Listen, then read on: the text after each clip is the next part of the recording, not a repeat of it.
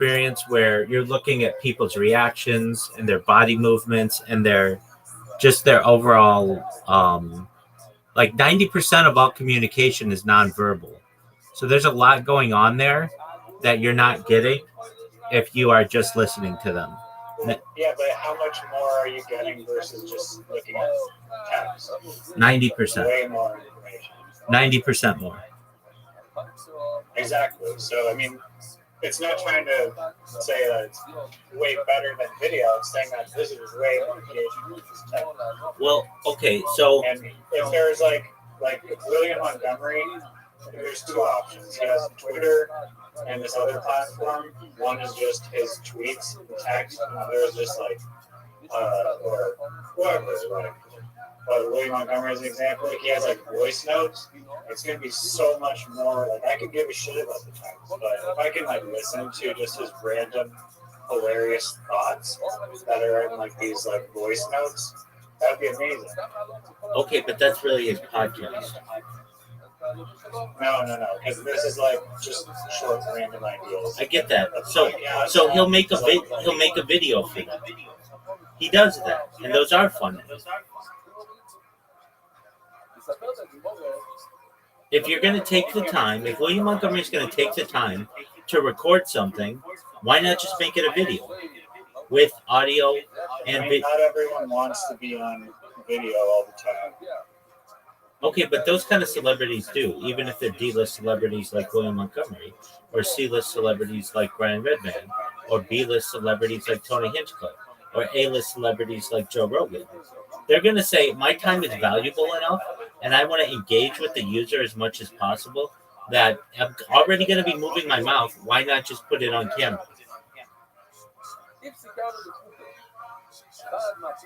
I mean, it's just there's no option. Just leave voice notes on these social media sites, which I think is crazy. Wait, there is the option in messages to people. Yeah, I know, but exactly, and people do that all the time. It's like in private DMs, they're sending voice notes, but you can't. There's no like public social media app where you can just post voice notes. That's true. To my knowledge, I would agree with that. And I think that is a huge untapped. And I haven't explored this idea yet, but I think, yeah, it could be like a Patreon thing if it costs money or whatever, but I think people. I don't think people would like it. It's too much work. Like if I'm gonna engage with something. It's less work than typing. No.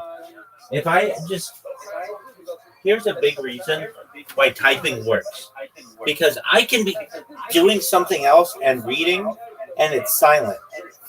If I have to hear something, I have to stop everything around myself and focus on it. Like right now, I could be reading on Spotify, whatever, and talking to you at the same time. But if I want to hear what they're saying in some kind of voice message, I've got to tell you to be quiet because I have to listen to this. Basically, the multitasking aspect of it makes it more difficult. Now, I don't know about that. Can I explain why? Because you're saying that you can be reading people's tweets and texts and listening to the Joe Rogan experience. But you can't be reading that text saying that you can't be reading two things at the same time. By like reading tweets and then also perusing on Reddit. With this, it's same as a podcast. Like sometimes I have a podcast in the background and the chat GPT. And audio, you can do like one audio. I'm totally multitasking at the same time. So with this app, you've got your audio, and then you can go talk to chat GPT and scroll Reddit and do the scroll. And it's actually better than Twitter because you're not, so you can't just only be on Twitter. You can be multitasking. Okay, so the thing that you're saying, you could just do audio by just covering the camera and recording your voice. Do we agree on that?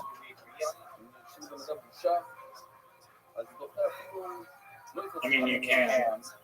Okay, so that's available right now. It's an MP4 video. Okay, but I mean, it's still just a person's audio. Yeah, but it's not. It's not like the goal of like a platform is to have a bunch of audio clips. Okay, so we have to look at what pushes social media, and it's celebrities really push social media, and people are going to I say, don't know about that. I don't think people use Discord because of celebrities. They use Discord because it's a community. And okay, the same is true with social media. okay, that may be correct. If I'm going to give my time to be able But to, probably friends.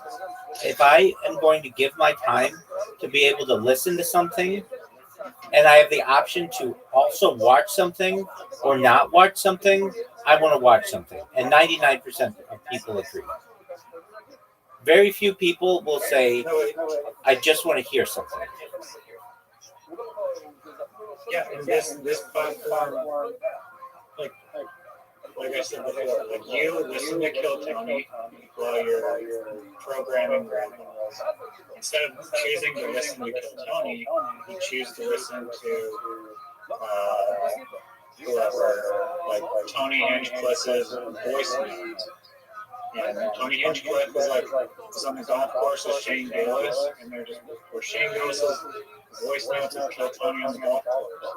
You're like, oh, these hilarious little stupid little short audio notes are hilarious. But people would want to see that. But people would, no, I agree. But people want to see that. I want to see what they're seeing at the same time.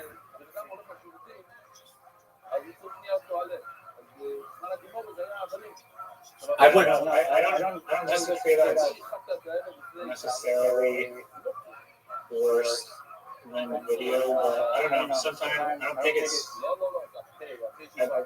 like in that example specifically because they're doing an activity that like they're golfing and there's an environment there, then yeah, people may want to see it. Absolutely. Even though it might be funnier just listening to, because there's one video, Shane Gillis describing how shitty Tony is at putting. Like, as you're imagining it, it's like it's never going to be funnier. You imagine your fantasy, and then when you see it, it's like way shittier. It's never going to be funnier than actually being able to see it himself. Like,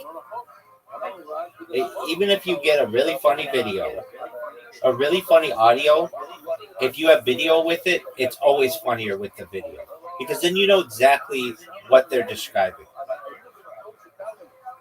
Okay, but there's still a ton of purely audio that is there to consider.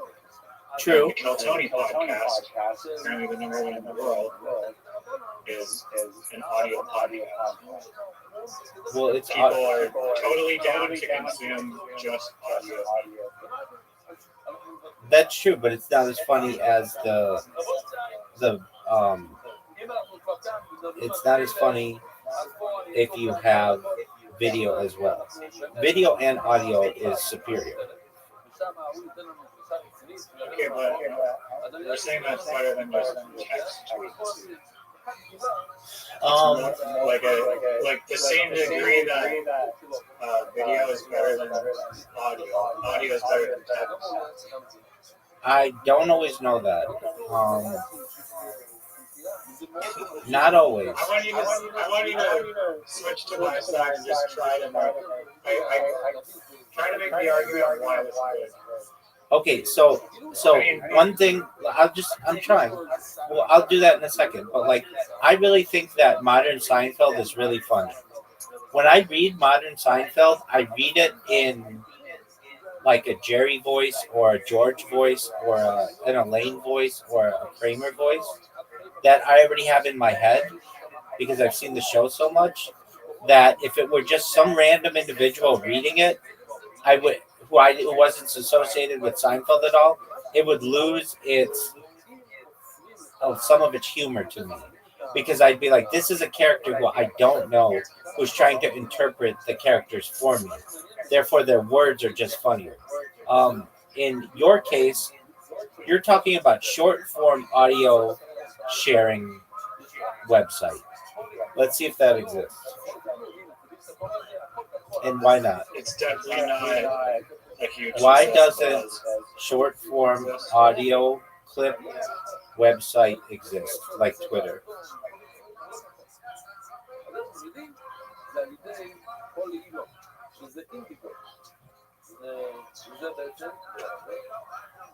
So 5 years ago, they said that it would be the next big social trend, but it never really caught on. Um, there are some called Beams, Ratchet, and Pluto. They attempted to build dedicated short form audio networks. They faced significant hurdles, including high user acquisition costs, low discovery efficiency compared to video algorithms, and monetization challenges. One big one is you need to transcribe all this information so that it can be read for the internet. So, key reasons for the lack of major standalone platform are for the lack of a standalone platform are visual dominance. Short form video platforms like TikTok succeeded by combining audio with engaging visuals, whereas pure audio requires more active listening and lacks the immediate visual retention necessary for mass viral growth. Platform integration. Instead of standalone apps, short form audio has largely been absorbed into existing platforms. Twitter, now X, integrates audio via spaces and audio tweets. Oh, you can do an audio tweet on Twitter. So let's look it up. I'm opening up Twitter right now.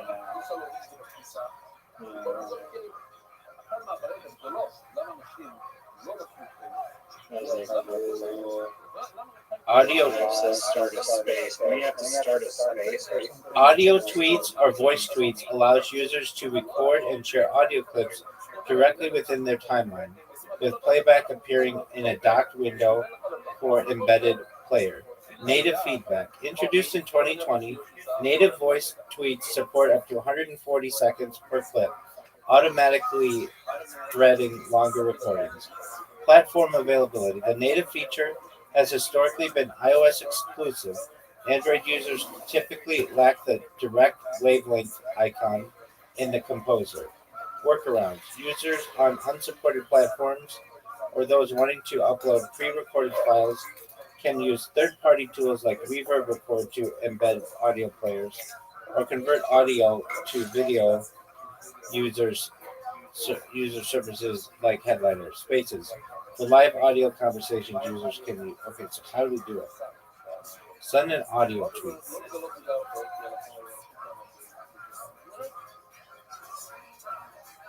Okay, go to plus, and I click that. That's a space. We go to plus. That's correct. It said you have to pre-record your voice and then upload it. You can't just record your voice. Okay. Okay, so I can see how you could do that. All right, so you can do it. It's just a pain in the ass.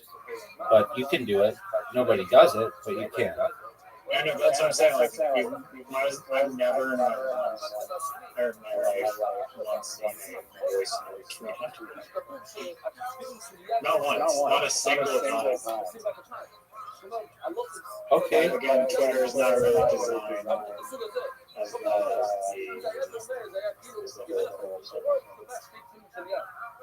Okay, but you were saying like nobody's done this. Yes, other people have done it. It just has an issue with visual dominance, platform integration, the clip economy shift. Content creators now treat short clips as promotional tools for longer content, podcasts and live streams, rather than standalone products, focusing on distributing clips across video-centric platforms rather than building dedicated audio clips. Technical and social friction. Audio recording is less intuitive for mass creation than video. and platforms struggle with content moderation and discovery without the visual metadata that helps algorithms categorize and recommend content effectively. Consequently, the market has shifted from multi platform distribution of short clips, often as video, rather than supporting proprietary text based or audio only social networks. But it does seem like it's been tried. Beams, Racket, and Pluto tried to do it, but they just suffered from high user acquisition costs, low discovery efficiency, and monetization challenges. So it exists. I mean, I feel like you could, do like a SoundCloud thing, like a premium membership or advertisements every 10 minutes. Not a crazy complicated level.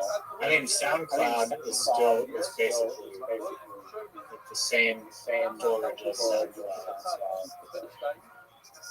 They're both stored audio files. So Beams is a Berlin-based audio-based social media platform designed to foster authentic conversations through short voice clips aimed to reduce the likes and follower count pressure common in traditional social networks. Founded in 2020 by former employees of SoundCloud, Spotify, and N26, the platform allows users to post up to 90-second voice recordings into interest-based groups, functioning similarly to a voice-powered forum. The company has raised a total of $6 million in seed funding, with the round led by the Venture City in November 2021.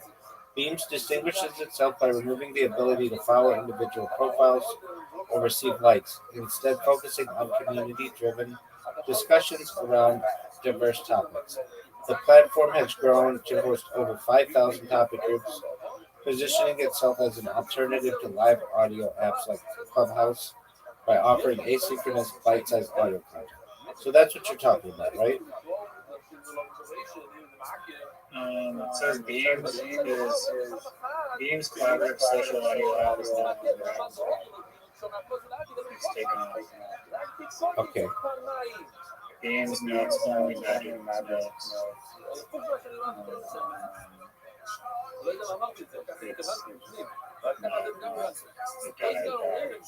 Okay. So that tells you, that saves you all the work that you would have had to put something like that together just to find out that nobody wants it. Let me check the internet.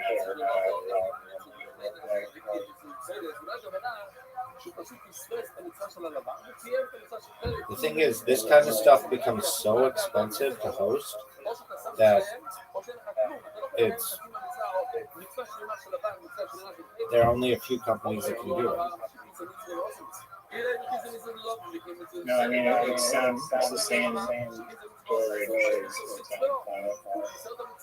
Yeah, but I mean there aren't a lot of SoundClouds out there. That's pretty unique too. SoundCloud isn't like there aren't like 1,000 SoundClouds. There's really only a couple of them. Fewer than 5.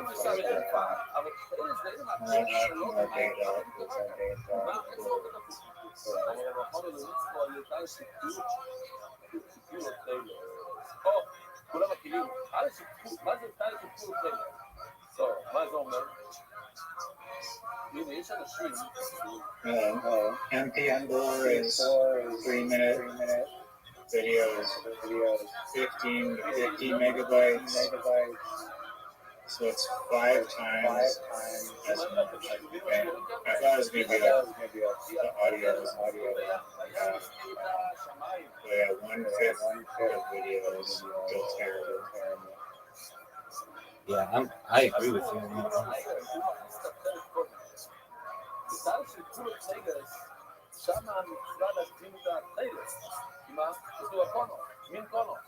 MP3 to text. Text is 99%. That's where you get the savings. That's why it's not done.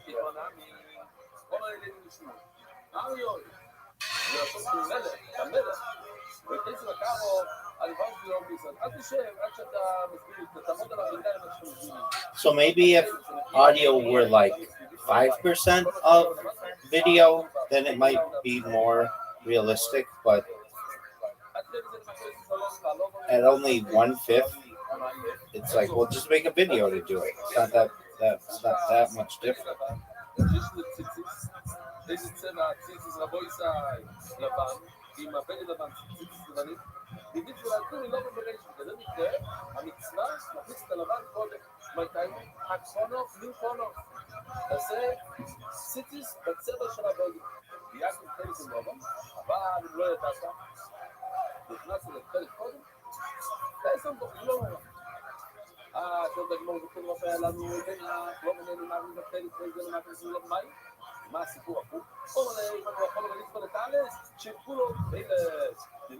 don't know.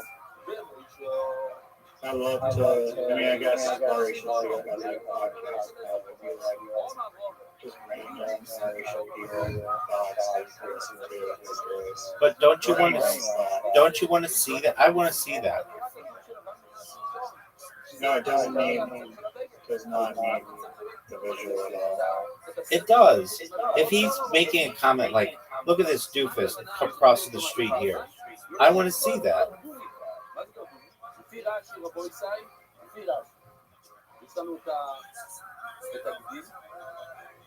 I mean, that involves like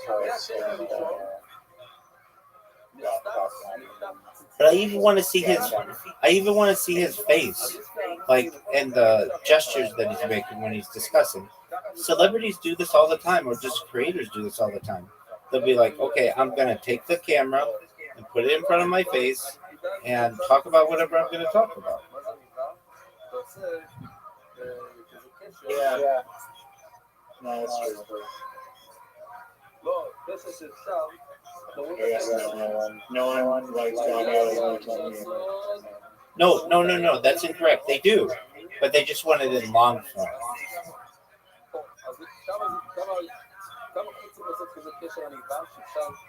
So they just want it in. There are some people who do like audio as much as you, but they feel that if they're going to do audio, do a long form audio on it. Don't just give it to me in a small segment. If you're going to give it to me in a small segment, then what I want you to do is to give me video as well. It's more engaging.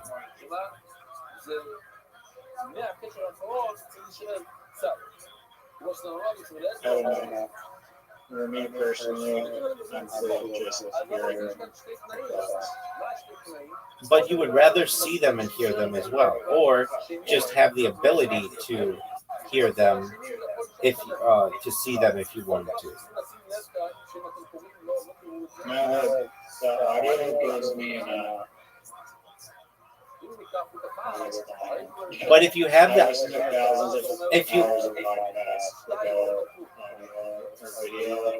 if you have the choice, though, sometimes you might want to view it as well.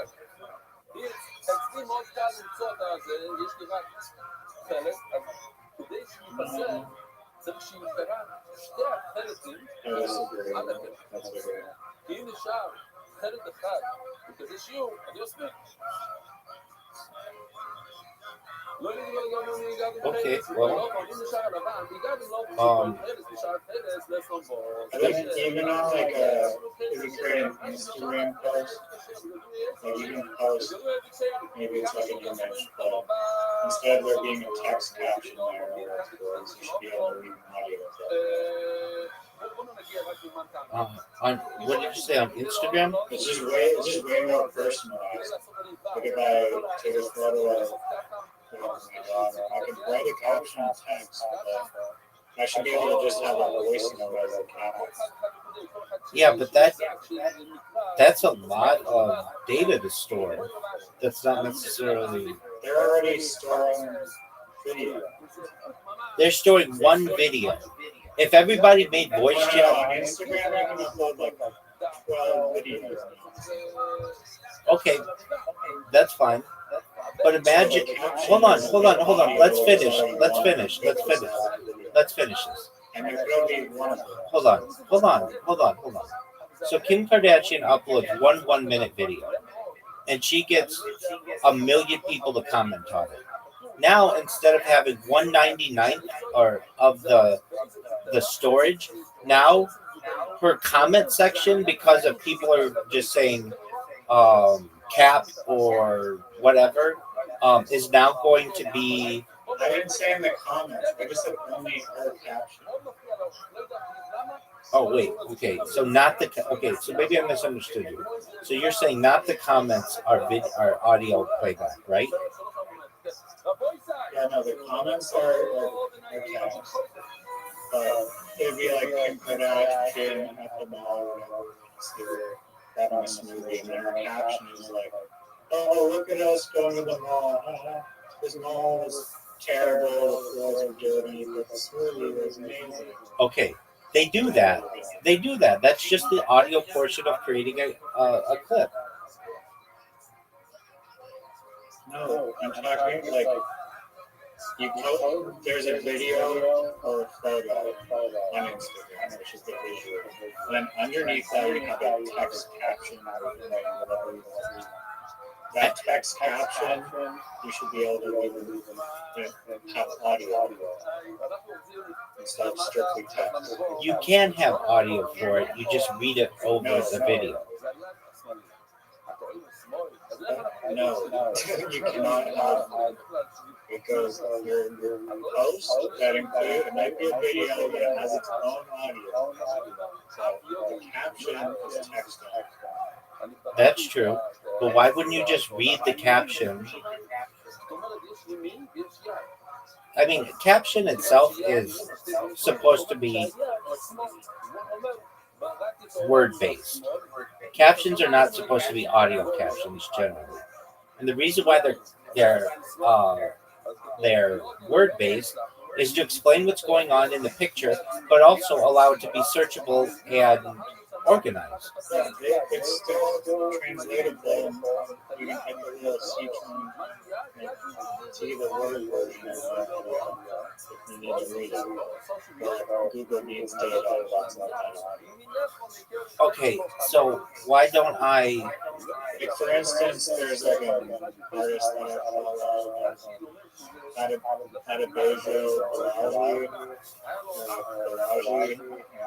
He does these really vibrant paintings, and instead of him just uploading the art, this guy's thoughts are like amazing. He has like amazing questions. Really interesting voice.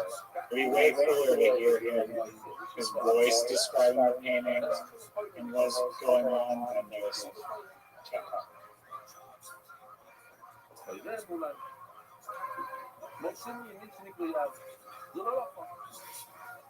Okay, but if it really matters that much to him, why wouldn't he just make a video with that, with the audio? I mean, then you'd have to scroll to like the last slide, listen to the audio, and you can't see the other images as you're listening.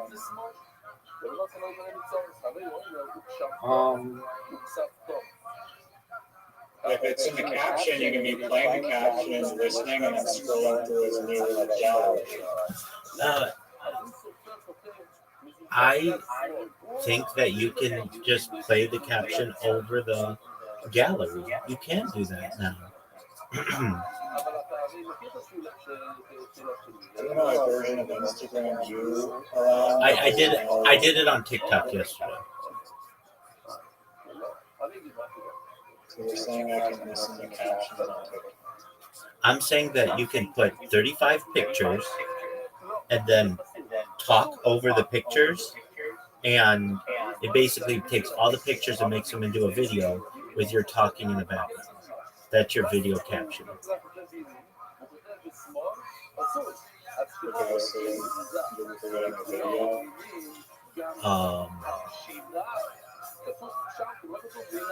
It takes individual pictures that you have, which is all a video is.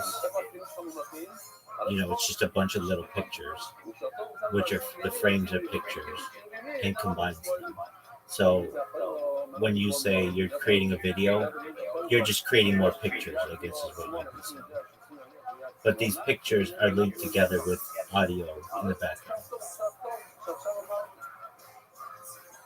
Okay, so that's literally just, that's not the caption. It It's is. not a video caption, that's just audio in the video. I mean, that's what some captions are. Look, I think that you make about. Caption specifically is the text that's described. I get that. And I'm saying that you can take that text and read it over the video, and then it's an audio caption. I'm also saying that I think what you're saying is not to me all that. I don't think it's stupid, but I think it becomes more work than what it's good for. So think about how accurate text to speech is right now. Can you hear me? Yeah, it's pretty accurate. No, it's not. It's maybe 85% accurate, maybe 90%, especially on longer words, it's not. So now Kim Kardashian has to go back and change what the text to speech is, or the speech to text is, because it's only about 85% accurate. So what was AI in like 2 years? I agree with you. In the future, it will be resolved, but it's still not where we're at. Even still, as someone who does text to speech every day, multiple times a day, it still doesn't get it right every time. Yeah, every time I do text to speech, it's been like flawless. Not always. Not always. It's not always flawless. You know that. You and I both know, especially on Every homophones. time you do like a voice note and ask AI a question, it's overwhelming. Yeah, but a lot of times it will write it incorrectly and then just make a connection that of what I want, of what question I'm asking it. But especially with like homophones, like two words that sound the same but are spelled differently, it's still really bad at those. Well, that's not necessarily the voice notes problem. That's a separate issue. And I'm not saying that's not an issue. Well, but It's relevant at all. It's just like it's relevant. It's not the voice notes problem. It's relevant because translate flawlessly. let's say Kim Kardashian posts a bad, and then she speaks a caption, which is what you want her to do. That's fine, but the transcript of that caption is going to be wrong, like 10% of the time. So now she's got to go through and change it all, and that doesn't always look that professional. Yeah, but they're going to be listening to it anyway. But yeah, I see what you're saying, and why that's the problem. But I mean, still in like 2 years' time, it'll probably be fixed. So it's just a temporary issue. It will be improved. There are other things though that they may not want their voice on. So, like what? I'm not saying it's forced. I'm just saying it should be an option. Okay, what I'm saying should be an option is just text to speech everywhere, so that I could just go on Reddit and hit a button and it reads me all the comments. That to me should be a thing. It's an accessibility issue at that point, not even like a. I agree with that as well. Okay, all right, good. All right. So we were talking before you took a shower about simulator games, and you were like cruise ship game, which seemingly already exists in multiple forms. I'm not saying one is really, really good yet, but it seems like it exists. And I was telling you about a game that's in beta right now that you can pre-order. That is a tower simulation game, and I'm telling you, tower simulation games are really, really fun. And We have an issue of another. There was a game once called it's called Sim Earth, where you act as God basically, and you can control the temperature of what's going on Earth. Does that at all attract you as a game?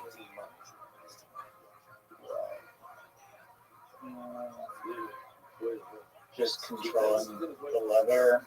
No, it's not just that. It's not just that. You have to like control the weather to a point where life can form, and then different life forms occur. Like if it's like I don't know, there's a lot of pressure or something. Maybe like larger animals won't evolve, but if there's not as much pressure and not as much heat and stuff, like larger, warm, or like more warm-blooded things will uh, grow. And I mean, that's like the ultimate simulator game. Um, you could also do a universal simulator, which would be really interesting. Uh, I think simulator games uh, have a lot of um, potential. A big one that I was watching uh, not too long ago was a game where you uh, just clean, just like a cleaning simulator. It was like a power washer simulator, and that was getting huge amounts of people to do it. I've never seen it. Have you ever seen a teacher simulator game where you teach children and their success, like your success, rides on their success? Um, I haven't personally ever seen a teacher simulator, but obviously I'm sure it does. yeah, there are teacher simulator, school teacher simulator. That's the thing. Any simulator game that we can think of, somebody's already thought of it before. People have already had these conversations, no matter what it is. That doesn't mean that they create them that's really good. That's true. But that means that the market now is already saturated. Is there a beach? Is there a beach cleanup? Like where you Beach cleanup. That seems like a good game.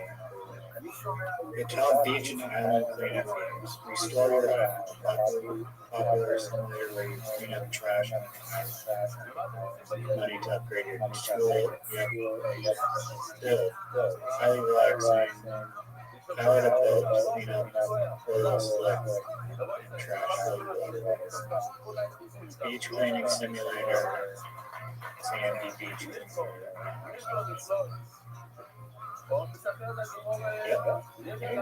they exist.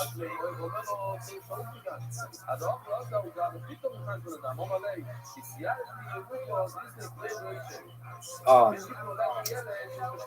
they used to in NBA games. It's not a thing so much anymore. But when you used to, Oh, that's a great halftime show simulator. uh, okay. I mean, I don't know how good that is. Why is Yeah, that? we have to like start off by doing really shitty, like low level professional sports leagues halftime shows, or like do a toss contest. I don't know. You gotta work your way up to being like a Super Bowl halftime show. Okay, but well, firstly, you're not going to get any licensing, so all of the teams are going to have to be generic, which takes a bit of realism away from your game. And it's not like one person is really good at all that stuff. It's like you're going to have puck toss, okay? So how do you make it really good? Or like the thing where they hit a golf ball across the court and have to make it like into something. I mean, Exactly. Or they do like their little running races, relay races. There's all sorts of t-shirt cannon stuff. Like, how do you do well at that though? Like, do you train? How do you do well at that? How do you have to like train on ponies? um, well, I just throw stuff out there, but there's just a bunch of games and activities that take place in the sports arena outside of the actual game itself. So, Okay, so they used to have a game, or this used to be part of games, and they took it out. So Madden had this, and like NBA Live had this, and it was a so basically you play your game and you play your season or whatever, and then you got to live some aspects of outside the game. So you would get like a shoe deal, or you could like wear different clothing, or you could buy a house. It was almost like it combined The Sims with like the basketball game. And if you could do that, because it's no longer available in the games anymore, I think that you could have something that people like, because there was a market for that at one point. Another thing that there used to be a market for that there no longer is first person sport games. So like Madden today is only third person. But at one time ESPN put out a game and it was first person. It was a helmet view. You got to see what the player saw.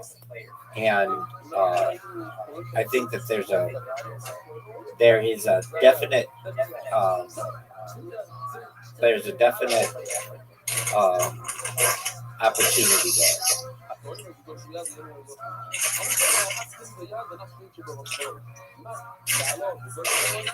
Like imagine a hockey game, but you play it inside the guy's helmet.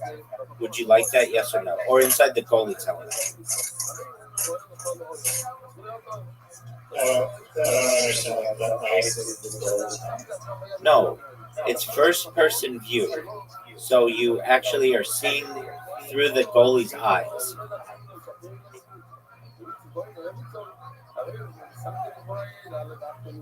Oh, I mean, it sounds okay. And like goalie's not the best position to choose because you don't move around that much. But if you're a forward or a center or whatever, or a forward or I don't know, a wing or whatever, a defender, it's more fun because you feel like you're actually doing the thing. But I mean, yeah, I don't know how they do that first person. Those games.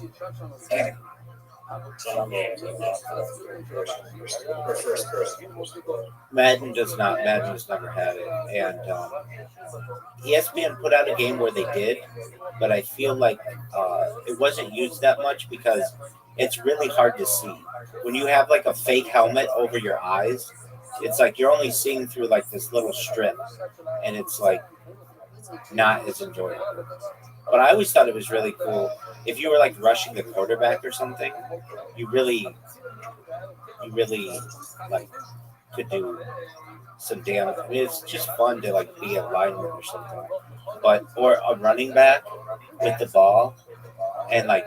But I think the reason why they don't do it is because you're at a major disadvantage than the person who can see the whole field. But it was fun. It was definitely fun.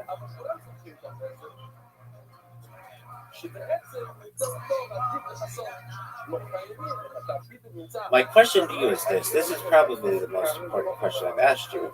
I've asked you like 50 times. We had to play with Zoot and all the other stuff. Are you ready to lose at mini golf?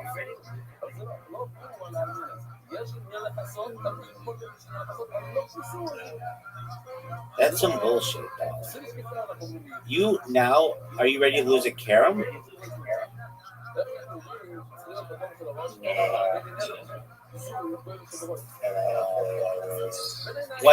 Why don't you make a carom game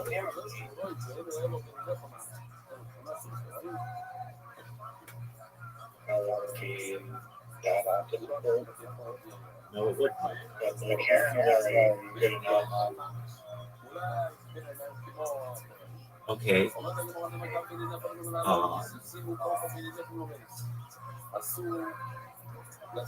I mean, do you want to be a video game creator?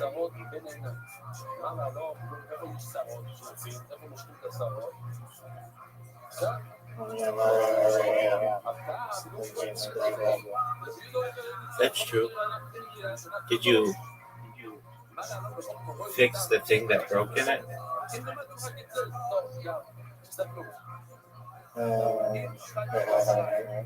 I'm not asking you to. I know it's a lot of work, but I'm just asking if you have. No, it's not. I just have to do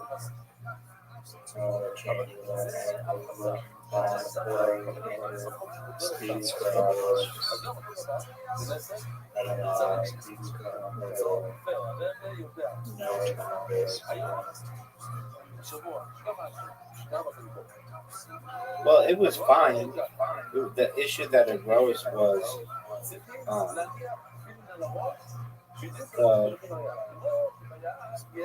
the issue that arose is the putting two things down at once. Yeah, I just didn't know what the game was. What about a circus simulator? It just encourages you to play with videos to whatever. That's true. What about a circus simulator? That's a good one.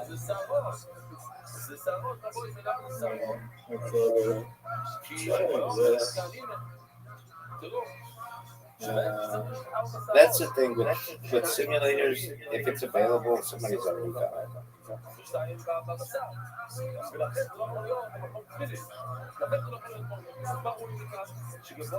What about between a carnival and a circus? usually a circus is under 110, has multiple rings. Carnival is usually outside the tent and has like differing booths and outside like other tents, but not one singular tent. Carnivals are usually larger as well in terms of the amount of square footage that they utilize. Additionally, carnivals, once you're in a circus, usually there's like a main attraction. They can have different rings though. That's why you have like like 1 ring circus, 3 ring circus, whatever you want to consider. But you don't have to pay any more for the entertainment. You've already been ticketed. When a carnival, you may get ticketed to go into the carnival, but then to play each of the games or participate, those are all individual fees as well. There's definitely a little bit of overlap though, to some extent. And you could also have a circus at a carnival. Can you have a carnival at a circus? Yeah, but most people wouldn't say that. You would just say that the circus is at the carnival because the carnival is outside the circus.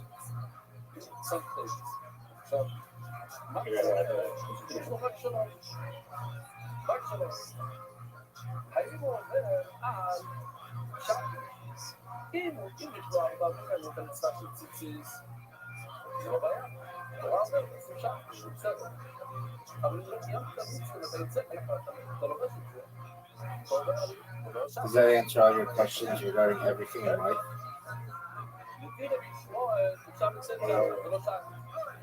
All right. Now I have another question for you.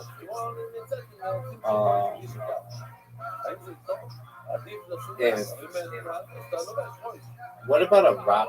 This is a cool as fuck one.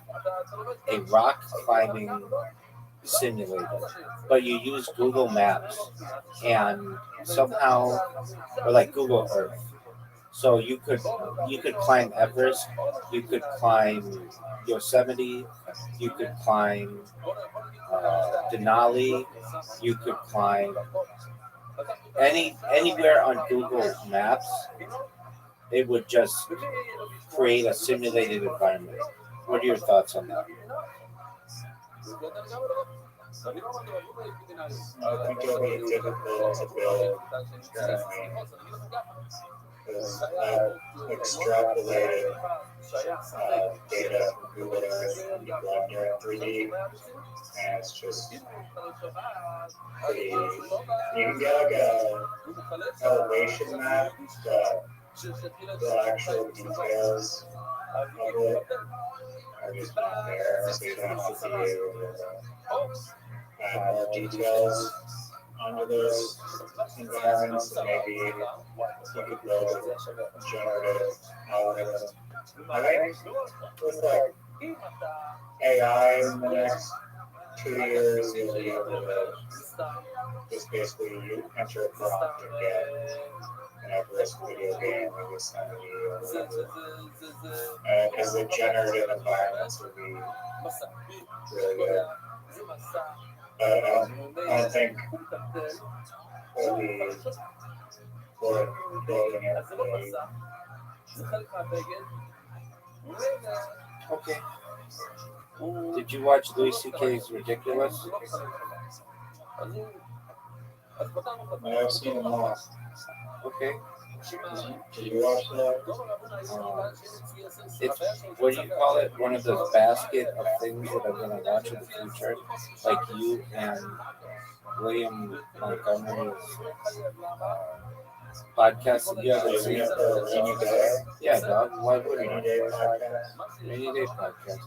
Dude, William Montgomery was on Kill Tony this week, but it was because it was an old William Montgomery, and he's okay, he's alright. So I'm going to read to you now the most recent thing in the William Montgomery podcast, and it's kind of funny. Somebody wrote, "No, seriously, what the fuck is going on? No pod, no Kill Tony appearances." And somebody wrote, "Trying to have fun tonight." Next person wrote, "Maybe he did stop." Next person wrote, "Remember long ago when he started talking about how the yelling was making his throat bleed and hurt, so he's going to stop yelling, and he did the whispering bit and said, 'I'm done,' when asked if he was going to stop." Yeah, Tony didn't let that last very long. It felt like a proper and honest decision on William's part. I guess Tony didn't know he wasn't kidding. Love you, William. Next person wrote, "I've got 2 pistols in the fucking green room right now." I know he stopped that bit because it brings out the sketches, but it will never not be funny to me. And Judge Milan. Next person wrote, "I miss him. I miss Wednesdays." Next person wrote, "I heard him and Tony Chin were trapped in a cabin." Next person wrote, "Underwater one at that." Next person wrote, "Following.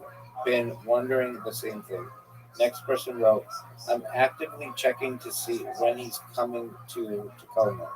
I love the guy." Next person wrote, "Keep an eye out on his Instagram stories for show announcements, but you probably knew that." Next person wrote, "Sometimes a break is needed.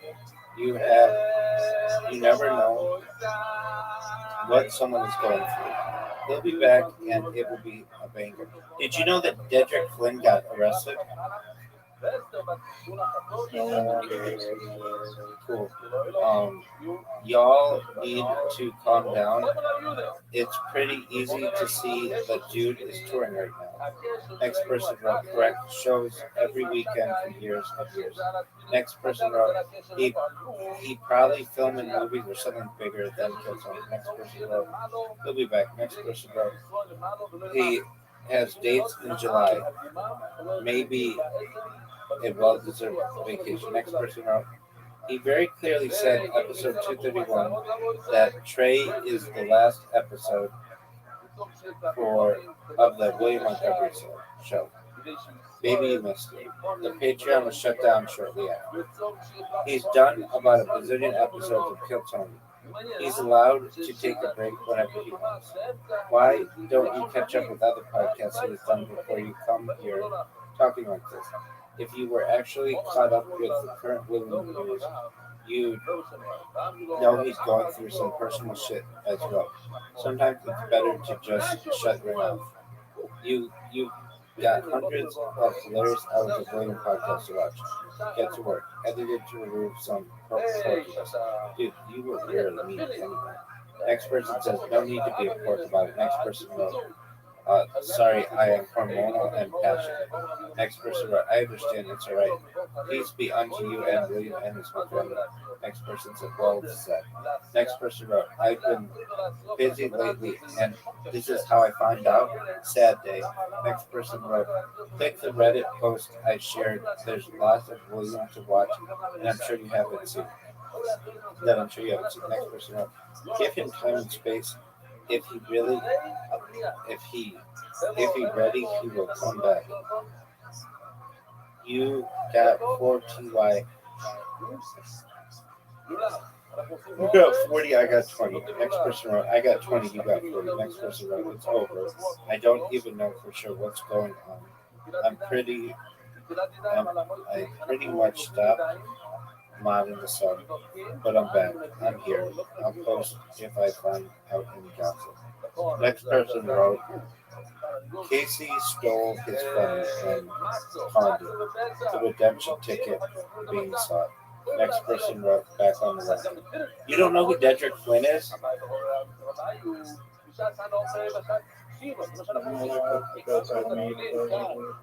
Yeah, he got arrested in Japan, and he was in jail for 23 days for MDMA that they found in his grills case, like the thing you put in your mouth.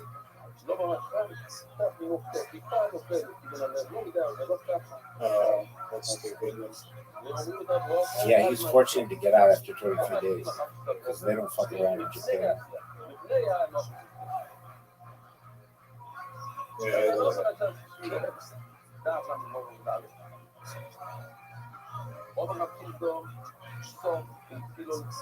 Was that the greatest story you've ever been told in your entire life?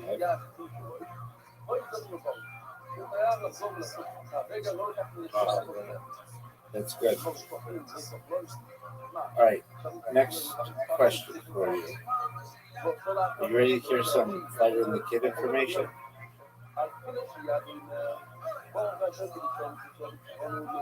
No. May I please tell you some Fighter and the Kid information? Sure, baby. Peace out, Girl Scout.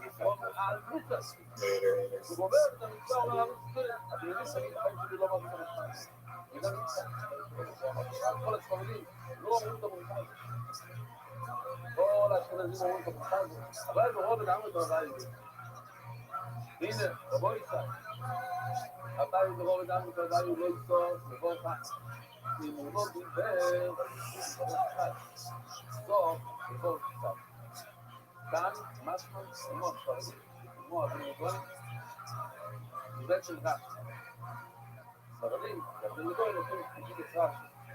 מעניין שיש כאן עוד מחלוקת חשובה. וכאן הוא הסקרנים כמו רמותן, ספרים כמו רמותן.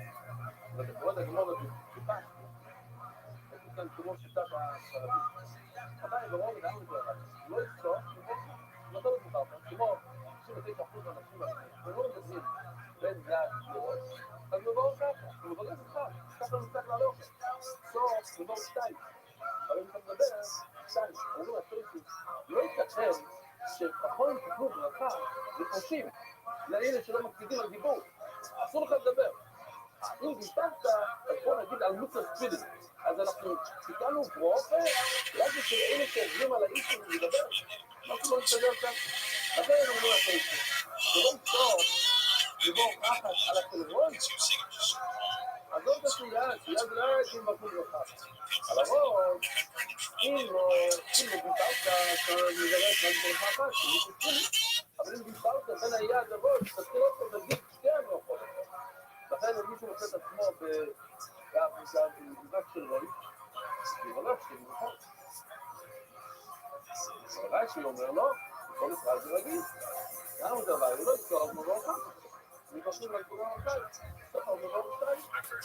time, everybody. Hell yeah. There it is. There's nothing sheepish about that performance. It's the sheep of the first timer. Congratulations on popping your cherry. How old are you, Spencer? 25, absolutely adorable. Welcome you from here in Los Angeles? I'm actually from Florida. From Florida? Oh my goodness, look at you. What part of Florida? Cocoa Beach, Florida. Wow. My goodness, I thought you were, I recognized you as one of my favorite cast members of one of my favorite shows called Succession on HBO. You know that show? Heard of a lot of success, Tony. No, it's not about that. It's about a family that owns a gigantic company and they have a bunch of money. Am I close to right? Now, I can actually tell by the amount of hair on your neck that you don't really come from money. Am I right? Besides my last name, Tony, that's it. You got it. Thank you. You got it, dude. Hey. Chris over there. So Spencer, this is exciting. You're 25. What do you do? I own a pool cleaning business in Florida. You do? Shit. A lot of alligators and things out of swimming pools. Now, what's the craziest thing you've ever cleaned out of a pool? Well, I had this sketchy guy. I cleaned his pool for a while. Was it you? Yeah. Now, go ahead and tell us. And I guess you would have strippers come over and have parties. And he lead me to clean out like 10 dildos out of his pool. Oh my goodness. Let me ask you this. Would they float or would they sink? They sang. They sank. Oh my goodness. So I find that interesting. That's what you should know. I think because dildos floating on the bottom. You got me. Facebook crush at the end, by the way. Congrats. Thank you. It's your first day. Yeah, absolutely. I mean, that's scary. And you're not a white supremacist, right? No, I'm not. Oh, so disappointed. For sure. And dildos. Let me ask you this. When you would scoop the dildos out of the bottom of the pool, would you use a net or would you sort of swim down there and like bob for them like apples with your mouth? It seems like your teeth. Yeah, exactly. Talk about the deep end. I would use the net. Net skills are on point. Tony, who's the dad? Is that a family member? Yeah. You ever fuck one of your clients? You ever do the Language. That's all I got the internet. It's like all my clients are like 80 years old. I can get That's not an answer to the question. They have I haven't. They have the most money. They're about to die. So think about it. Okay, there you go, Ryan. There you go. Talk about deep sea diving over here. You're going to move out here to LA? Are you going to be Are you going to go back to Florida and keep skimming? Well, I'll probably keep on skimming, but we came out here. My buddy's actually moving, so Yeah, it was Johnson and Johnson. yeah, and we're going. We're driving a truck all the way back to Florida. So, What kind of truck is it? Toyota Tacoma. Oh, wow. There you go. Absolutely. That makes sense. That's some Toyota Tacoma music there for you. Those of you that don't know. Hell yeah. Is that a hatchback? Yeah.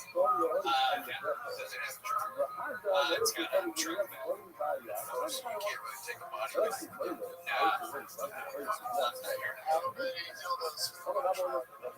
Lots of dildos back. Feels like you got a good collection.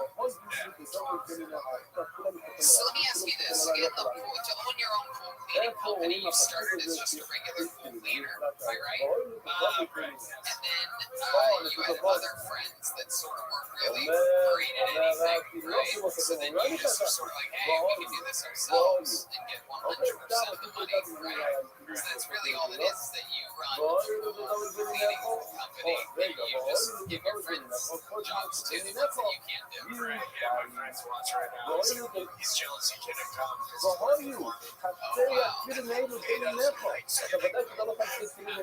the secret to buying a net? I think that's all you have to do, right? Yeah, I mean, I don't want to give away all the tips. yeah. You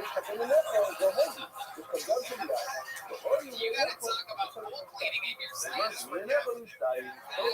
beat there, you know what I mean? Like starting the business, the dildos thing. Yeah, I can do it all. I can do it all. I just Never told you that like Chris Hemsworth with Down syndrome. yes, I keep any special skills or talents that you have, Spencer? Are you a soprano singer or anything like that, or perhaps a Can you sing the theme song of The Sopranos? do you have any special skills? I can jump up and do like You can? Well, let's see you do that. Put that mic in the mouth. Let's see. A jump up heel kick from Spencer Forbes, everybody. This is some real. Wow. Wait a second. Are you sure you can do that? You want to try again? Wow. I'm pretty sure anybody in the world can do that, Spencer. What the fuck was that? Did you do it, Joe? Oh, my God. I'm pretty sure Red Band can do that. He's built like an ice cream man. He can do it. Wait, does anyone do anything else? Wow. Oh, my goodness. Have you ever seen two ACLs pull up? Well, you did it like the middle.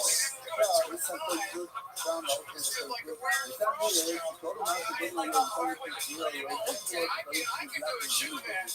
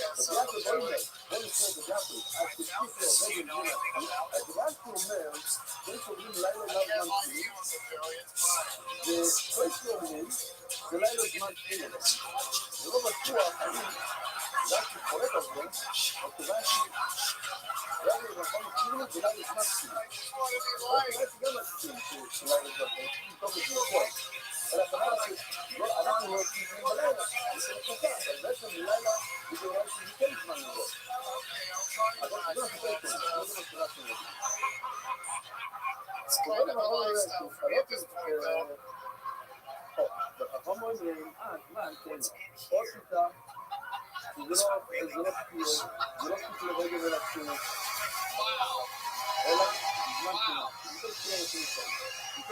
Wow. Unbelievable. Unbelievable moment in the history. I was on the show again just now. Did you make that arts and crafts? Thomas, I've never heard anyone say that was a talent. That was amazing that you could do that. Like I said, I can do it all. Yeah, you can. Seeing that, you can probably have a fit to some talents you could shit up. You do like Texas skills after a successful Well, Spencer, I mean, what can I say? Everything that you did in there tonight led to that moment with the heel kick, which led to the bowl falling out of Doug's pocket, which led to that incredible lesson from Uncle Joey. So, like I said before, and I'll say it again, performance of the night so far is first time ever. Spencer Forbes, ladies and gentlemen. Wow.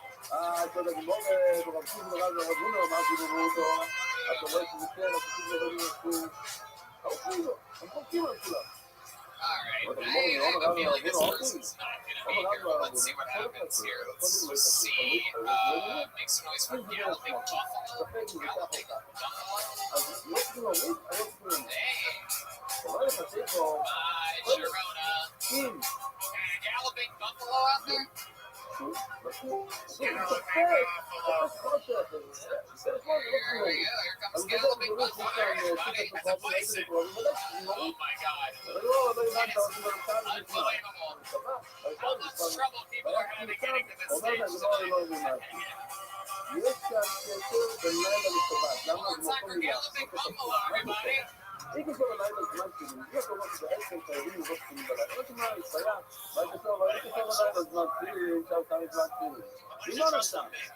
אתה אומר שכשקוראים שאפשר לשים ספינים בלילה, אז גם שבת תלוי ספינים. למה עוד שנייה נראה? כי בזאת בעיניים והזאת, יש שבת ולא זמן, אז לא יהיו לא זמן. למה? אבל אין בנייה שאפשר לשמוע במה כזה, מקום מילה, אם נתאים שניהם, זה סעיה. ושתאמר לי בחוק הזאת, אם היה אדום, מיליון מיליונימו, זה שם חקק, לחסה ראשונה, מדבר על לא יכול עוד היופו, ובתום רביני נכו, או תקראו כתוב, שתאמר בחוק הזאת, הוא שמור את הדבר הזה. יומים וללילות. אבל למה כתוב מיומים, באותו מילה? יומים לא כל יומים, לא כל יום בשבוע אנחנו מרידים פנימים. והשבוע אוקיי? נקרא למעט שבת, לא בשביל אבל זה מאותו מילה. אם אתה אומר שמיומים זה בא למעט שבת, זה לא למעט לילה, ללמוד אותך. הייתי רואים לדבר החוק ועזבו, חבר'ה, יפה גמילה. אני יכול להגיד מיליון ימים או כל שנה וכל שנה לא קשור לצדק.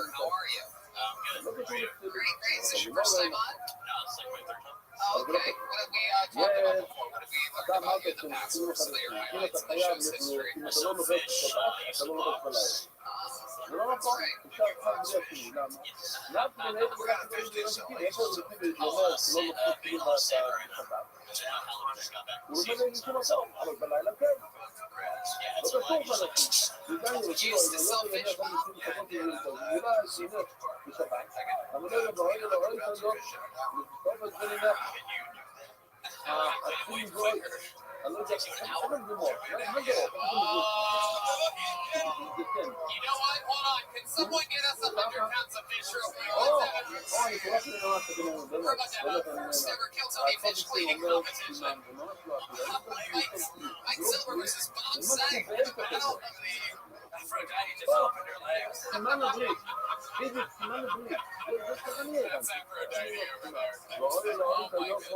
That smells like 200 pounds of Yeah, fish. My goodness, and you work in the fish biz, that's a family business? Yeah, it's all business.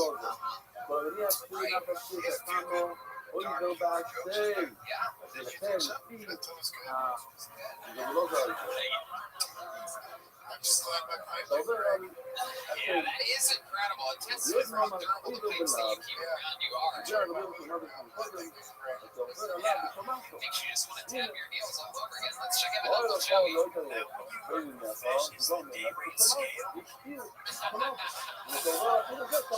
Yeah, this guy gets paid with the gills, I'm telling you right now. Sure, you have to go to school for that. How do you stop them spelling it?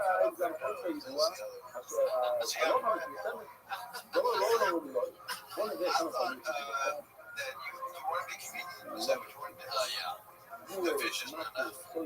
Maybe you get some bills back, so you can take it at the end of the day, right? I don't eat some fish every once in a while. It's not good.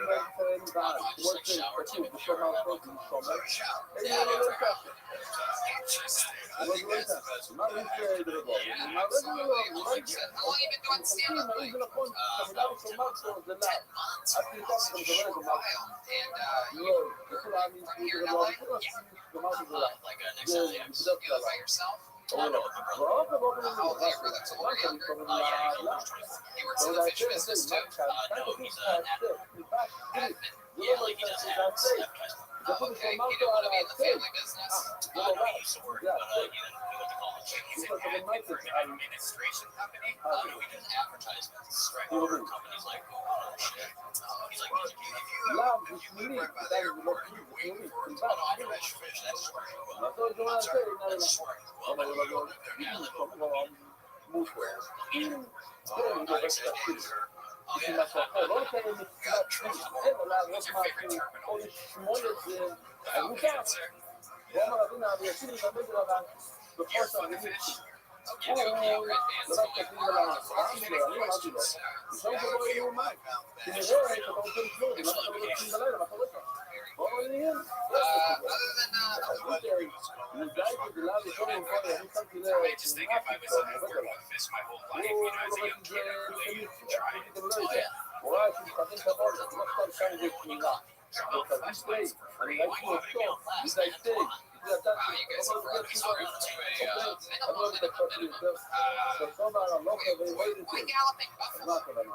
People know me, look me up, and they were like, we follow each other. אולי לזמן Who's this שלי, guy? And they're like, galloping buffalo. אולי Sees me, לזמן like, שלי, רק אני לא הבין, זה כמו הסיפור של oh, wow, eagles looking you. You get to be there for their reaction. No, I imagine לא, their עכשיו reaction. זה אין לו, Makes someone laugh, you know, like that's how I אני feel. יודע, אני סובל סליחה לרצים בלילה. אבל אני רוצה להגיד לך, אני לא הולך לפחד את זה.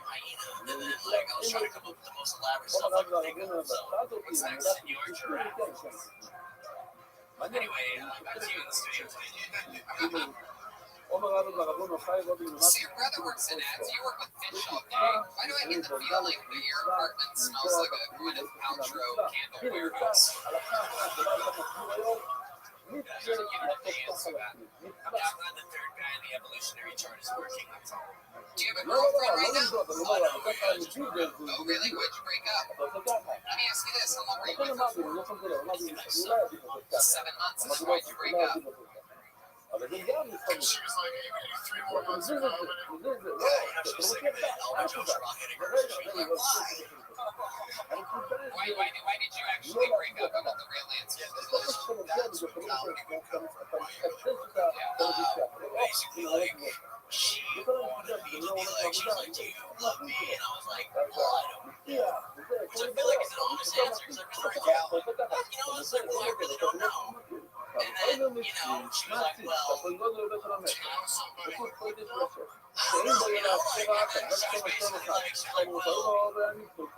This is not going to work out. And I was like, well, that's reasonable. And then I feel like we were never together. And she was this. It was like, and this whole thing sounds really fish anime. You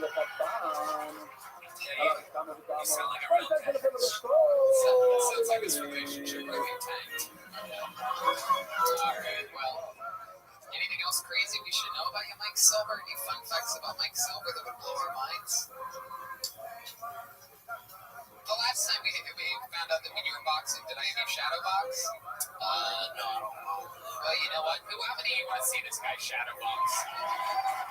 Ladies and gentlemen, he's going to put the mic in the mic stand right now, and we are going to get a taste. How long have you been boxing for? 2 years. Sounds confident, ladies and gentlemen. This is going to be really exciting. Here he is doing some shadow boxing. This reminds me of right before McGregor fought Floyd Mayweather. Here he is, galloping buffalo. Whoa! Oh my goodness. Wow. If the person is within 8 inches of him, he would destroy them. Look at the footwork on that guy. He specializes in very close distance fights. Man, that range, that is incredible. That's beer fighting. Only if the opponent is directly in front of him. This is the second person special talent up here that I think Red Man can do better at. You think you can chat him? Here we go. Here he is doing some shadow boxing for the first time ever. Brian Redman. Whoa! Wow! That was incredible. He did both things at the same time.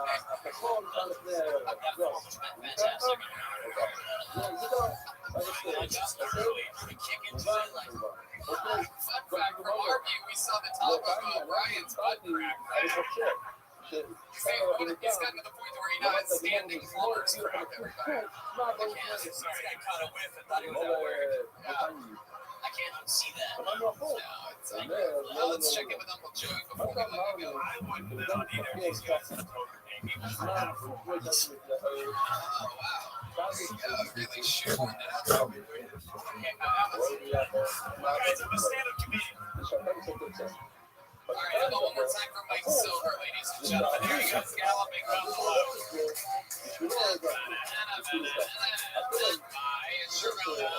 Hell yeah. All right, we're gonna mix in another regular now, and then get back to the bucket yet again. Your next regular, known for his incredibly great writing on his jokes and his vicious roasting during interviews. This guy's an absolute story. He writes a lot of great, and then everything basically is from David Lucas. Everybody, here we go.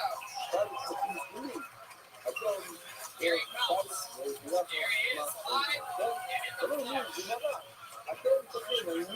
Come on, guys, make some noise for David Lucas.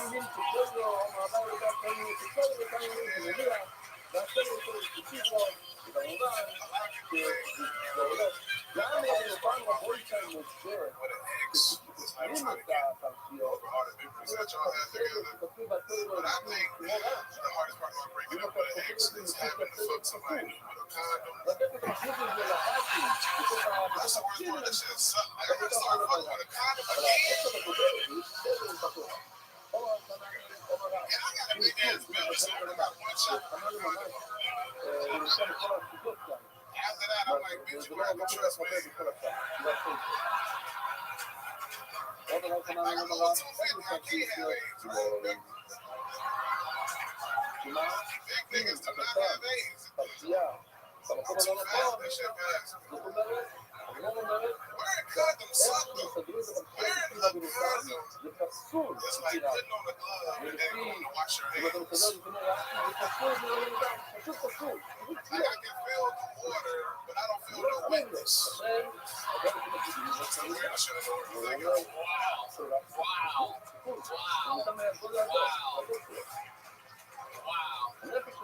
Week after week after week, you come in, all these other people pulled out of the bucket trying to do their best minute, and somehow you always come in and just well-written, smart, efficient words. You execute every single week. How about another time for David Lucas? Just incredible. You gotta just get in the habit. I was thankful for Tony because I had during that time I had probably got in a stagnant place with comedy. So I got this on the ocean. I got to start, not all this material already. So I got to add to it.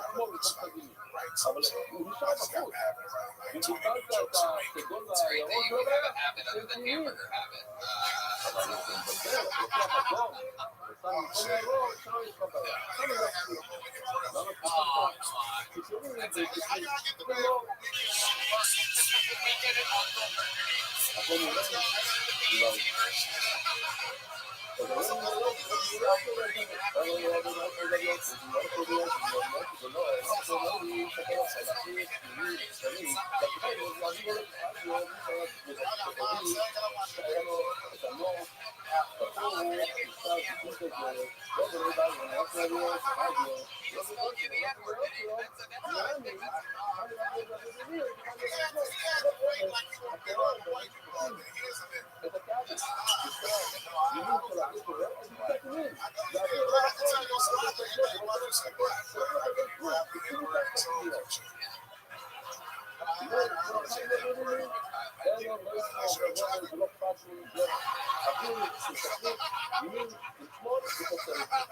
That's funny, but no, that's so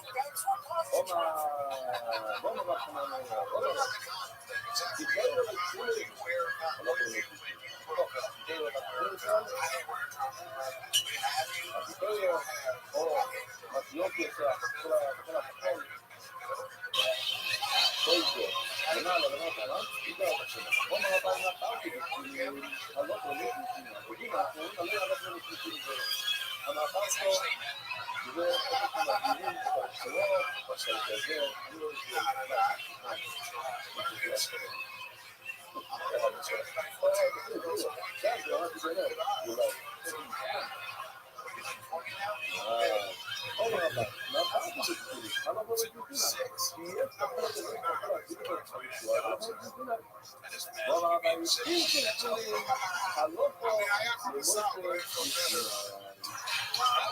What's that like out of curiosity? What was it like when you lost your virginity? How did that go down, Dave? Kind of like the first time you sat down with me.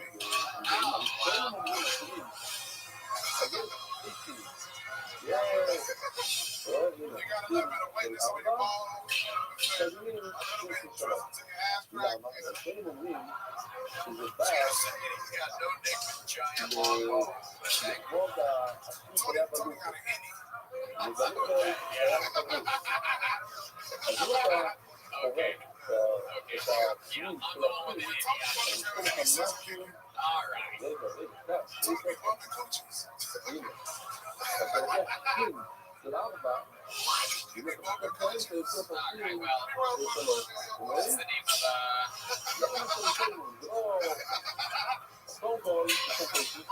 looking through my bedroom one day. That's just what I imagine. I imagine you like fucking a girl with Sesame Street on in the background. Sunny day. Like I just paint the picture of you fucking a girl with strobe lights or some shit. I'm like, No, you're absolutely right. That's how I can't ignore the Sesame Street's not on in the background. I imagine you making animal noises like a tiger.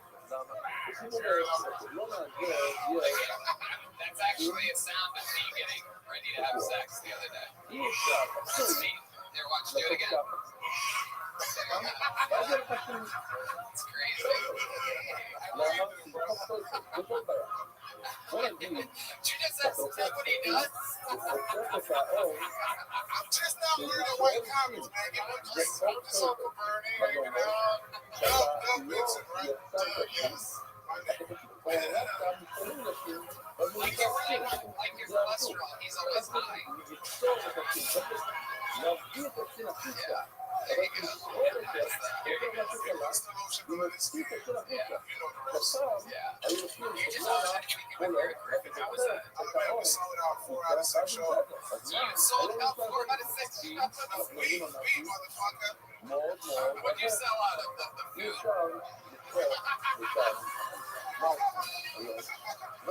We sold out 4 out of 6 shows, man. A couple of shout out to your name. Shout out to the people that drove to Tennessee, Atlanta. That's how we kept talking about it. That's great. That's great. No, I was in Atlanta, but they drove from Tennessee to where you from? I was raised in Macon, Georgia. How was that? Did you say Macon, Georgia?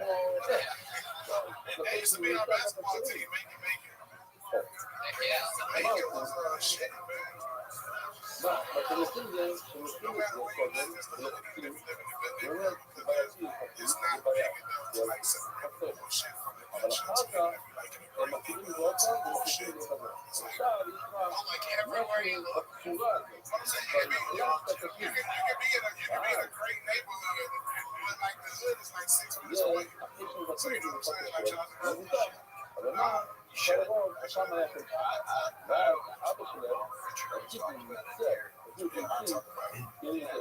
sounds like some great redistricting comedy. People love to hear gerrymandering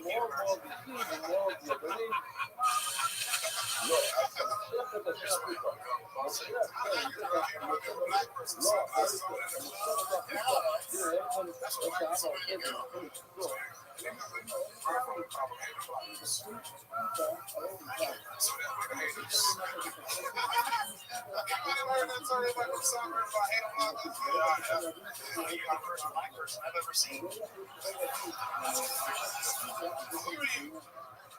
Ace Pet Ventura. I'll call him Uncle Joe. Oh, okay, look at the trouble.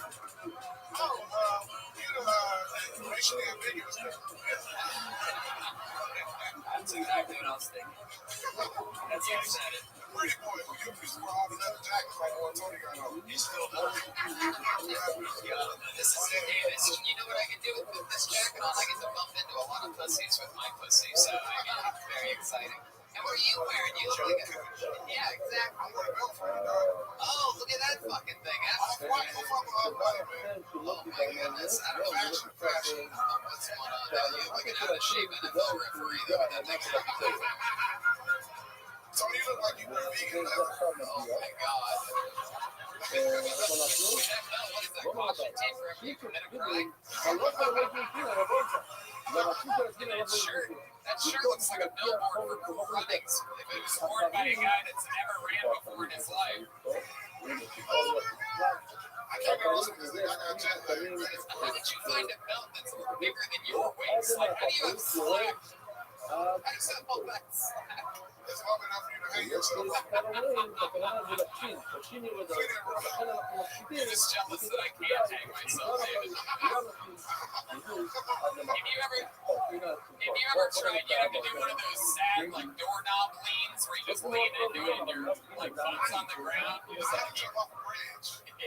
Don't get Chris to hold me up. maybe you can. I got a joke about that. I said I tried to commit suicide one day. The ceiling fan came down. Wow. That is. Are you in the Jamaican bobsled team? You look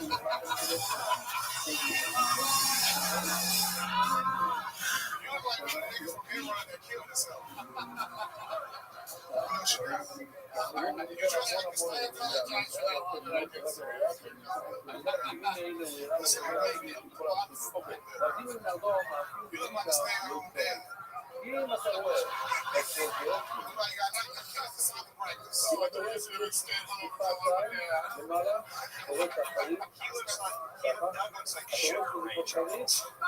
Well, Uncle Joey joining the fray. I didn't know Uncle Joey could wrestle like that. Watch out, I'm coming for you. I can still get whatever you call your basement from Chicago. You look like you lost your lips in a mousetrap. Alright, This is like the cheese. No, I got it. David Lucas, you did it again. Unbelievable set, unbelievable interview every single week. An unstoppable force. This is a star, people. That's what a star looks like. You see him every single week here, live, on Kill Tony. David Lucas. My goodness gracious. Unbelievable. There's definitely going to be that guy up in the spar again. Oh yeah, the foreshadow box. Yeah, foreshadow box. Eyes dropping. Big old galloping buffalo. This looks like a new name. Mixed voice for Alita J. Alita J. Here we go. I heard an audible, oh my god, after the name pull. This should be exciting. Back from that motherfucking ledge. Step back from the... One more time for Alita J. Everybody out. I was messaging with a boy for Christmas vacation, and I told him that I liked him, and he responded, "You like to get face bumped." He's from Florida, so I'm still hoping maybe I like you too. He told me to tell him what I wanted him to do to me, and I said I want you to take him to dinner. Call me old-fashioned, but if you want to follow the space, you're going to feed it first.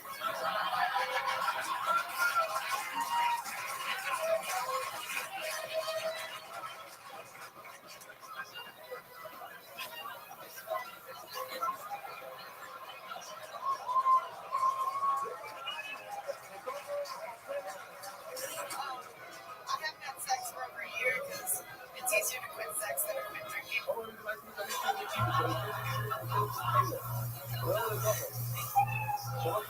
Wow, Alita J. That was interesting. Keep that microphone, Alita. Keep it there. Grab that microphone. Alita, grab the microphone. There you go. This was an impressive set. It was filled with surprises for me because we could could all hear nervous energy in your voice in the beginning, and then boom, you started hitting with great jokes and great timing. How long have you been on stand-up for? 2 years. 2 years. Awesome. All of it in Florida? Is that where you're from? No, I stay out of Florida. Yeah. But it doesn't stay out of me. Oh, wow. Look at that. Hell yeah. My goodness gracious. So, that's where you're originally from then? No, I'm from Westchester, New York. Westchester, New York. Hell yeah. Absolutely. And how long are you just visiting Los Angeles? No, I live here. How long have you lived here? About 6 years. 6 years. What brought you up here? I just came from New York. Why? I said if I saw the sunrise one more time, I was going to If you saw what? sunrise one more time. The sunrise? Yeah. Why? You know the sunrise is everywhere, right? I believe this is the Sunshine State, actually. Hey, that little girl knows what she's talking about over there. I learned it in school. Yes, you did. So, Alita, very fun. So, somewhere you hate sunrises in Westchester. I was doing too much cocaine. Oh, there you go. Oh, now I get it. Way more cocaine in Los Angeles, by the way, just saying. I don't If you stay up here long enough, you're going to get a chip. a chip on my shoulder? No. Cocaine thing. Are you you're done with it? You're finished? Oh, well, I wouldn't say that. Wow. But I'm okay. It's a cocaine. I'm doing okay. Have you ever lived in New York City? Yes. It's Too many sunrises there. You can't see it. sunrises 3 times a day. I'll tell you, there's another one over there. Oh, that's a twin. It is. I love it. I know you do. Doug loves it. My favorite line of yours is the whole sentence. Call me old fashioned.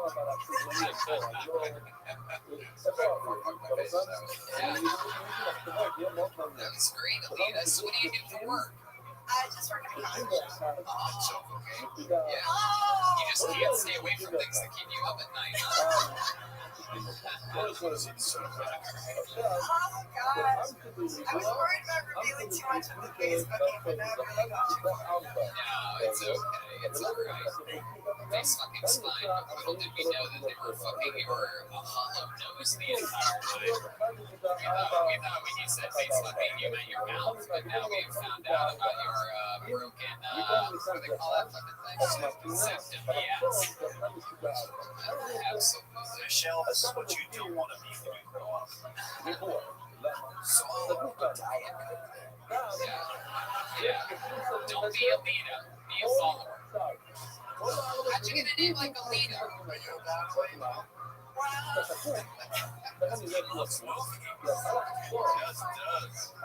Very obscure movies, obviously. I'd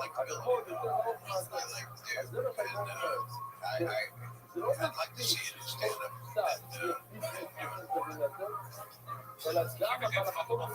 Oh,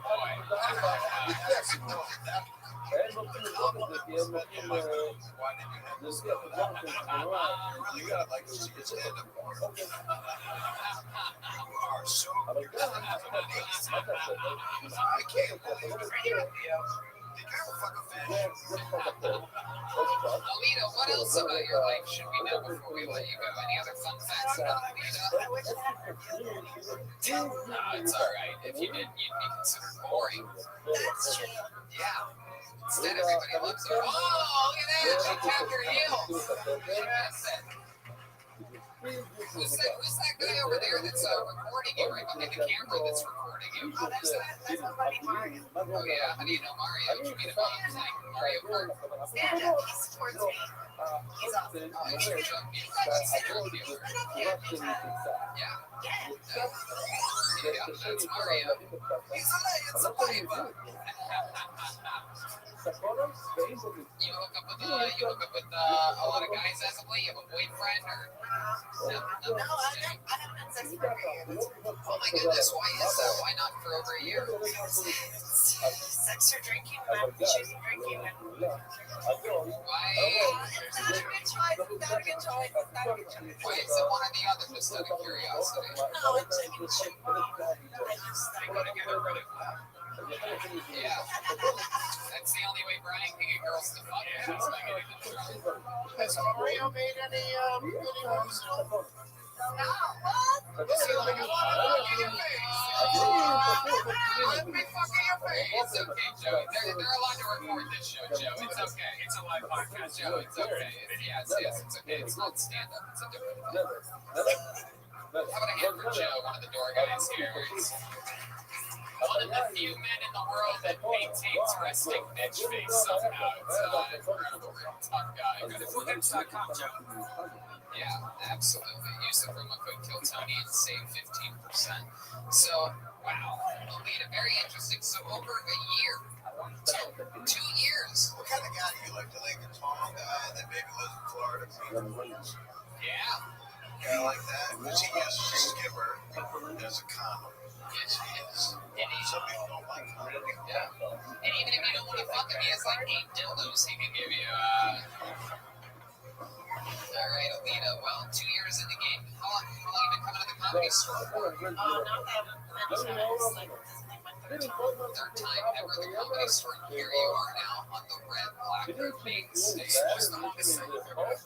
5 minutes. So let's do 5 minutes next Friday at the Ice House. Wow.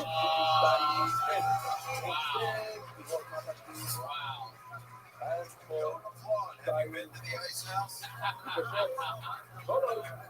She was never seen again. I'm just kind of trying to turn it into Set that up for you. You're gonna get a contest. Yeah, I have a show twice a month at the Ice House. I take a lot of people from the show over there. Awesome. Yeah, just give me those spots there. Good man. Yeah. So you want to work on that. You'll work on that. You'll work on the 5 minutes and get your best stuff. Oh, you don't want me to do the Facebook?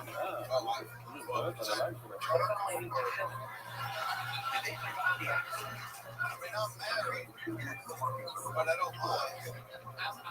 Just make sure you close with it. You're up on Facebook. What else is going to get fun? Where do you go from there? I got these important things. Including open heart surgery. What?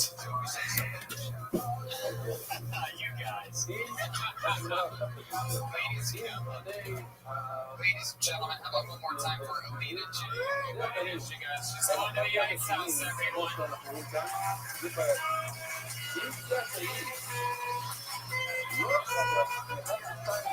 All right.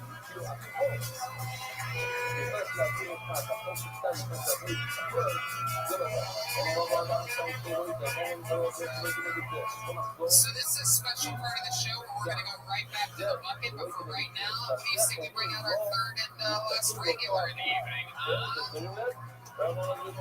This young man right here just started stand-up actually only a few months ago, but after 20 years of improv training out of the Chicago area in Second City and building an amazing repertoire of incredibly hilarious videos and other comedy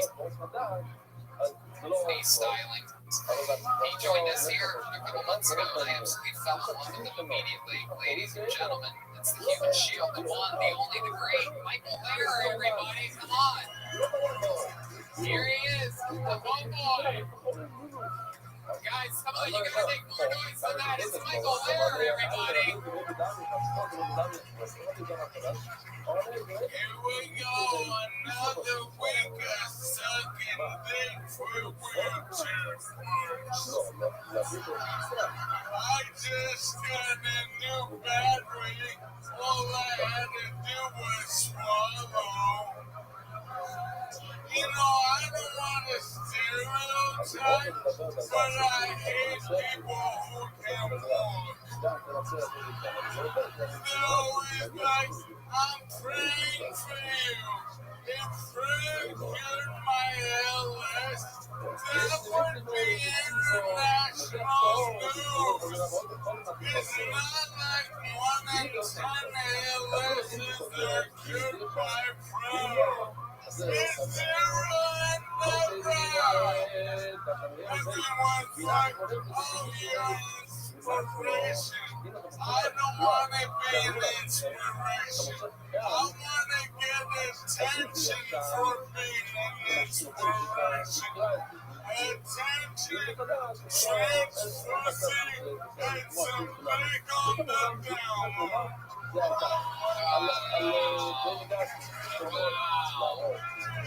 Wow, ladies and gentlemen, Michael Laird, everybody.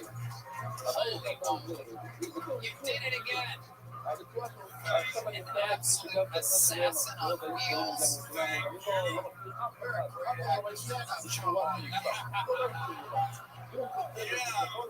if I do, I'm collecting workman's comp. We have that type no doubt indeed. Michael Laird, an absolute inspiration to us all. The most positive, fun people on the set before the show every week on the internet, releasing tons of great content. Oh, why is that? Why did you say something? You know what, everyone?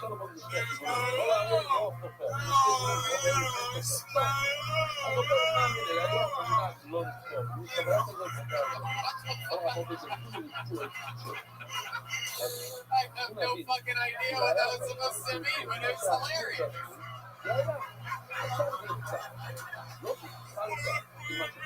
Oh, he's got the vehicle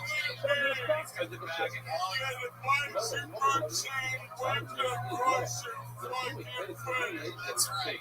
You have not known pain until you get hit in the head with a bicycle chain and a Ziploc baggie. That's how he gets it through TSA. My goodness, Michael, why are you dressed like you went to the College of New Jersey for baseball? That's what the professors at that college dress like. I know work is on this thing. So I'm always saying,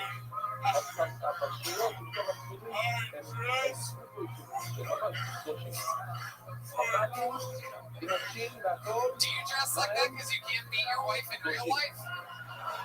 Hey, we're doing real good. We got into role play. She ladies that night run around so Oh, look at that. yeah, Bob. Yeah, you finally got headshots. You got what, headshots? Yesterday, my son Colin got headshots yesterday. Time to keep his ass out. Yeah, my son is commercial. Oh, shit. Oh, yeah, dude. So have you been in a Rascal commercial or anything yet? Or? I keep trying to contact the makers of this channel. Singer? Yeah, fuck you, No, don't say that. Tony's ages are right. I've been showing that my life is changed because of this chat. I contacted them on Twitter, Facebook, Oh, there's his actual lives. Instagram, all that there. Facebook. I had to find my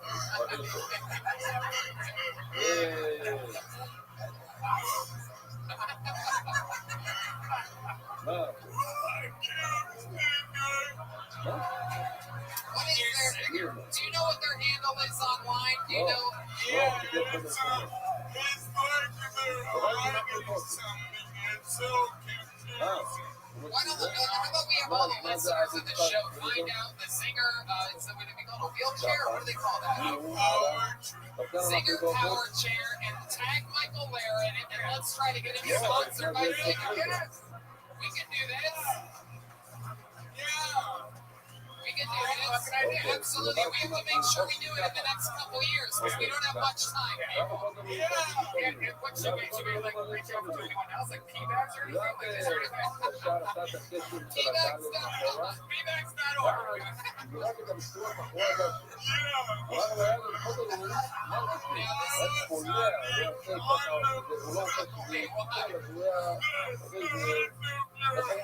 Oh my goodness gracious. Wow, from the zinger to the dinger. My goodness. So now, I know for a fact that this is the first time that you have been seen by Bob Saget and Doug Benson. So you guys have any words of wisdom or advice from Michael Larry? He's only been doing stand-up a few months.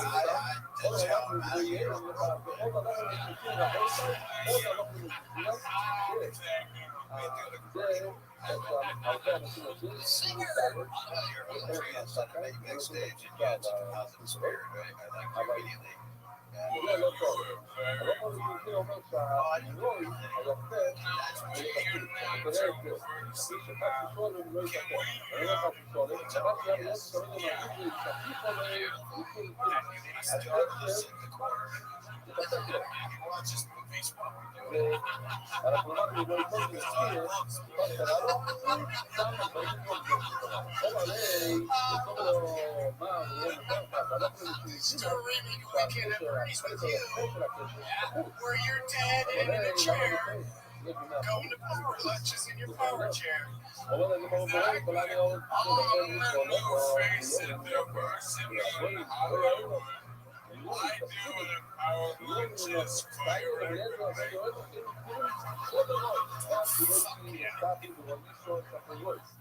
Michael, anything else crazy about life you want to get out there this week or talk about or anything like I'm preparing.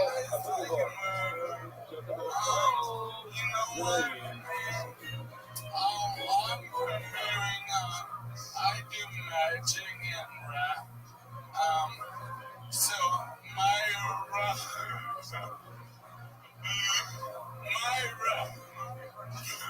Wait, what? What's going on? What are you doing, tickling you? You know how to rap? I am a rapper. You're a rapper? No, oh my god, yeah, but I saw you rolling. No. Everybody get your roll on. Everybody get your roll on. No stress. Roll out, homie, roll out.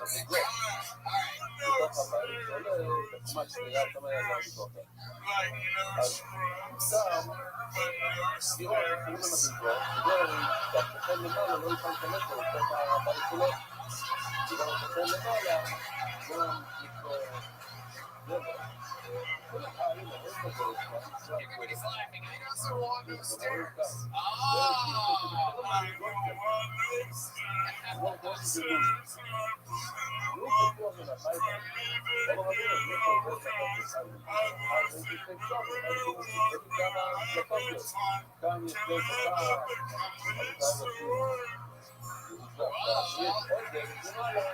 My goodness.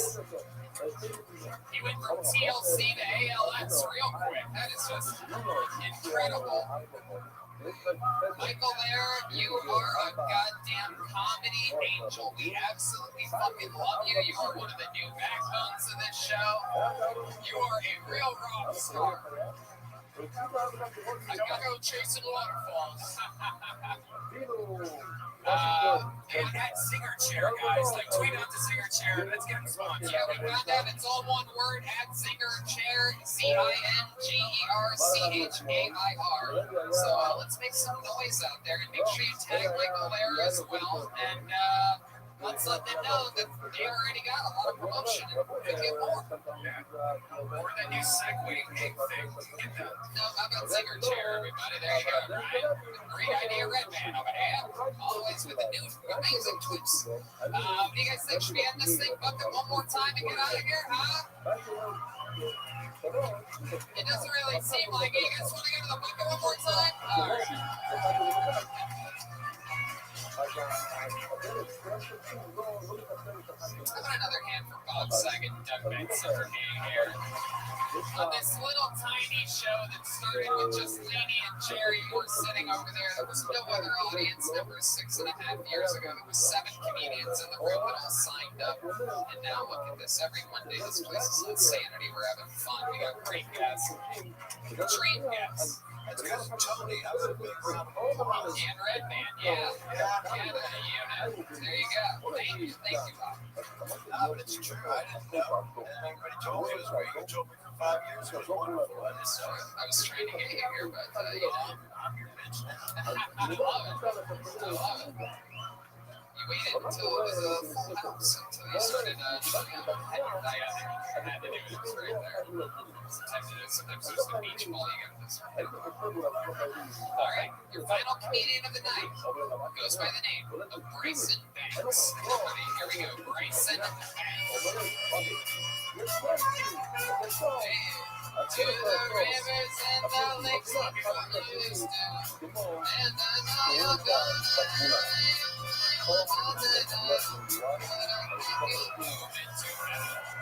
One more time, your final comedian of the night is Bryson Banks. So, when I was younger, sometimes I used to be able to hear my parents having sex. Yeah, and sometimes I'd be listening though, and it would just stop. And I'd think, did we just come at the same time?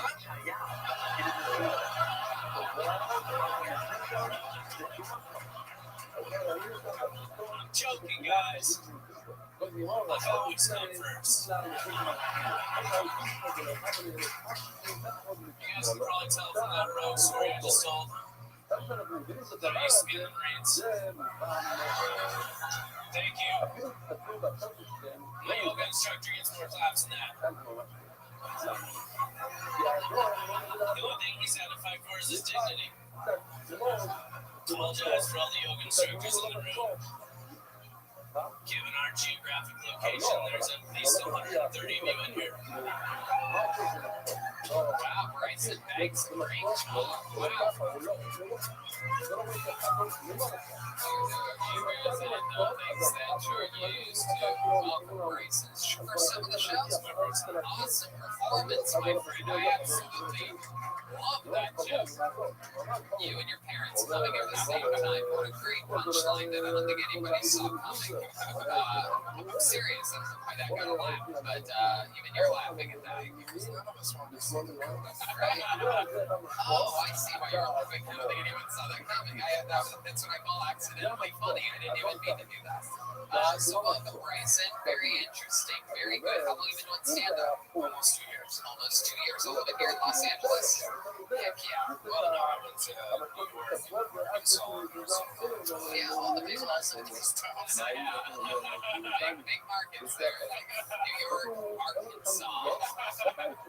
Was that because your parents? Yeah,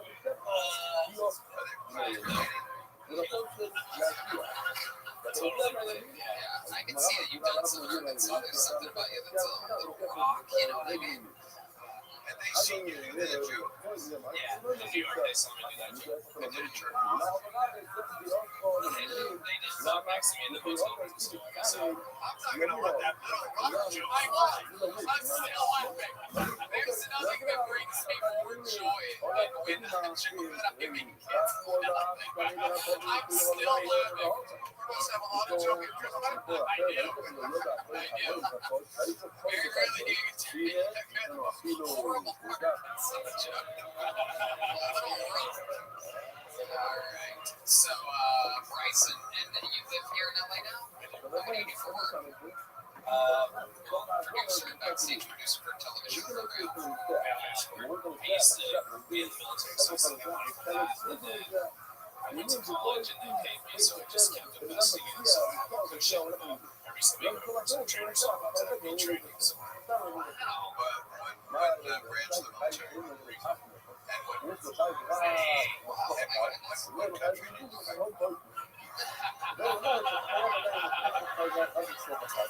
yeah, I grew up in the middle America, so I wasn't as educated as I My gosh. Yeah, absolutely. That's not the right song.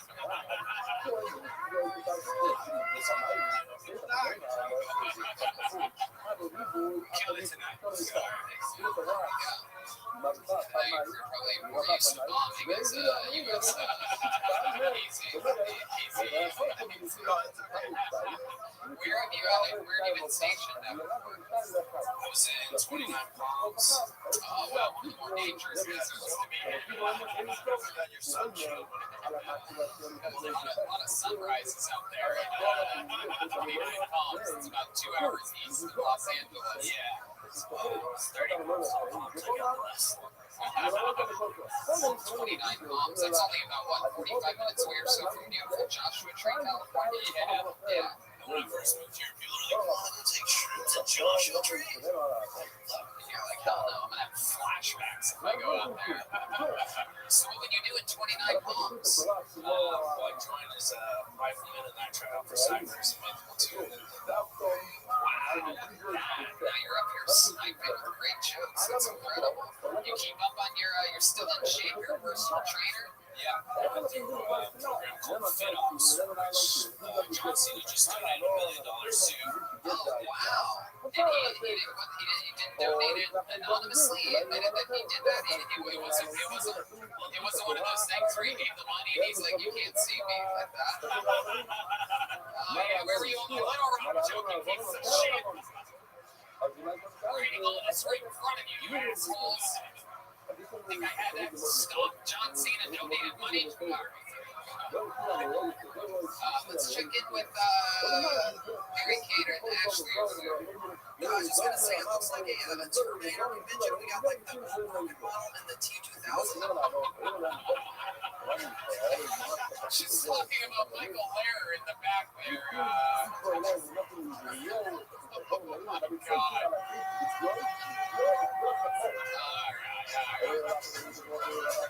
My goodness gracious. You think you could outfit or how good of a trainer are you? You think you could help our homeboy back here? He's got the bicycle chain. Look at that. That's what he's going to pay you with. Except bicycle chain is payment. Was that another Marine out there that did the little thing, or was that just a fan of You're a Marine? You still in Marine shape, you think? No. You don't sound like a Marine.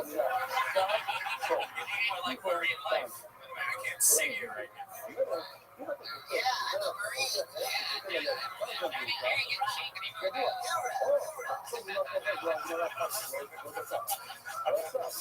PCR repair. What made you decide not to be in the Marines anymore? I decided I was tired of being rich. Did you ever, it's a pretty brutal question to ask, but did you ever snipe anybody? Right. Just hit, like what would you just hit targets and things like that? It's very simple. When I was in Iraq, they meant that to be on. What was that, Uncle Joey? What just happened?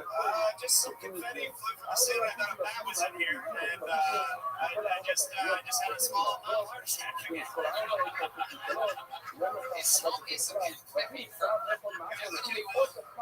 My confetti.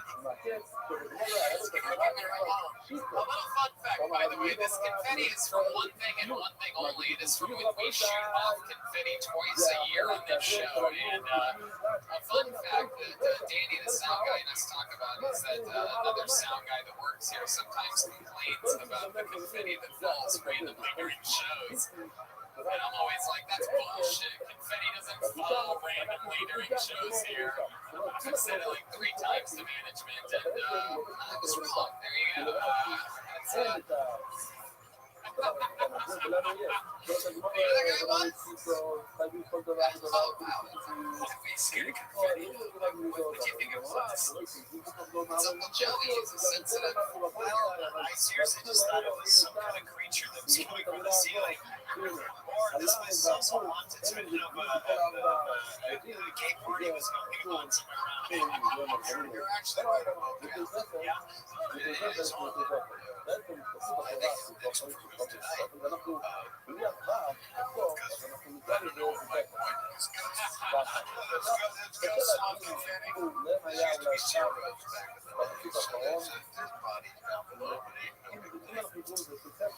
is true. Something that a lot of comedy store people know that been here a while, or that people like me that have been stuck here for hours at a time every day. Not really late at night, but I once saw something in the middle of the day here while working a phone shift. It's very weird. And before I saw this thing, I always thought that the ghost stories were sort of wonky and like, I'll never see one. I'll never, even if I did see something, I'll never admit to it because you sound like a crazy person, and then you see something and it sort of changes everything. How you think about that? I was right back there before they lacquered it out for cocaine use. And Sam Canada said, I actually helped him get his first spot here at the OR. Wow. And it was up 104. And he was laying on the couch and he passed out. And they drug in alcohol stupor. And I was still here. It was like 4 in the morning or something. Because we did shit like that. And he saw a plane floating in the air. Because those big posters that used to be here back in the day with zero. And I said, Sam, it's not true. Because I'm not fucked up at all. I'm telling the truth. It's a fucking coin floating monsters. And then as I walked around, I thought I saw something. And then I realized that just shook my pants. Oh, well, there you go. That's something that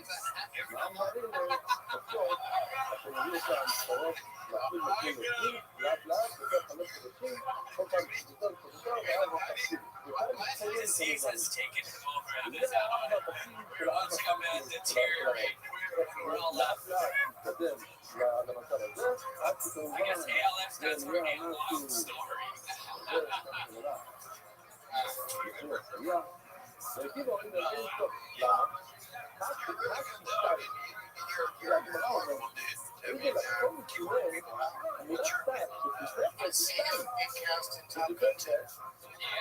Yeah, absolutely. Or maybe bottom gun too. Bryson, anything else crazy we need to know about you in your life before you go? Any special skills or talents or anything like that? ALS. Wow. What do you mean? I mean, there's a good one, cables.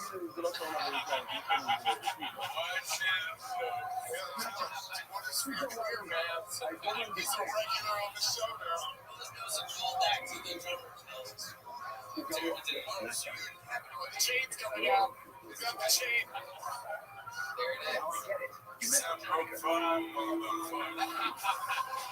There goes Bryson Banks, everybody. And we did it. Next week, Michael Rappaport. Here's the drawing from Ryan J. Ebel. Look at this, everybody. Look what he drew. While you sat there doing nothing, he drew tonight's episode. Guys, how loud can this place get for the Great Boat Saget? What an amazing treat. We've had almost everybody. Everyone knows we've talked about it on podcasts about who's left, and this was a bucket list treat for me and this show, sir. Thank you so much for coming by. Thank you so much.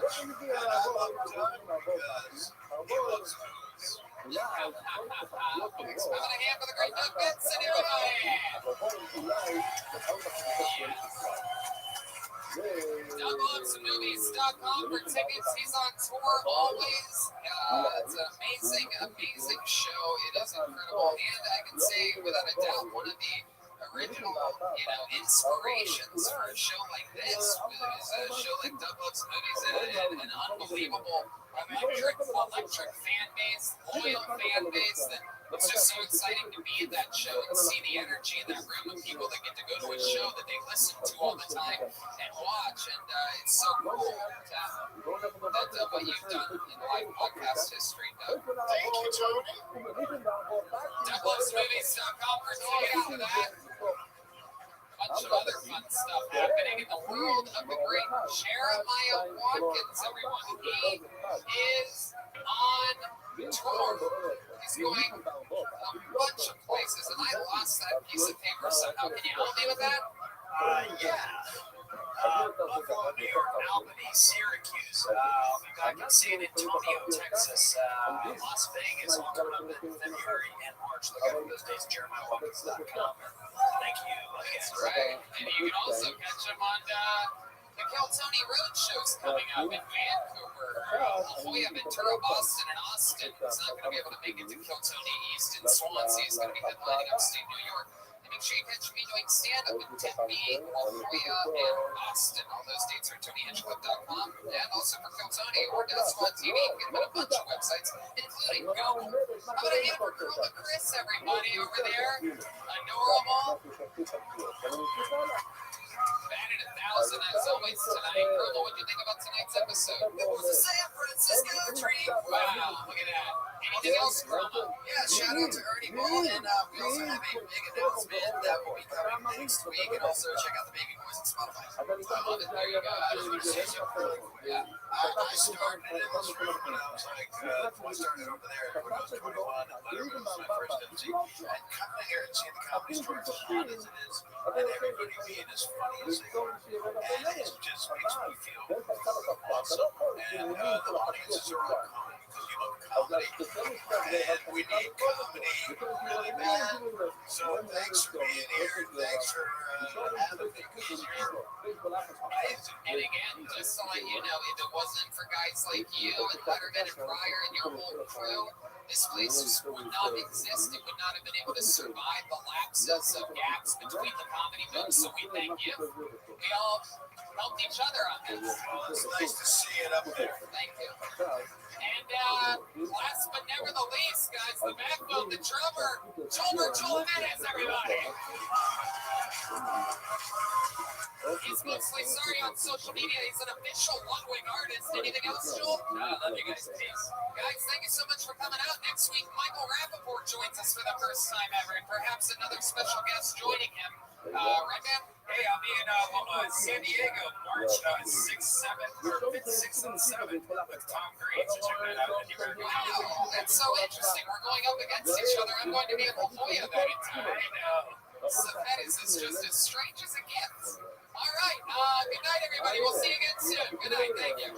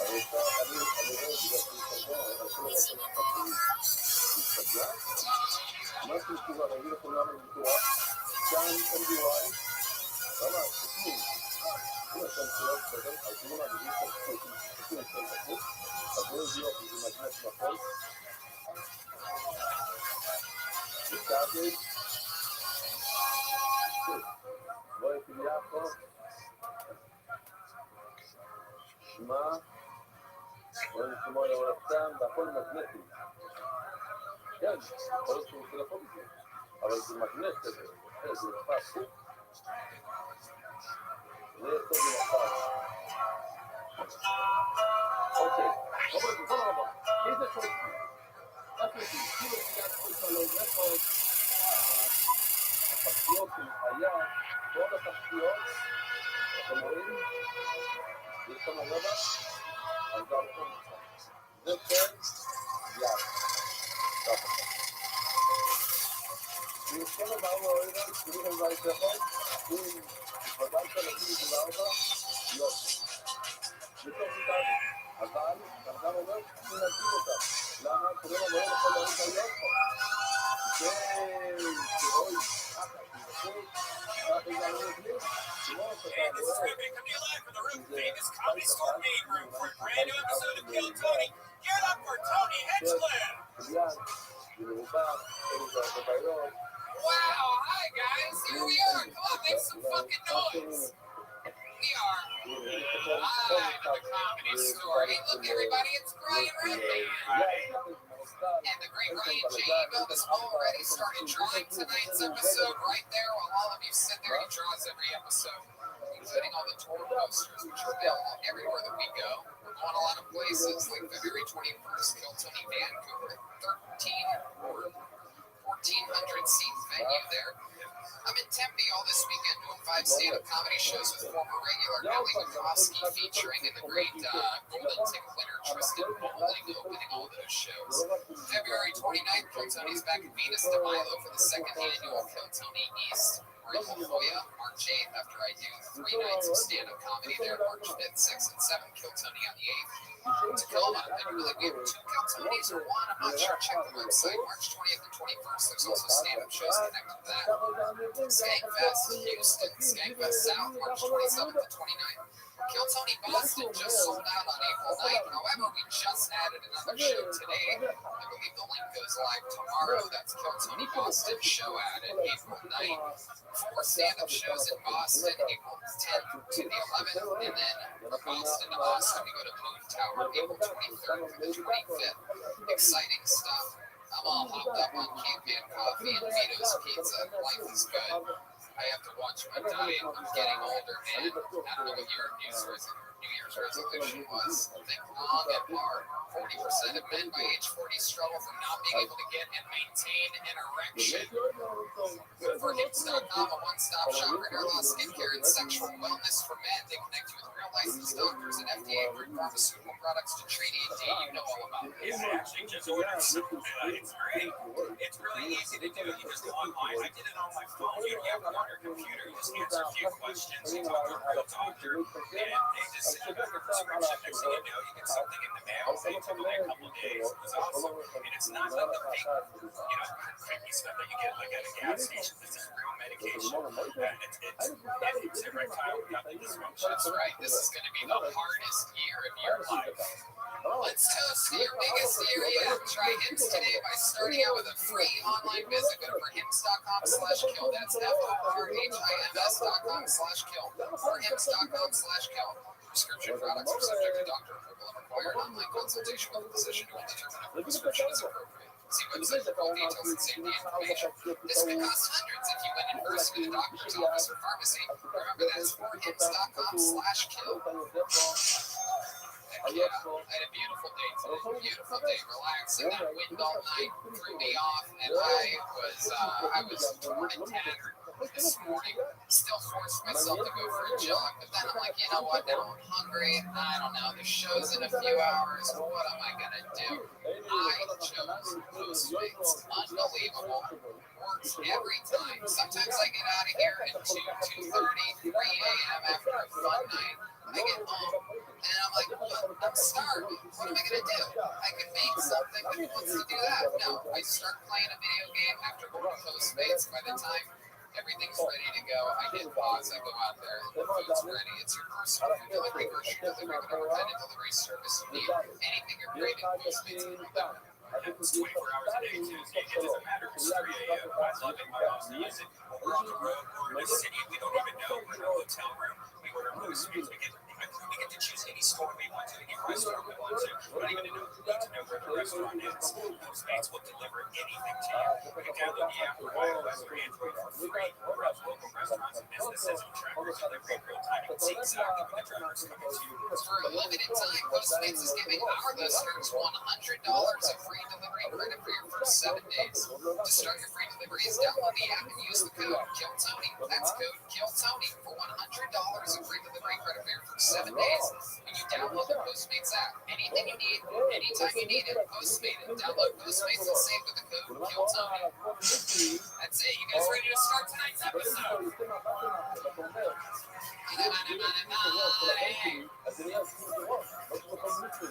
It's a special one tonight, guys. As always, it's always a pleasure to get the chance to rotate in a rare first-time guest on this show. We're knocking off a lot of our bucket list style guests this year, and this is no different. Ladies and gentlemen, I present to you, give a big Kiltony welcome, the one and only Michael Rappaport. Yes. Fuck yeah. Absolutely. He's here. We are going to watch comedians do comedy tonight with Michael host of I Am Rap Report. Comedian with the Stress Factory, February 13th to the 15th. Chicago, the 29th of February. MichaelRappaportComedy.com for tickets. Michael, welcome. Glad to be here. Excited to be here. Fan of the show. And I've heard much about the experience and just happy to be a part of history. I'm excited. We're excited to have you here. We're going to have a fun time. Michael and I really just met a few weeks ago. Used to copy going to set at the Improv, and the next thing you know, I'm at my local coffee shop. I kicked you up. That's right. That was like, I was like, I kicked you up in the coffee shop. It really was like a date. I was actually going to get that coffee to go. I didn't even tell you. I was there to just pick it up. No, I could tell. I could tell. And then I was like, you want to have coffee? You're like, sure. We sat on the patio for 45 minutes. Speaking of your home chat, it was nice. Absolutely. So excited that you're here. One thing you might not know about the show, Michael, is that there is a band on this show, ladies and gentlemen. Beloved by the fans of the show. They add a very silly element to it. Every single episode, they commit to being different characters. I never know what they're going to be or what they're going to do. They've been getting ready in a separate dressing room, as always. Perhaps it's the return of some of our favorite characters that we've seen in the past, like the Milkman or Feminist Stacy. Or things like that. Perhaps it's the debut of a brand new character we've never seen before. Let's all find out what they are together when I bring out the best damn band in the land, the Kill Tony Band. Jeremiah Hawkins, Joel Jimenez, Chroma Chris, and Jesse Johnson. Jesse Johnson joining the band again. Whoa!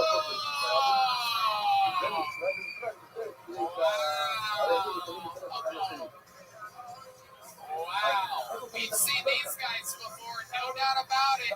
These are the coaches, ladies and gentlemen. No doubt about it. That is Coach Roy Robinson. We've seen him before many times. Calls a lot of penalties on these young comedians. Roy, how are you? Fantastic. How are you doing? Great. Very exciting. I almost drafted Patrick Mahomes at Johnson County Community College years ago, but the wife had passed. I knew you had the talent then. I just want to put that out there.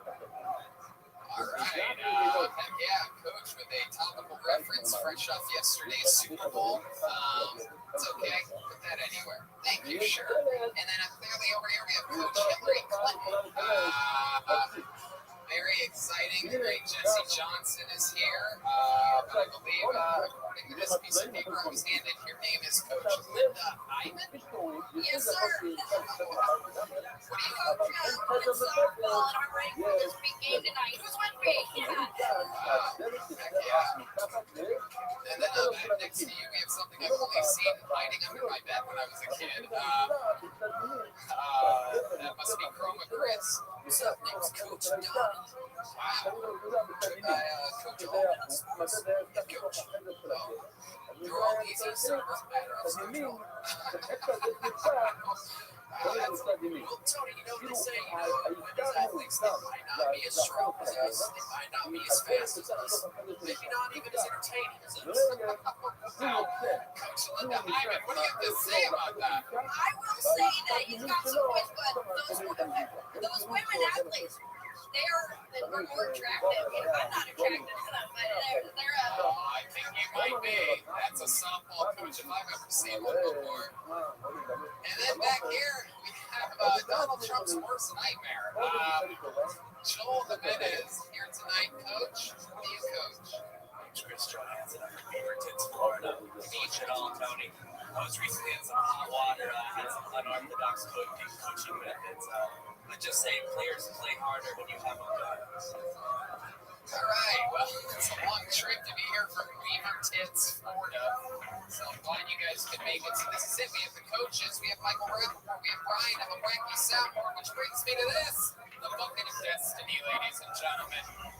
Over 100 comedians, and perhaps people that aren't even comedians, and perhaps people's first times, signed up for the opportunity to get 60 seconds uninterrupted on this, the grandest stage of the whole, the main room of the Comedy Store. If your name gets picked, you get 60 seconds, you know your time is up, and you get the sound of a kid. That means wrap it up then, or else you're going to bring out the angry West Hollywood Bear. You guys ready to start this show?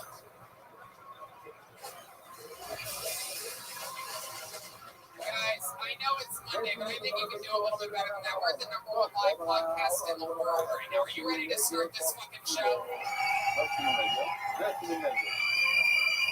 And here we go. Your first comedian getting an uninterrupted 60 seconds tonight goes by the name of Jonas Brizendau. Jonas Brizendau? Jonas. Here he comes. Hell yeah. And it has begun. How about one more time for your first comedian, Jonas Brizendau? There we go.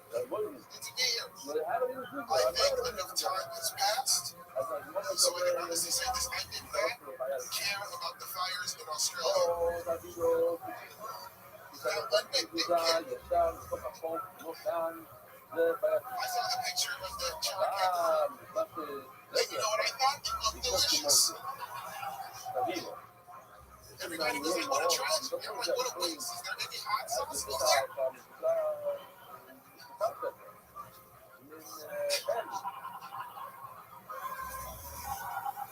I just think we need to just reevaluate these tragedies. You know, wildfires, I think we can look at it as a really good time to try exotic meat. It's the perfect temperature. In Australia, you're like, this kangaroo's delicious. All right, is that koala? Let's do that next. All right, Jonas Brizendau. How do you say that last name? Brizendau. What is that? French. Are you French? Haitian. All right. Is this a wildfire crowd? Wildfire crowd? Yeah, they do. It's a depressing subject matter. A country was burning uncontrollably here in California. Notorious for that. So yeah, that's sort of like doing a school shooting reference in fucking Columbine or something like that. It's like, oh, that Connecticut school shooting was something. Am I right, people? Am I right? It's not a wildfire crowd, but you did make everyone in here very interactive. What is it? Is that a ski mask in your back pocket there, Jonas? What's going on here, pal? It wasn't because you're black. Because you're Asian. So welcome to the show. It's your first time on? Love it. How long have you been doing stand-up? 8 years. Wow, where at? Any chance you're from Beaver Tits? Where at in Florida did you start? Nice. Yeah, I've been everywhere in Florida, but unlike you though, I didn't take a raft to get there. I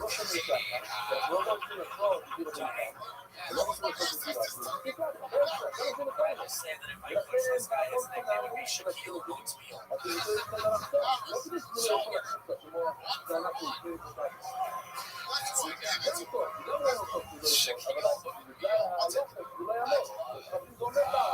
Michael, what do you think about this guy? I like that you had a premise. It was a bit of a premise. I like that. How'd you feel? Did you feel comfortable? Did you seem like at a certain point, like time stood still for about 5 seconds? But did you feel? How did you feel being, at the comedy store, Kill Tony and all that shit?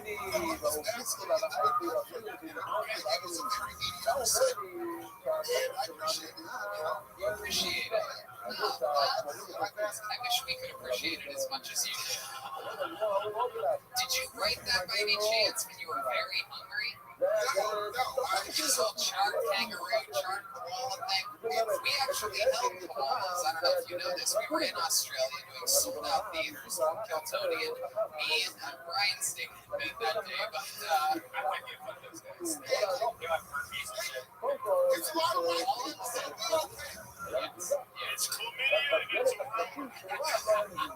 they specifically told us in the koala park, do not mention anything about chlamydia on your posts or anything like that because they have a bad reputation. No, here's what the joke is, right?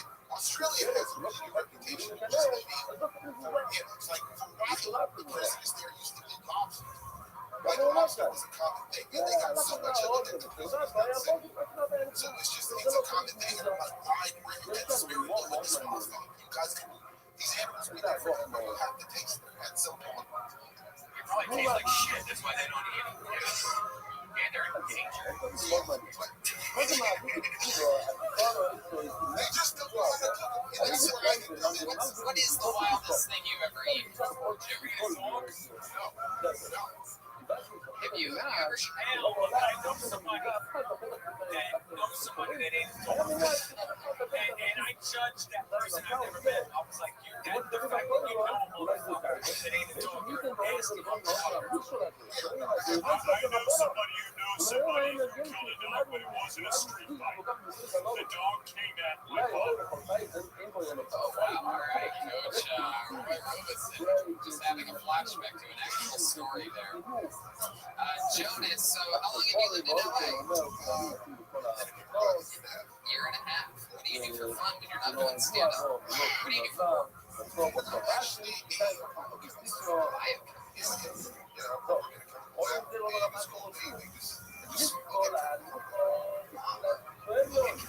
I don't know how to explain it because it's very boring. So I don't know how to explain it. All right, so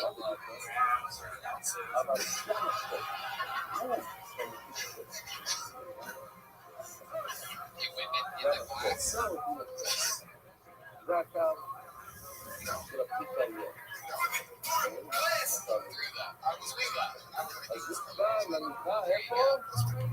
So what do you do for fun when you're not doing stand-up comedy or being a biochemist?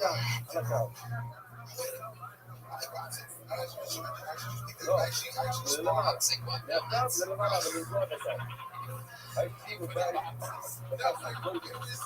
Coach Linda likes boxing too. I love it.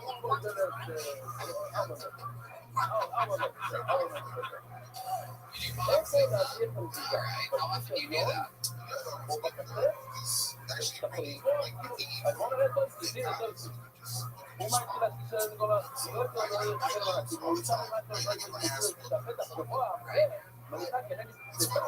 What else? What other than boxing? You have a girlfriend? Have you hooked up with a chick since moving to LA? Why do they scare you? I don't trust them. Why? Why don't you trust them? And imagine how they must feel about you, by the way. Tell me why you don't trust them. What's the fucking problem?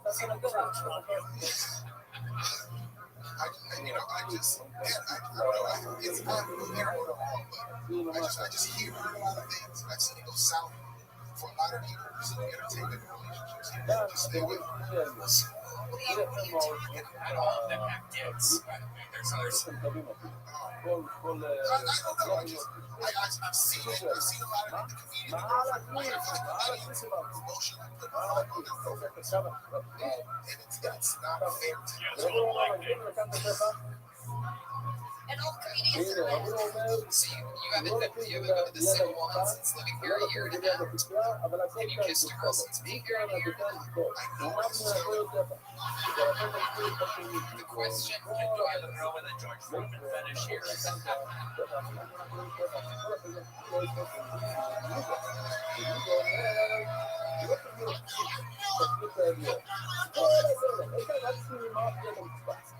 When was the last time you had a PB jam? have you kissed a woman since living here in Los Angeles? Simple yes or no question. Tell the truth. Is there a woman out there that'll get you size down like this? No, you shut the fuck up. Wrong show to come on if you haven't kissed a girl in LA, guys. There must be a lady out there. No, it's not gonna be Aphrodite. Everybody just relax. I need an actual woman out there, a fan. I need a real Kill Tony fan of any shape or size. Here we go. Come on up here. It always works.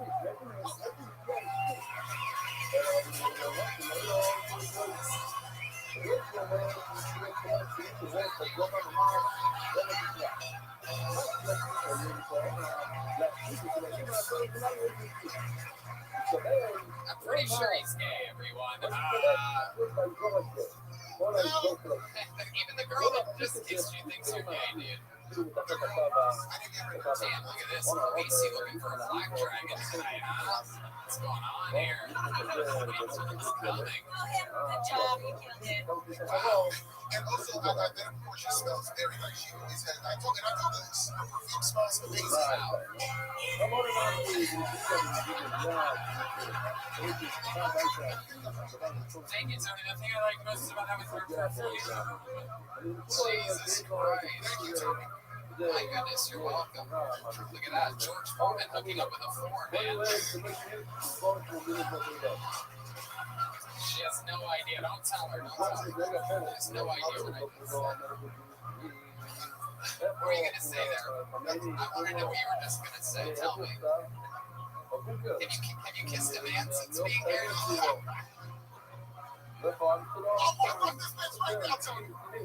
You're about to do that anyway.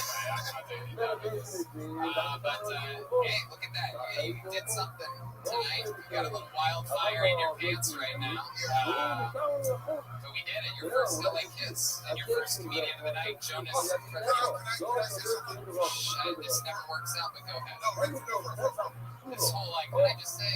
Sure, go ahead. It's over 345 in the history of the show, but you could be the one, Joe. I've had a history for ages. Never trusted anything. That one time, if you let me and it's this thing's one of the guys. 346 in tears. Jonas President, everybody. Come on, get out of here, Jonas. Come up for the picture at the end. Oh, there you go. Mr. Instagram himself, Jeremiah Watkins, saves the day. You're never going to see the light of day in that picture. Just kidding. It's just your One more time for Jonas, everybody. He's on Twitter. It's Bitter Dighead. And it is begun.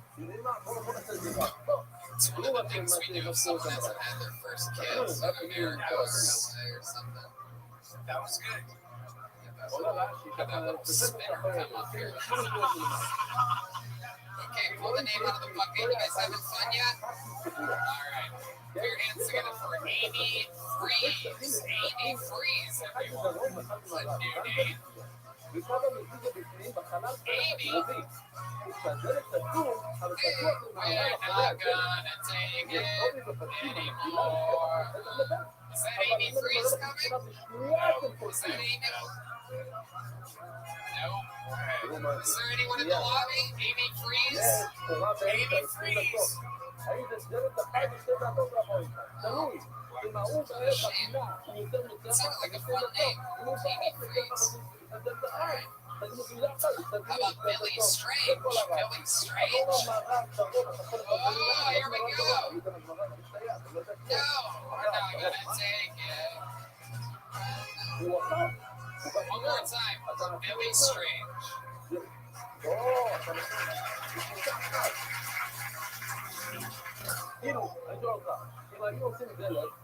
So a while ago, I tried breaking into the BDSM community. For those of you who don't know, that is the bondage, domination, and sadomasochism community. And the guy I was here with was really cool. He's like, listen, Bill, before we get started, I'm going to need to listen to more of this. And I was like, you know what? I don't have limits. Do whatever you want. So he's like, all right. Well, I want to buy your testicles.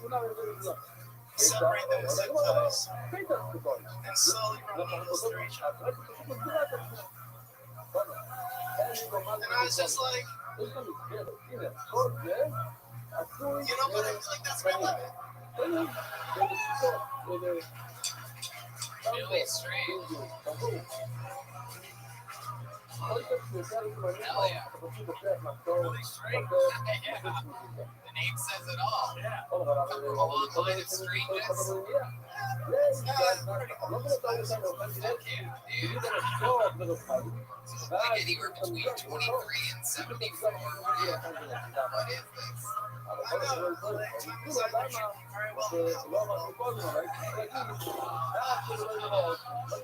are you from, Billy?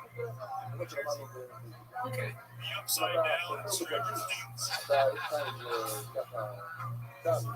Fuck yeah. You looked at me and I wet myself just a little. Yeah. You got quite a gaze on you, Billy. Well, it's kind of a weird mind game because people look at my face and be like, oh, you're happy. I'm going to see face. I'm like, oh, you're going to kill me. I'm like, no, it's the same movie. I just don't care. Yeah, you have those eyes, like the last thing you see before the trailer closes. Frightening, man. Frightening. What do you do for work? What do I do for work? I guess I help people that can't manage their lives get out of it. Give us purpose.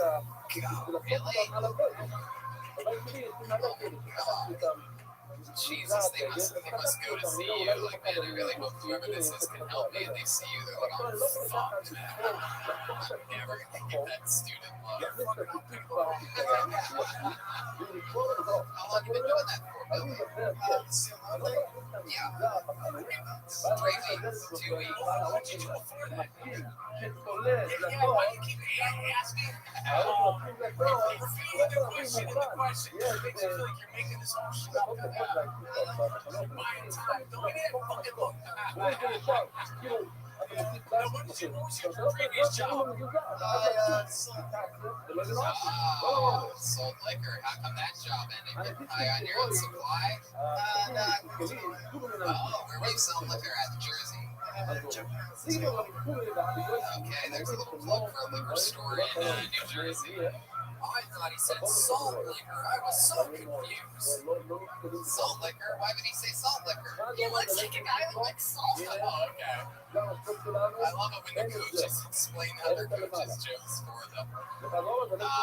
So, let me ask you this. What's your living situation? You seem like the kind of guy that lives like in some type of like an apartment building basement that no one knows exists. Like you crawl underneath every night. Actually, it's pretty funny because his wife was like, out here 3 weeks ago. He's like, sell your car, but just share mine. Then he dropped out. It's like, good luck. So now I'm kind of apartment hopping. Your apartment hopping. So where do you sleep last night? By the looks of your hair, I'm guessing you're outside. And upside down. Yeah, I would have guessed a Charles Manson was coming up. Right. Okay. So how old are you? Hey,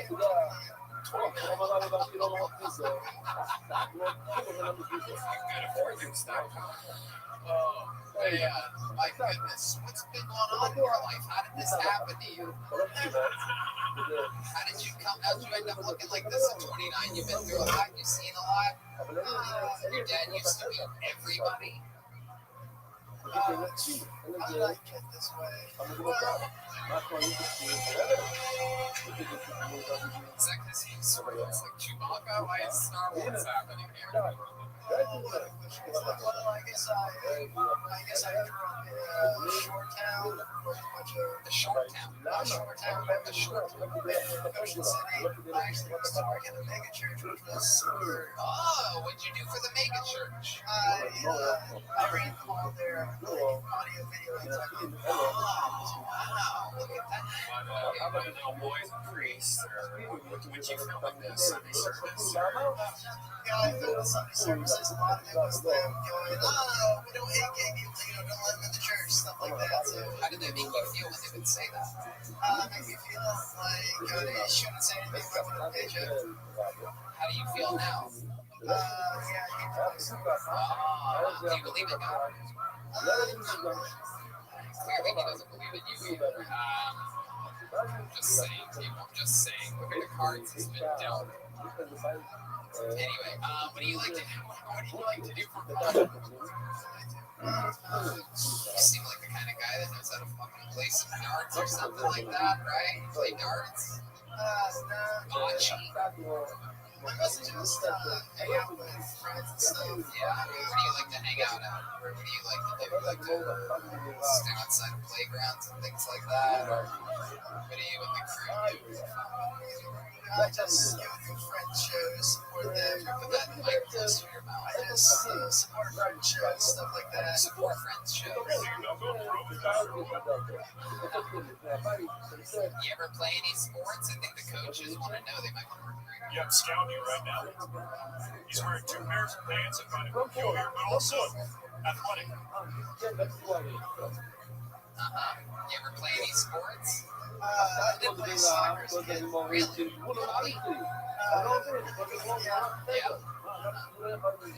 My goodness. What's the most fun you've had? How long have you been in LA for?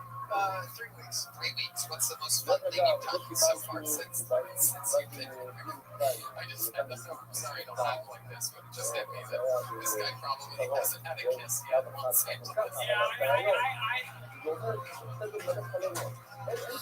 And I would love to see the fucking 1 or 2 that comes up here to fucking like right now, like how do you feel right now?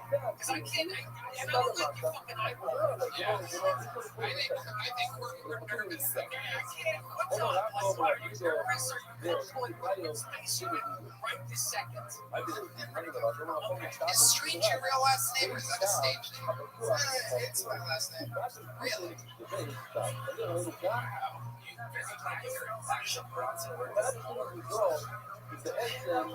Is there any woman out there in the loose ashtray looking No, I think that's a reach. I think this is an impossible pace. When is the last time you kissed a girl?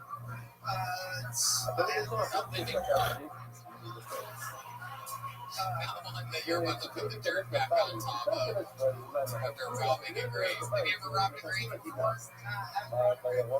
That's the only question that you answered immediately without repeating it back. And I find that very suspicious because all the other questions were very easy. What was your job before that? What do you do for work? Oh, what do I do for work? Oh, what was my job before that? No, I haven't kissed any of her. Suspicious as fuck, bro. Would you be suspicious if you were sitting where I was sitting? Yeah, probably. What's TSA for you? Like, what's TSA like for you? Surprisingly easy. You walk through like that? Seriously, one time at the Houston airport, I was going the wrong way, and the guy was like, hey, you, get out of here. Like, this is Italian? Is the rare Italian TSA guy? Hey, get out of here, you're going the wrong way. It's a TSA. Okay, let's just final question. What's the creepiest thing you've ever done? What is the thing that you've done? Yeah, what's the thing you've done that matches this look? Like, beyond, come on. What's the creepiest thing? Creepiest, come on, you know the thing. Come on, just say it. Don't overthink it. When you're amongst friends, everybody here likes you. Yeah. I know it's a weird feeling. Right, you guys love Billy Strange, right? Billy, come on, Billy, the creepiest thing. Well, there's simply one thing that's been done that makes people cringe. Yeah, go ahead. What is it? And that was the first time anyone tried sounding me, and I don't know if anyone knows what sounding is. No, we don't know. Explain it to us. So essentially what sounding is someone takes a rod and they stick it down here and you're making for sexual pleasure.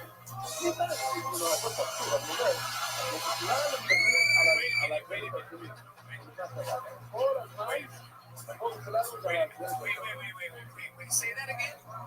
What is that? They take a rod and they stick it down here for sexual pleasure.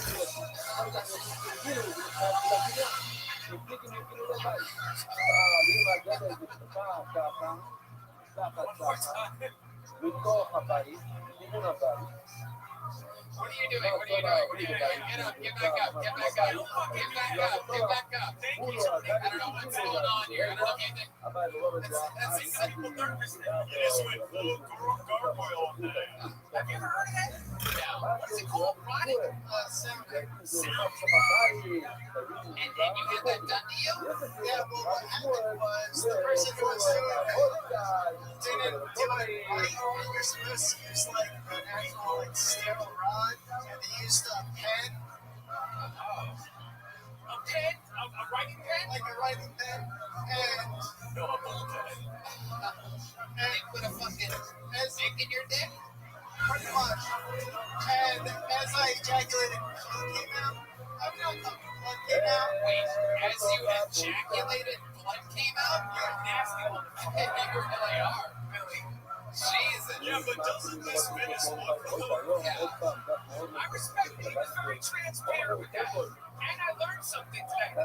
Sounding things to never ask for. So you got cameras sometimes, like you dress up like the leather mask with those. Yeah, do they make that stuff in Excel? I've never actually they do, but I've never actually dressed up. Most of the stuff I've done has been with people who didn't quite know what they were doing, because there's a bunch of stuff like people stuff kids in mind. As if they should know. Why did you say no thank you? You know, like, because all of them say they know what they're doing. It's too dry. I don't think you need to throw the thank you. I'm not worried about him kissing. Like, he's going to find some freaky shit going on in LA. You're going to be better than the Haitian. Which is okay. Sure. Advertise himself as ultrasounds from Dr. Strange. Okay, Billy Strange, we love your honesty. Congratulations, welcome to the Comedy Store, Billy Strange, everybody. It's on Instagram at William N.E. Strange, all one word. Wow. This is first time on Phil Tony.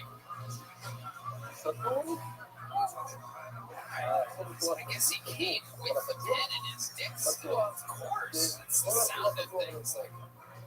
My goodness gracious. I think when he said what the word was calling it pinning or sounding. There's like at least 20 people in the audience that would, so there's at least 20 people. That's the Kill Tony crew. It takes a lot to make these people come, you know what I'm saying? They're numb from being fans of this show. They're used to being excited on Mondays at 8:15. Sometimes I do mounding where me and another coach tuck our dicks between our legs and then we just press them up against each other like we're scissoring, and it's not gay, it's heterosexual. Wow. All right, coach. My goodness, a lot of information there. Yeah, totally not gay at all. Okay, pull the name out. Make some noise for Bryson Banks. Everyone, Bryson Banks. Hey! Here he comes. Bryson Banks. Hey! One more time for Bryson Banks, everyone.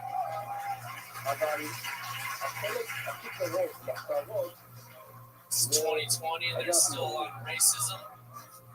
That's why I open a joke. I had racist roommates. Finally, I was like, enough's enough. I'm moving out of my parents.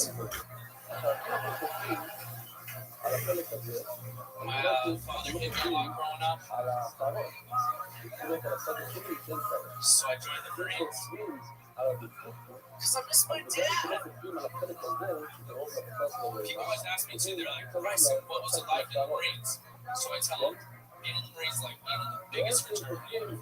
Except you can wake up early, work out, and there's a chance you might get shot. Kind of like going to school in America. Too soon? Is there another one that I haven't read about yet? Good.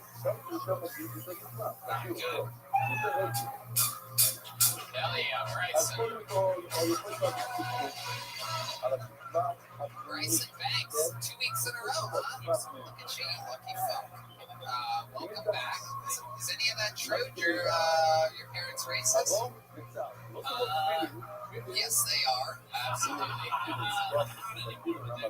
They changed. I'm just gonna repeat it back like the last meeting. Are my parents racist?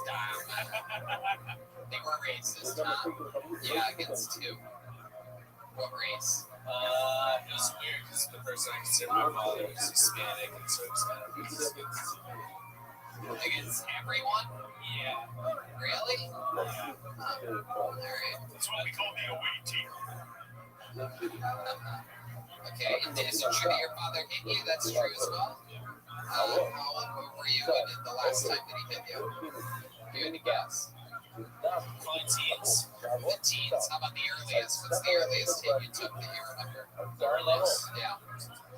This guy had a lot of hits. You guys should have recruited him for your baseball team. His stats were looking good. Yeah, when your dad hit you, did he go?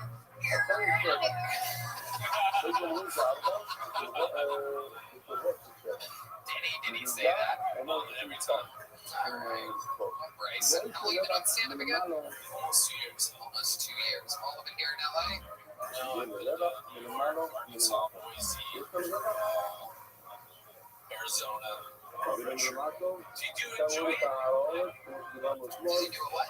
Does he enjoy it? Because he doesn't look happy. Because they're talking about like good races and like my dad beating. You're the one that you opened up with your guns ablazing. You're the one that brought it up. It's not like I'm some psychic. Like, did your father hit you when you were a kid? Is it true that you have racist parents? You said it, dude. Yeah, I don't know. any chance you were in the military? I don't know why my impression of a psychic is cross-eyed, by the way. I can't really explain it. You're wearing a jacket. So Bryson, how did your life change since being on Kiltony a week ago? It was cool. I got a lot of compliments. That's it. That's on you. I got like 3 new followers. Speaking of a psychic, there's actually one trying to find her way back to her seat over here. Look at this, an actual fortune teller, ladies and gentlemen. The rare off-camera joke that I find to be worth it. Very rarely is there an actual fortune teller walking through the room. Okay. So Bryson, interesting stuff. What else about you? What did we not find out last week that you think would be interesting to know? Bryson, Jesus, man, you make me like you make me think. What the fuck? We are here to comedy club. I told you. You're just happy. Yeah. Dude, how'd you feel like you stepped on tonight? Yeah. Last week, kicked ass. All right. So you got 1 minute down. Gotta keep swinging. Get him along. What are we talking about? 61 licenses. 61 open mics last week for you. My goodness, that's great. Wow. My goodness. You get nervous when you do it? Like, you get nervous when you come up here? Yeah, I get excited. You do a lot of writing? You ever take your pen and shove it in another man's coffee? Only when I really got to put it in bed. Right. It's called sounding. When you started comedy, was it scary because you were used to being shot at? Was it like sort of easier? You were really shot at, though. I remember you were stationed at 29 Palms, right? So I was stationed, but I didn't live in Iraq. So Oh, you were in Iraq. You got shot at shit. I got shot at when I was still. Yeah, he's got a little dimple there. He doesn't want to show you. Yeah,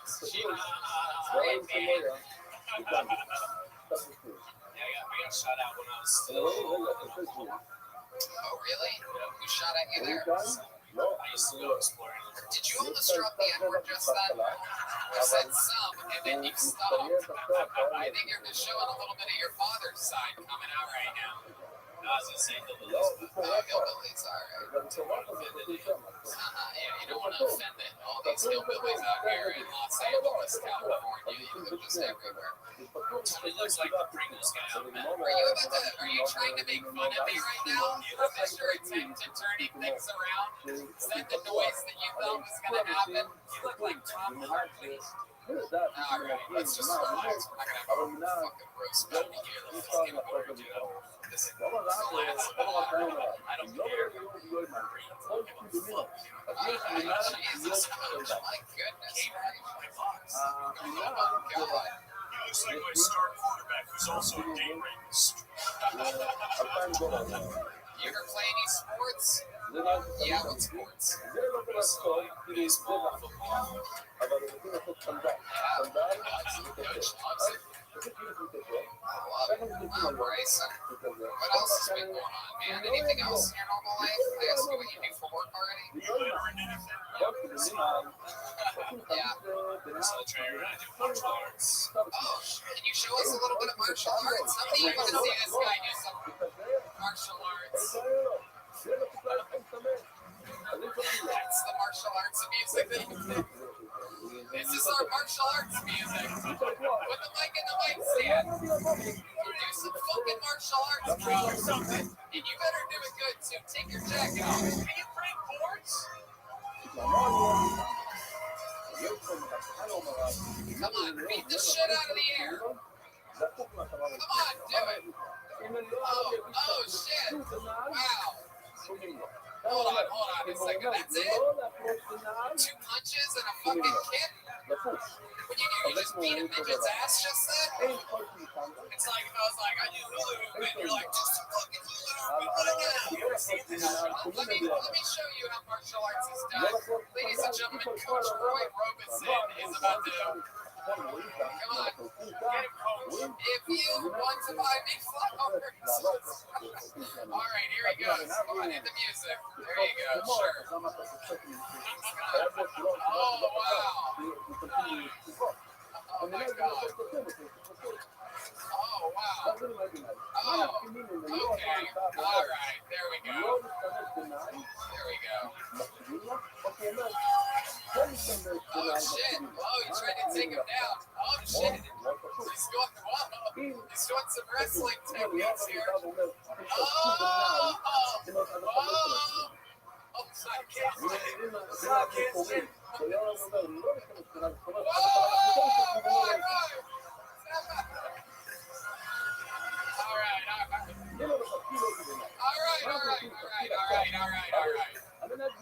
All right, he put him in a very serious armbar there for a second. Coach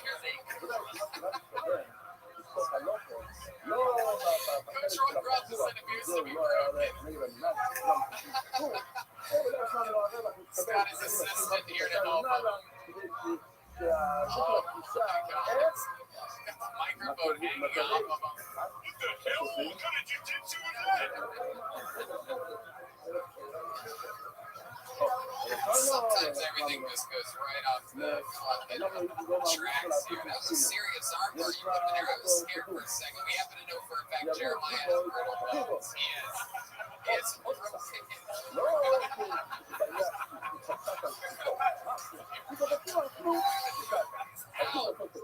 unconscious now. Can we get some milk back here, staff?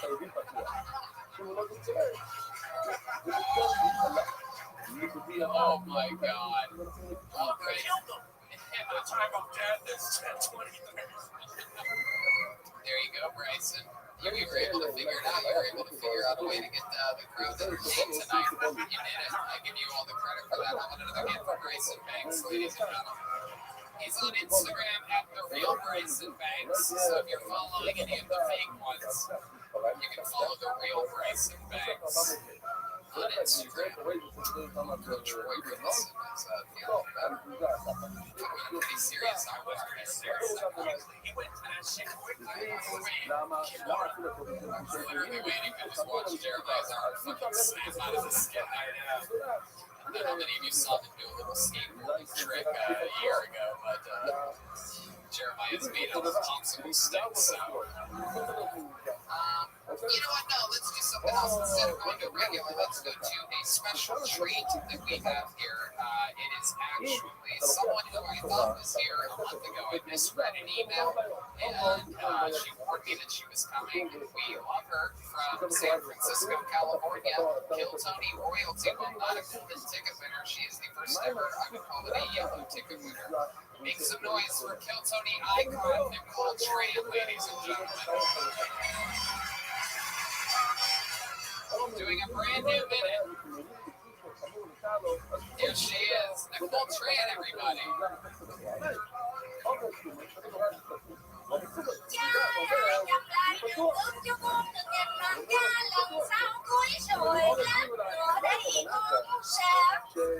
Please feel free to sing along if you know the words. I went to a hairdresser in Hollywood yesterday. I say, make me look like famous pop star like Katy Perry, Taylor Swift. This haircut is Paul McCartney.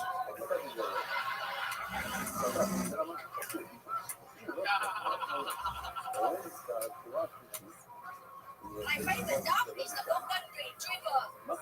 I draw a ball, he brings his back. I draw a stick, he brings his back. I draw out my boyfriend, he bury him in the yard.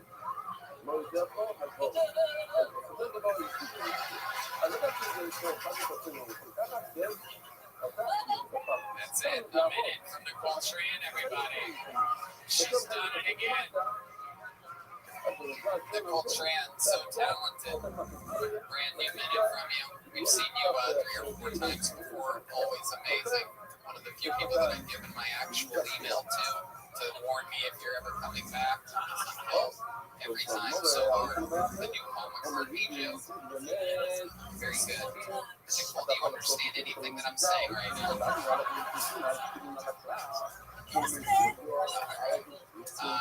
So Nicole, how's life been going?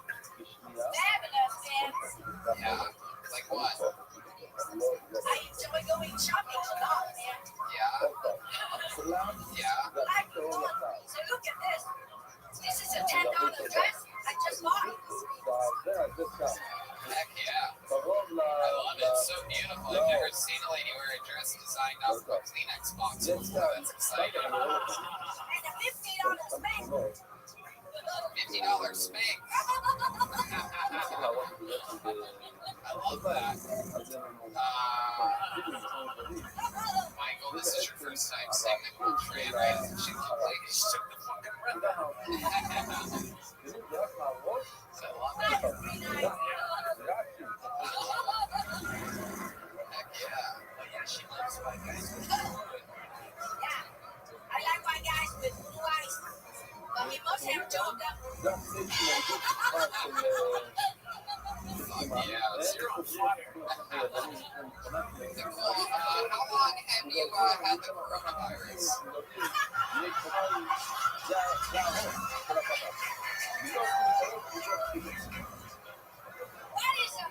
What is that virus, man? What are you talking about? I don't even know. I live on Corolla, man. I drive a Corolla. Oh, you do. The fact that you drive scares the shit out of me.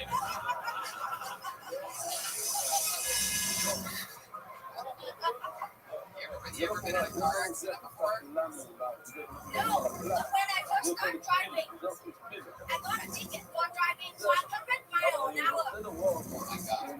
I said to the cop, hey man, what you talking about? The sign said 101.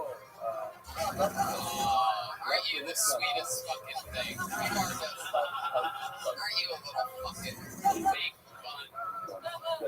You are the sweetest little thing. Nicole, you have blown our minds with some songs in the past. Do you have any new songs you might want to do?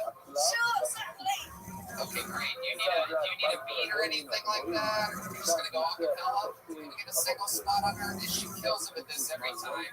She's a very still like a red man played on. Ladies and gentlemen, I present to you the great Nicole Tran.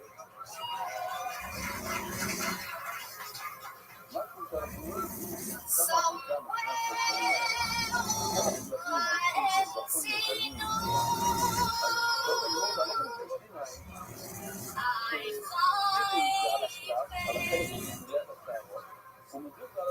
I fell in love with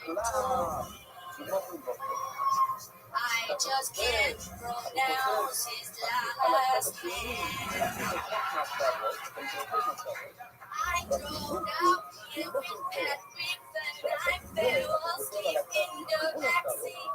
I dream of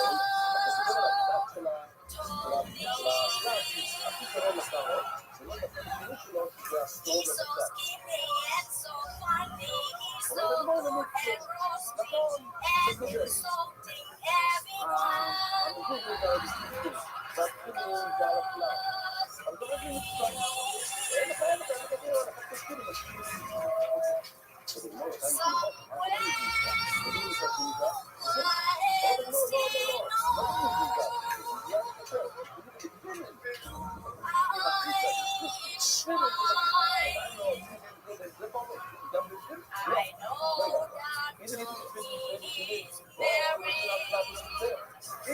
You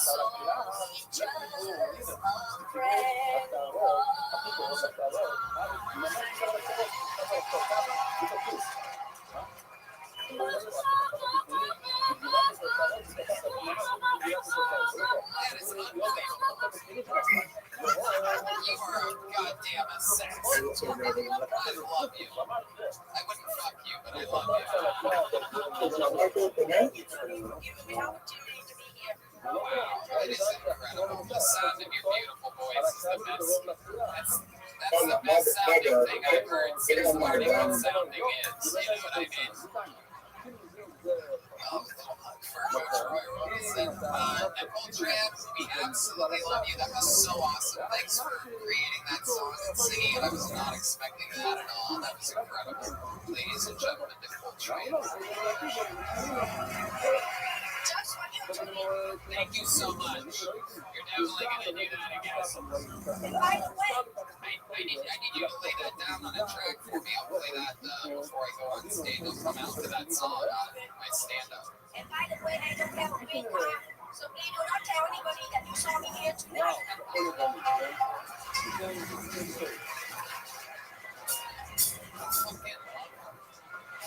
I love it. Some people, you can write, you can work hard. Some people are also, there's something to be said about someone who's just fucking funny. How about one more time for Nicole Tran,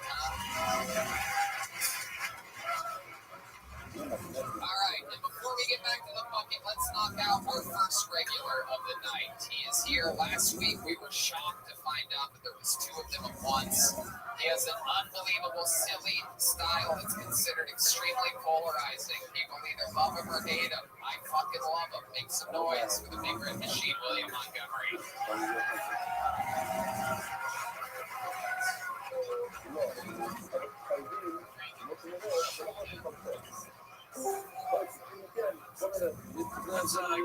Jackie Chan, y'all. I love her. During Rush Hour 2.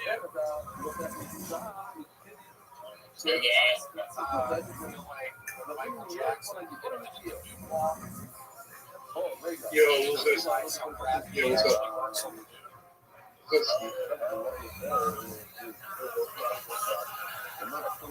You said what? So I'm setting up an escape room. You said July. What's the play? 500. I can't hear you. You gotta turn your mic up. I see what you're saying. Oh, I sold my account. What is the Prophet Muhammad's last name? Frankenstein? No, Tyler, hold on. Let me switch cameras. That's a good joke. That's a hell of a joke. It's all. I guess this I'm in Hollywood. Yeah, I'm in Hollywood. which kind of sucks. Yeah. There you go, William Montgomery, everybody. Very, very good. Let me switch back to my camera. Very, very tough position. How long have you been a regular now on this show, William? Oh, look, anything that looks up in the search on YouTube. My name. Your name? Which one you to look? What's the name, bro? I see the bread on that. I mean, it's T4Z is my name. First. Really? How did that on go? YouTube? Yeah. Okay. That's it. What is that strap to your side? T4Z. Yeah, that protruding. Oh, wow. What did he say about that? Oh, okay. I see. You do a lot of Red Blocks Rivals. I've heard of it. Let me see. I'm going to look at videos. It's really simplified. Okay. Oh, no, 16. You know what? I wanted to develop a game that I'm working on a web app. Like, we have a companion, so I can I'm not gonna like develop that. It's a lot harder than expected. But I'm guessing you play it every day? Yeah, almost. Love it. William, I think having two Williams out last week, one thing I noticed from the streets that I follow is that I think it was a big turning point for you. I think a lot of people that maybe didn't like you soon in the pocket, I guess. Caregiver, like family member. And they're multiple Williams. So I get to work on my side projects while we're working from home. There were two guys. You know what? I was watching a YouTuber come to the very same spot and comparing this to the Chipotle, which is literally right next to, like literally a couple steps away. You know why? I don't know if that's based on pressure, it's based on pressure. They should be better, so I'm definitely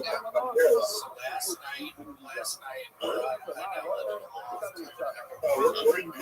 If you don't mind me asking. It's the one with Iran. It's the name of Iran. Guess it. Let me get it. Is that it? That's the whole story. Not Israel. Israel? Well, they're not neighbors. UAE or something? UAE, Iraq? You're going the other side. I'm going to have to do this. Immediately after, during the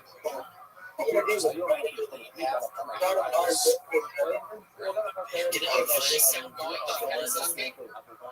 Oh, Afghanistan. Oh, yes. No, not from Afghanistan. I'm from the neighbor of Afghanistan. Okay, so Turkey, Armenia, Pakistan, Pakistan. Yes. Which one? Pakistan? Yeah. Okay. That's cool. Actually, I've been noticing a lot of tourists out here, like a lot of tourists, like, we have tourists out here, but it's like due to the World Cup, we have like, I'm noticing a lot of people from different countries coming to like the US, especially LA and other parts, but yeah. It's good. It's just so that's pretty exciting. Have you been to Paris? I went there. I looked at Pakistan vlogs. Yeah, I've seen some of the vlogs. The short shirt. Stand up for a second. What do you think about the Pakistan?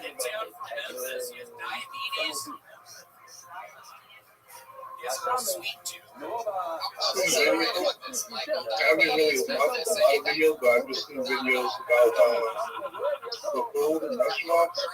So not too much. I don't know much. You can also find Pakistani restaurants in America. You said you can find it what?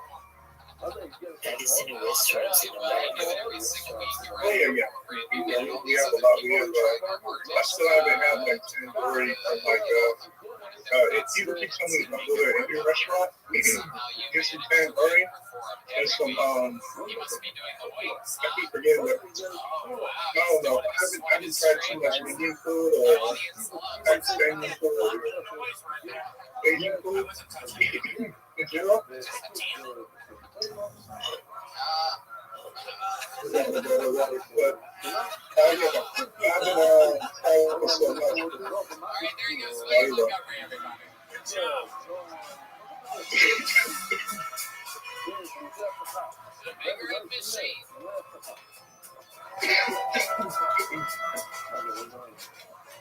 Back to the bucket we go.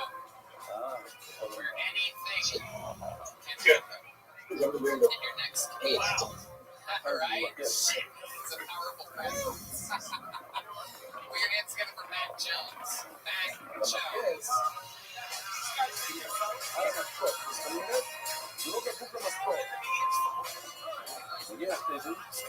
Decide. Oh, here he comes. Hell yeah. Hey! Jones. One more time for Matt Jones, everybody. Yeah.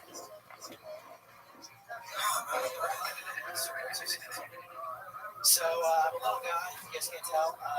My mom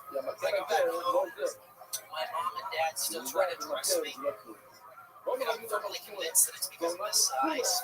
I grew up in the South, my was back home. My dad was like, you need to be able to take him out legs and his clothes. He's wearing band t-shirts and clown shoes. So my mom, she takes me to dinner. It's like a white trash chasing me. And she just talks bad about me right in front of the store clerk. She goes, now, do you have anything for my son? And she just looks back at me and goes, now, he's a small man. It's like, Mom, you're making it sound like there's something wrong with me. Like I just pop out of my mom's fluffy hair like a man in black and then like that's your mother. The lady just looks at my mom, she goes, his small, he's got a tiny little finger too. Matches his tiny little body, looks like a light switch. He definitely didn't get that from his father. Okay. Alright, Matt Jones, everybody. Yeah. Matt Jones. Fuck yeah. How you feeling, Matt? I feel like that was a very good first set. That's a little bit better than I would say. I mean, voices was great. Love it. Clearly, you're here to argue with one of these coaches about your call at second base or something like that. Tiny little one there. That's what I'm doing. I'm trying to definitely,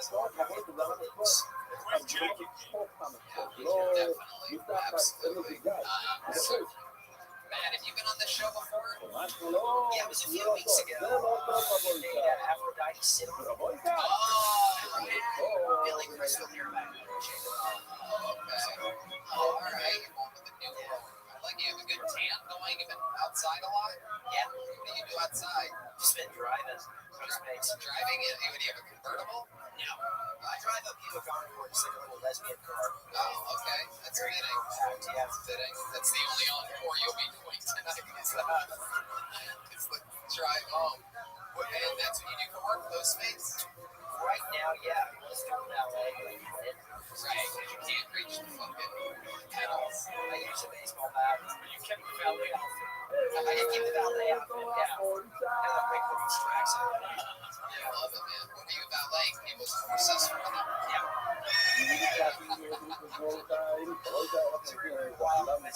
How long have you lived in Los Angeles? 9 years. 9 years. Yeah. Where you originally from? Oz? Yeah. We have 7 of them, like, right by Kentucky, so like, they were Rothschild. Right. By the Derby. Yeah, by the Derby. Yeah. It's another chocolate joke. Yeah, what's your love life like? You have a tiny woman out there? I do, yeah. Now, I'm actually really so scathing to it. Yeah, it really does. Yeah, it does. Every once in a while, there'll be someone out here that's quite a love maker. But not this one. When's the last time you got laid? No, not you, Roy. Not you, you slime. 3 weeks ago? 3 weeks ago? Who was that? It was a Tinder. I'm so hoping it was going to be a Postmate. So you're on Tinder. What do you say on Tinder? He's actually 6'4". I say I'm 5'5". All right, Roy. Okay. Let's relax a little bit here. We're trying to get more information. Okay.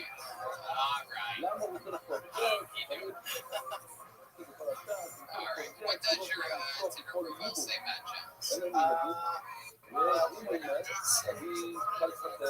it says It's a to Los Angeles to call it. Yeah, why'd you delete it? Because I'm not, you asked me to sex and I don't sex and without acceptance. So I try to stay away from the online Do you think you're a sex addict because of your height? You can smell women's vaginas as you just walk Yeah. That's not the reason why. Yeah. When did you become a sex addict? What does that mean? Basically, I have OCD. So I just get obsessed with something and never get obsessed with something like I have to do it. So you can just substitute track jacket says, I just need to have it. Track jacket? Yeah, this jacket. Yeah, because Sound there. You know, ladies and gentlemen, you can't have just one. It's like him with pussy.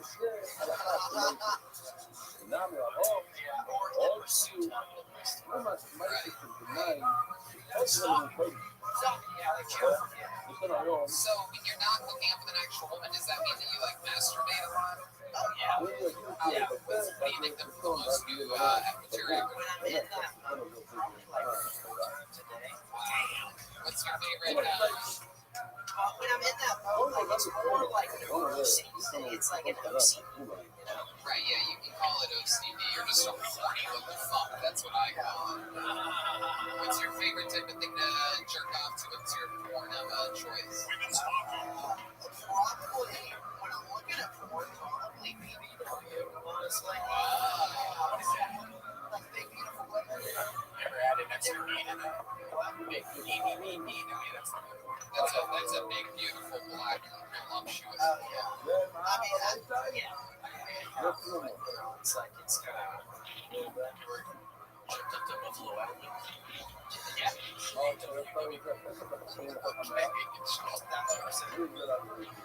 Honest question, sorry. You ever jerked off to a car BMW? That's Lester.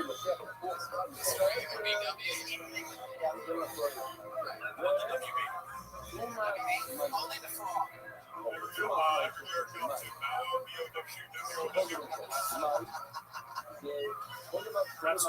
ever been with like a really tall woman? Like ever had sex with them? Yeah, I think I've like 2 women that were like 6 foot, which was crazy to me. You know? Yeah, Where you spin? yeah, I can take the time. He just does cartwheels from the doggy style position. It's like one of those fireworks that you put on the wall and they spin. That's like, look out, people take you. I mean, that joke earlier from it was the Real question. Have you ever heard of a category of porn called carry porn? carry.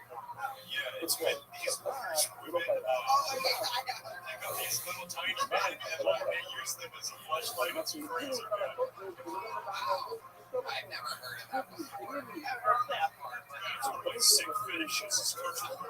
Wow, Jesus, coach. Be careful, you might be not allowed back at that school you're coaching at within 100 feet of it or something. I can roll right there. Any other crazy things about you, Matt, that we don't know that we should know? Any fun facts about you or special skills or talents or anything like that? You know how to do a front handspring or drawing? I do know how to do yoga, which is, I mean, that's pretty much everybody in Los Angeles, but I have like just a ton of characters. That's kind of my skill set. You know, Like, you do impressions? I don't do impressions, just characters. What's your best one? So my favorite one is probably Mangled Chauvinist. What is it? Mangled Chauvinist. Tango? Mangled, like Yeah, Mangled Chauvinist. Okay, let's see. Okay, so I have to get on the ground to actually do it. So Wait, what? I have to get on the ground. Mangled Chauvinist. Yes. Mangled Chauvinist. All right, here we go. Mangled show. Mangled Chauvinist. All right, take that. All right, that is pretty good. That's Mangled Chauvinist. That's pretty good. That's like Mangled Chauvinist. Hey, Matt, can you hear me? Crossing guard. Can you hear me? Crossing guard, I love them. Yeah, Mangled crossing. This is Bengal crossing. Oh, wow. That's good. Two Bengal Americans here. By the way, Michael Lehrer is so offended right now. Well, those were both funny.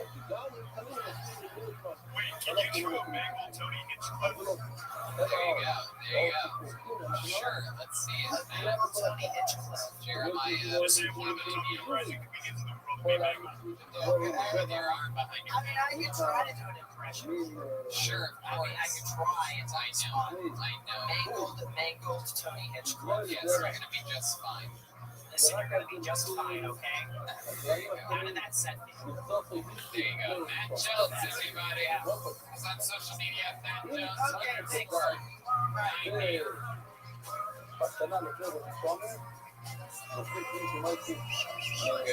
Goodbye. All right. It's time before we go back to the bucket to get another regular up here. This guy, notorious for his incredible joke writing, incredible delivery, and mind-boggling, incredibly aggressive roasting skills. I love him. You love him. Ladies and gentlemen, I present to you David Lucas, everybody. Here we go. Here it comes. Come on, guys, make some noise. It's David motherfucking Lucas.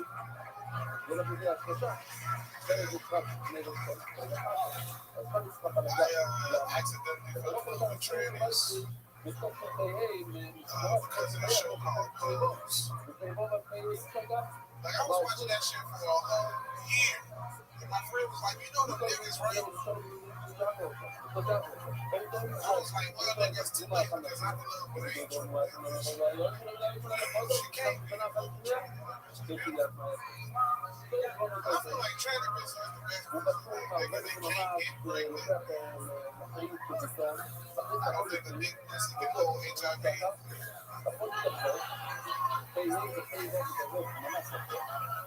And then I started thinking, like, what type of gay girl is that? Like, all I know is if I did have to be a gay guy, I would have to be the one doing the fucking. I'm too big to live on my back. Like, nigga, I put my legs in there for you. Yeah, exactly a minute. David Lucas. Welcome, David. Y'all got Larry Bird, sir?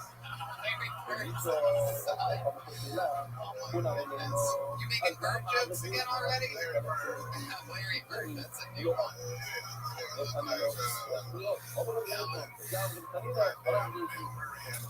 All right, David, be nice to the guest. You always do this every I time. feel like an undercover weed seller. What's a weed seller? Hey, bro, you want a nickname? Oh my goodness, David. Hey, y'all from like, black history month is known for shooting niggas. Wait, what? They shoot a nigga in a movie. Is that true? Yes. Check clear. And y'all know during Black History Month. That nigga name was Rabbi. And High Alert. That nigga hit up in a clock tower and shot a nigga in the park. Some kind of way he ended up on Black History Month. Killed him. Hit him by the bitch. Who y'all got next week? I can't wait to see what time they It's actually going to be for the first time ever, it's going to be the king of late night at the Comedy Store, Don Barris, and some of the cast, perhaps. I don't want to give anything away, but there's a good chance that joining him will be some of the members of the hit movie Windy City Heat. I don't know if I've ever said this on this show before, but Windy City Heat, two comedians, especially here at the Comedy Store, is considered one of the great comedy movies of all time. And I highly recommend everybody listening to this show, after you're done with this episode, go on YouTube the next time you get a chance, and if you can put it up on your TV, better yet, and watch Windy City Heat. Type in the 3 words, Windy City Heat. It is unbelievable. So back in, I think it was 2000 maybe, or 99 or something like that. There was a guy that said that he would do anything to be famous. So they made him feel like he was booking a movie, and they shot the movie around him, a fake movie. Doing things that you would never want to do in a movie, and it's all a fake movie, but this is a real movie about the fake movie. It's unbelievable. It has some of the best cameos ever, like Jimmy Kimmel's and that, just tons of actors, tons of people.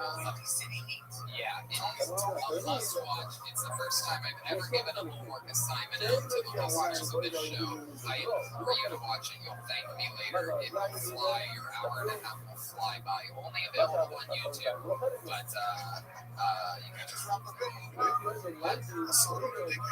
What? What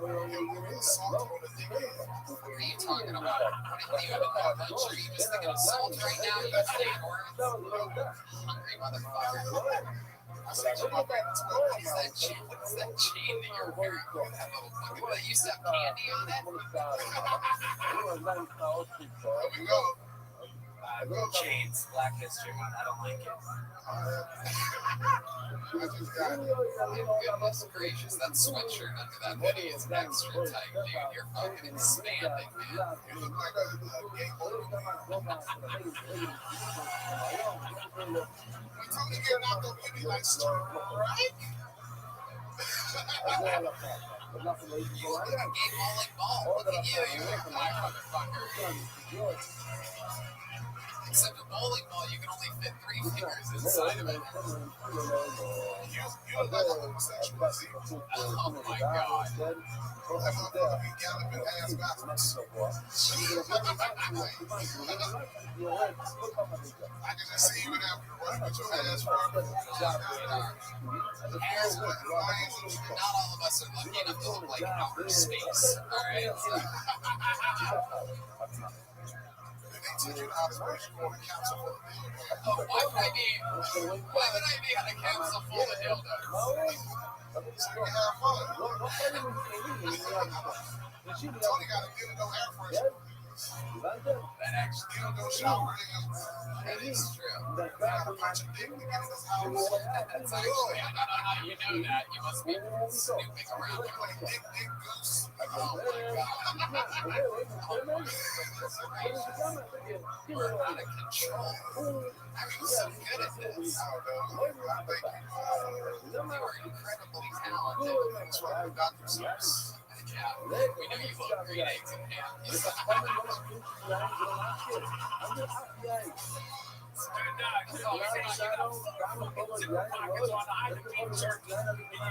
the fuck? How does fucking fuck get you over here, man? You want loud white people? You been a good slave. What the fuck are you doing now, Frankie? Get back to work, you motherfuckers. Put them chains back on. Get it out.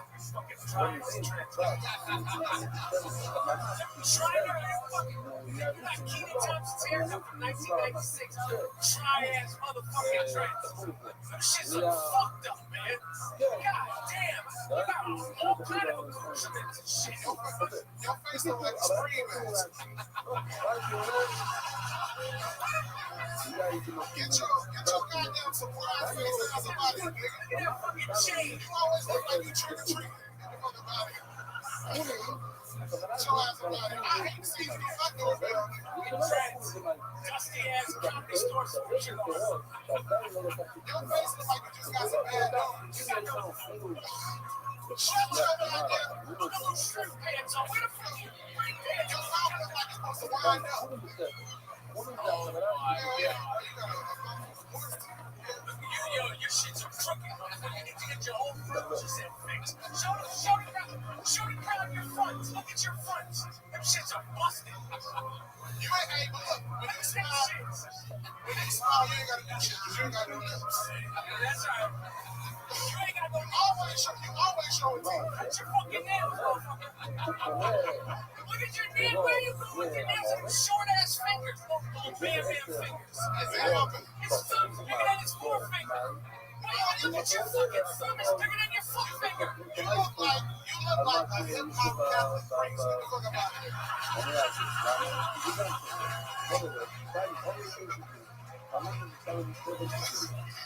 Get your ass out of here, looking like you drive for the Pope. Oh my God. Fucking in your shirt like we can't see that fat fucking thing. You're not a howdy, motherfucker. Sit here, sit fly up. You got 5 zippers on your pants. You should have put a Santa Claus beard on before you came up here, nigga. Why would he wear a beard? To hide that ugly ass mouth. Oh, come on. That motherfucker got a rich ring. Not all of Get us. your CNN news mouth ass up out of here. Not all of us are lucky enough to have those allergic reaction lips that you have. You gotta go to Rite Aid, man. I gotta go. Shut your mama up. Put your looking ass up. I gotta tell you where you should take it to Rite Aid. God damn, you're dusty. You're dusty. You prepared for this. No, I'm not prepared, motherfucker. Looking like you about to spit a freestyle and give the lesson. Get your confused dressing ass up out of here.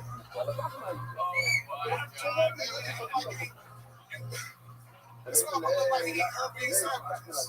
Jesus Christ. Yeah, weird ass white dude. Fat ass black dude. Roly poly looking motherfucker. You got some big ass fucking bobtails. How many toes you got? Hey, bitch, can I hang out with you? You do it some big thumb. You got some fucking, your hands are fucking. Let me see your feet. I guarantee you. Why you talking like Joe Pesci? Let me see. Get your home alone talking ass up out of here. You got the first edition. You got intermission that you're all alone. Let us see your hat. Let us see your hat. That motherfucker got a head for the damn rapper. I'm good. Dry ass tricks. Shit all over the place. Where the fuck is all with your shit? Yo, put some grease in them shits, man. Throw them shits out. Figure out what you're doing. Kenan Thompson, goddamn. Do something, man. Take a man when you look fucked up on the arm. You get your Sherlock Holmes dressing ass up out of here. Okay, all right, I'm not putting it in. Like a gospel detective. All right, I'm ending this. I'm ending Yeah, this. sip your water without them lips, nigga. That motherfucker got to sip water with his teeth. David, I'll bark him off that. all right, David. David, you're out. I want to hear what the fuck you got to say about those pizza delivery now. You need to get the nail flowers for your knuckles. Your knuckle tracker. Your shit's fucked up, man. Look at your fucking hands, man. Yo, you got some horny fucking motherfucking hands. Look at your hand. Show it. Show like you've been massaging concrete. Show it. Yo, This motherfucker opened up a concrete massage parlor. Bring your driveways in. I'm massaging your shit is concrete. fucked. You got oatmeal colored hands, man. What the fuck? Dry sand at the beach fucking hands. Your face is like cornbread. Okay, all right. Guys, we got to stop. Get your It's been 11 minutes of this. Get your Thanksgiving stuff and eat ass up out of here. You might talk about stuffing big chops. There you go. So we got Michael, Chocolate pudding and sardine, motherfucker. Michael got the last one on the fuck that. Keep going. Get your goddamn bagel and smoked salmon eat ass up out of here. You're wearing an outfit I dropped off at the Salvation Army 2 weeks ago. Look at that shit. God damn, man. God damn. Yo, God damn. Give him a new Comedy Store sweatshirt. Fuck. You got the 1997 edition, motherfucker, man. Oh my God. Ladies and gentlemen. What do you mean you gotta keep going? One more time. You guys are out. Go ahead. Make sense now.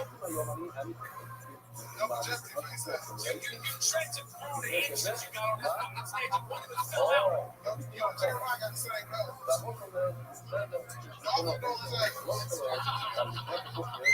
Intentional, I'm not in this.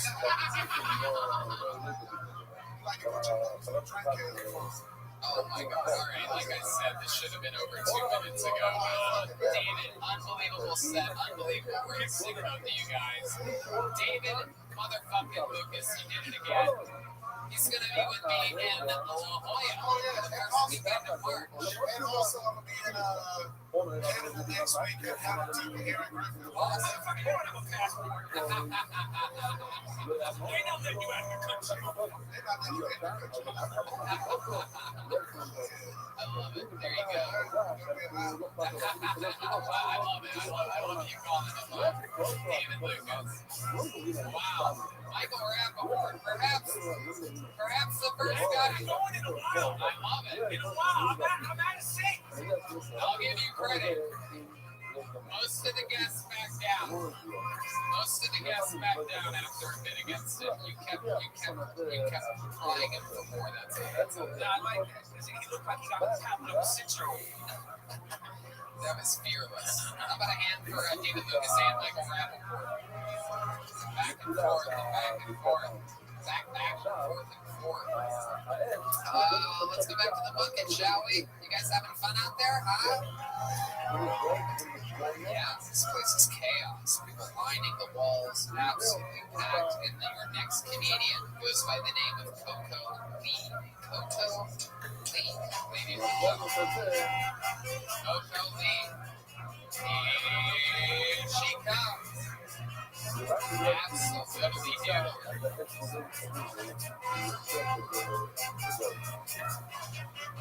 one more time for Coco Lee, everybody. Hello. Let's go ahead and get this out the way. I know I'm a big black woman. I know we're in a club. I'll say. I know, it's like the one rule, right? Like the big black woman was to sing and bring the church down. Hallelujah, and hallelujah, and somebody come get these kids. And Lizzo. I just turned 40. Thank you, I know. Sucking white women, black don't crack. What the body do?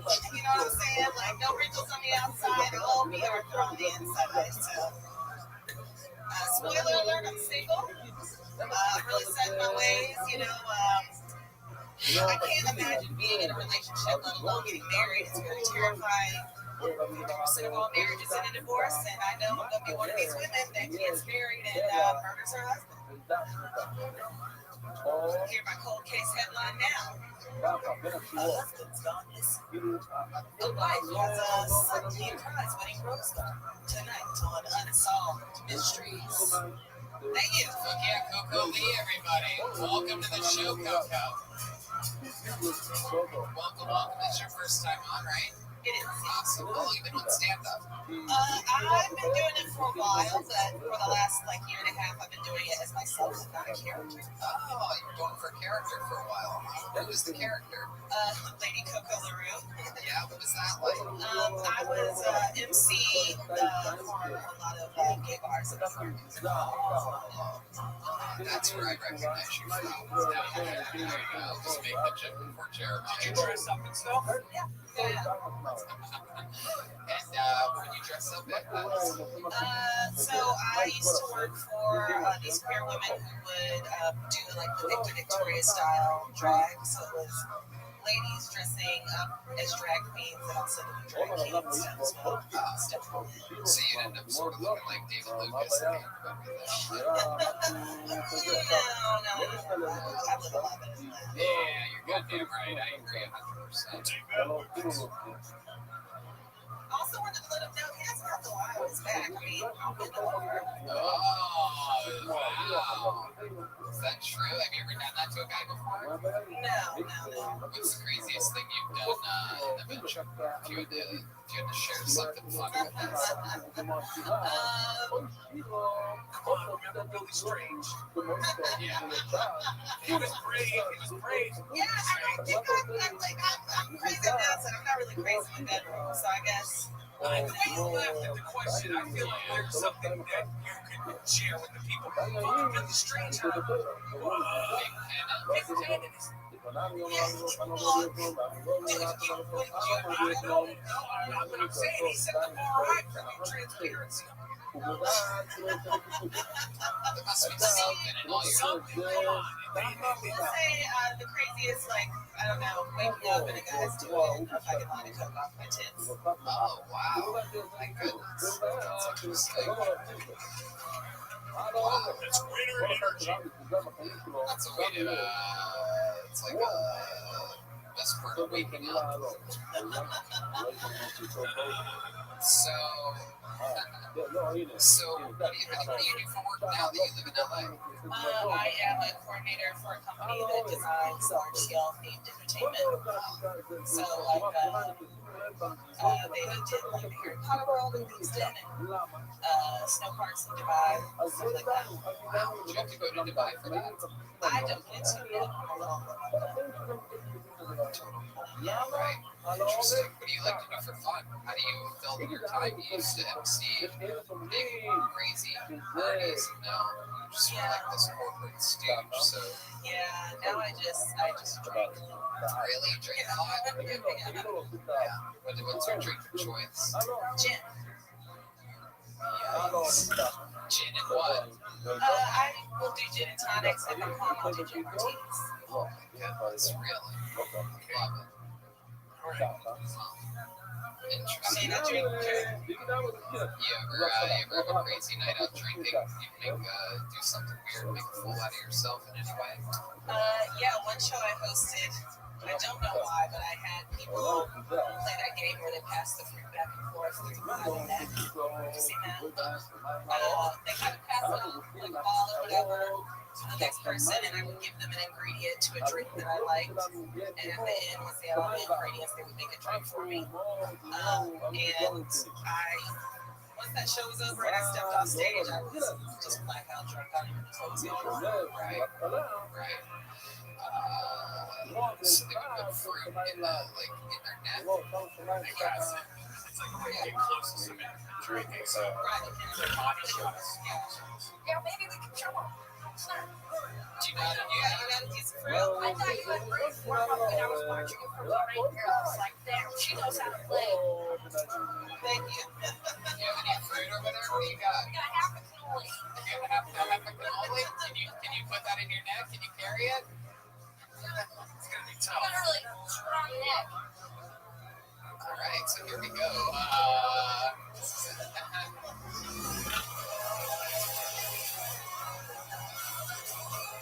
Oh wow, they're definitely gonna end up with cannoli all over them. Oh, there you go. This is so long. Look at this. Looks like this softball coach just found a new fast pitch. Oh, here we go. Oh shit. Thank God. Wow.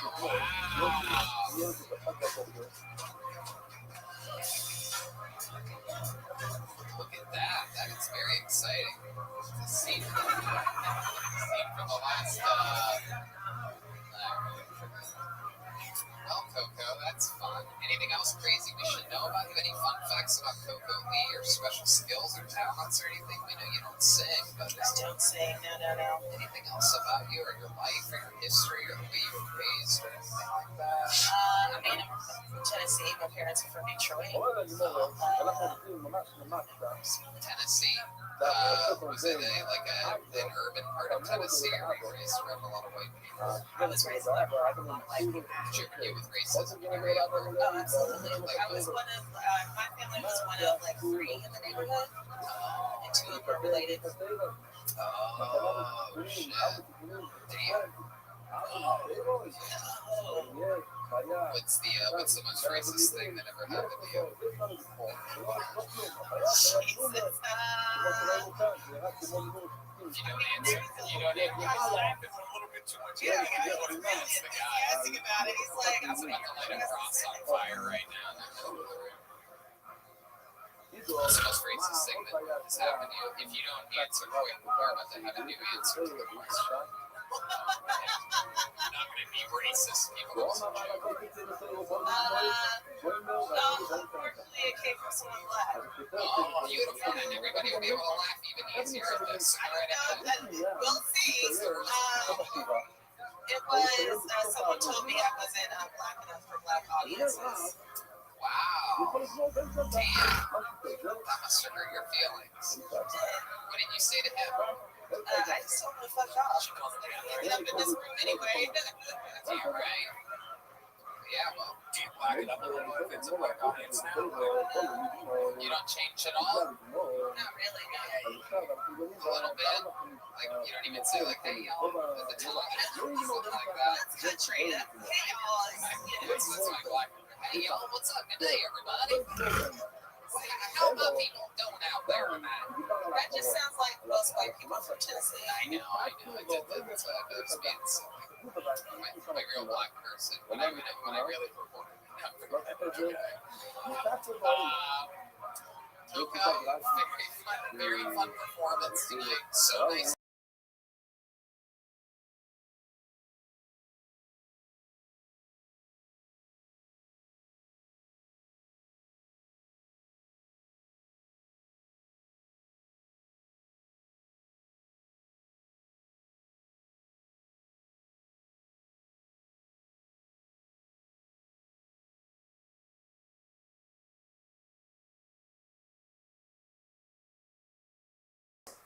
City improv training. A lot of his friends and people that he started with are on SNL and doing very serious things. Our friend came down with the Eric's disease a couple years ago and is now the powerful newest regular here on Kill Tony. Ladies and gentlemen, he is one of the backbones of this show and an inspiration to us weekly now. I present to you the comedy stylings of Michael Lehrer, everybody.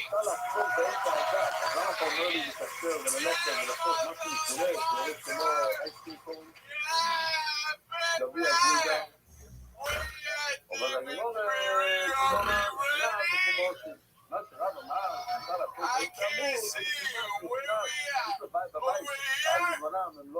You motherfuckers, what camera? All right, yeah, let's set it off now. Yeah, y'all, I'm starting out production company. I'm gonna make pornos for disabled people. It's gonna be like the brain bus, except the horn drops and I get strapped securely to the back of the van. I love having untreatable disease. All I do is tan, smoke cigarettes, share needles, and have unprotected butt fucks. I ain't friends with broken. I am just not Raven. Michael Lehrer is the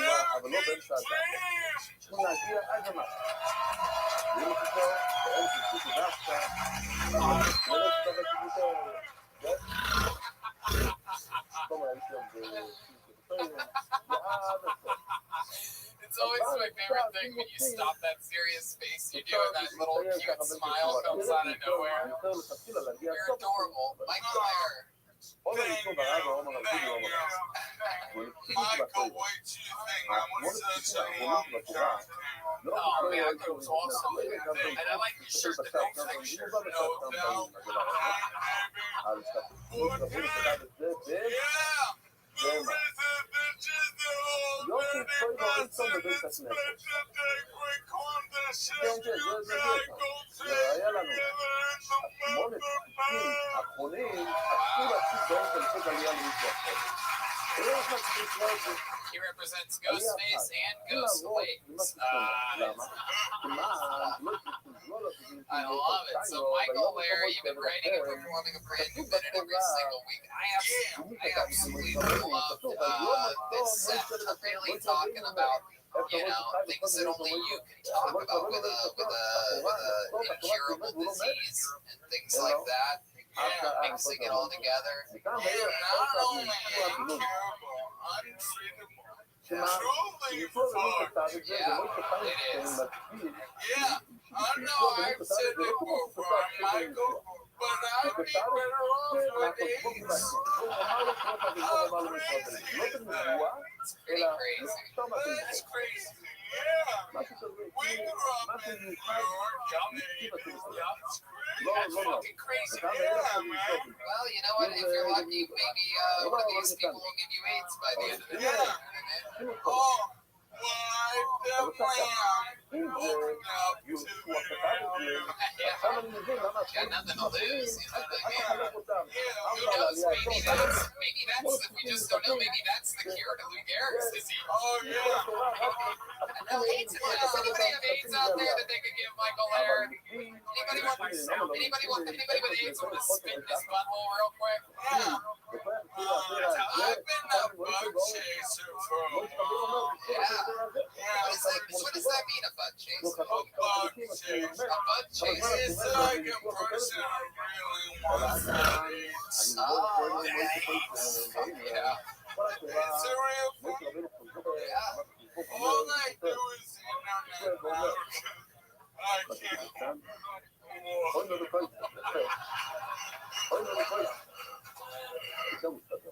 Hey, I prepared a monologue. I was gonna try to do it organically, but fuck it. But may I perform my monologue? Abso-fucking-lutely.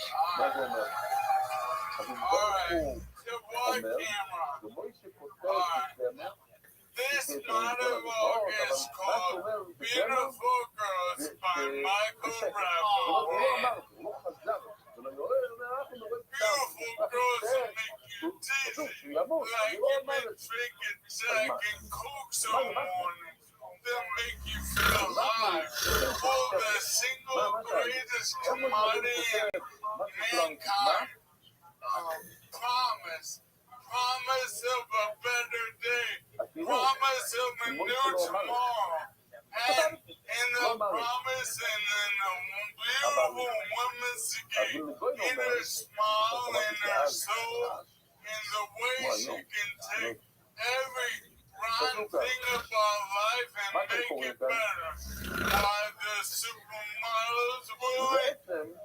Because the bottle promise. Hell yeah. Wow. Wow. I love that. Michael Laird. So how so? Hell yeah. It was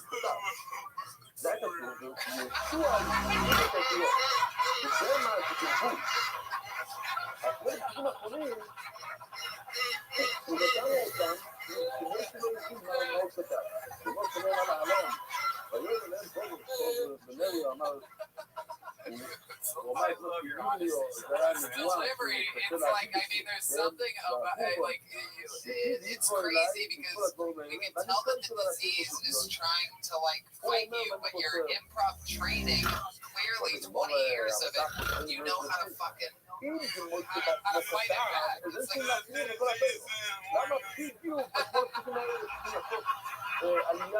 sorry, Shauna. Sorry, Shauna. The disease is being improv. Oh my God.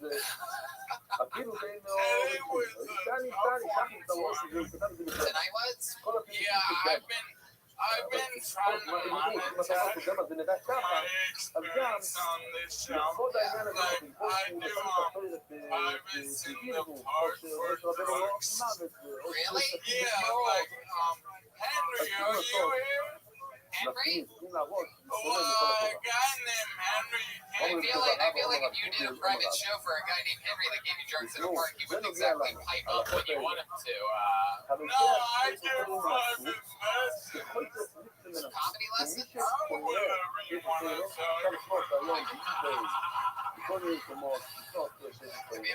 I hope it's comedy. I hope you're not teaching people how to kick field goals or anything like that.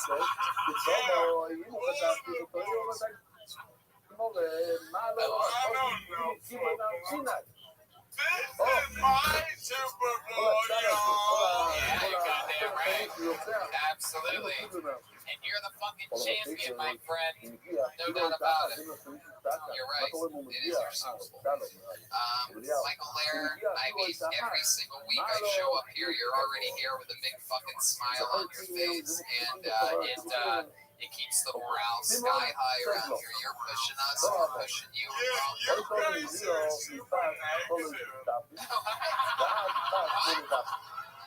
Hoy todo el día y está todo el día. Hoy día,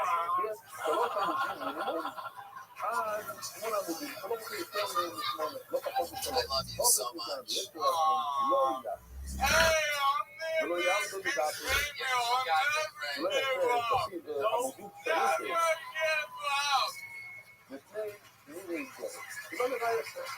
How many of you out there think Michael Lair is going to be the first person ever to beat Lou Gehrig's disease? There you go.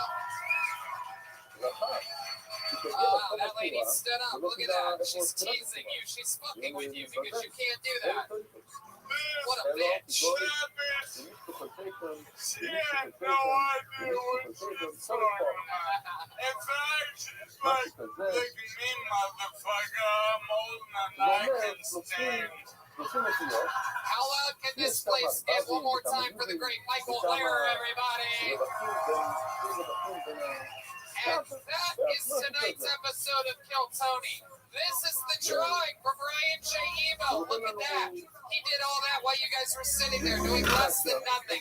Every single print's available at RyanJEmail.com, and it's going to be coming at that live stream camera in just a second.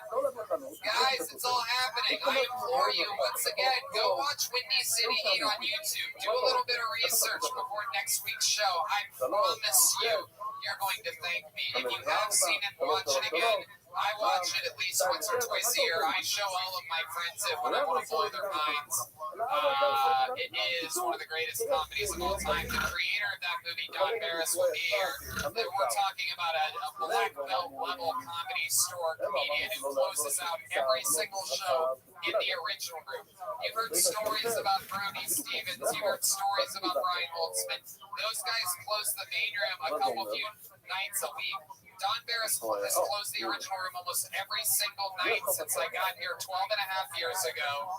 We've been trying to get him on this show since episode 1, and we are finally able to lock him down for next week with his some of his closest partners in crime. So that's a big deal. How loud can this place get? One more time for the great Michael Rappaport.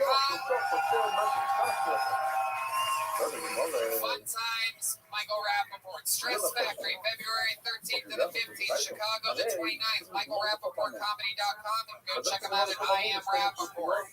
Thanks for being here, Michael. Fun times. Thank you so much for having me. Guys, he did it again. Jeremiah Watkins was here, everybody. How about a hand for Coach Roy Robeson, everybody?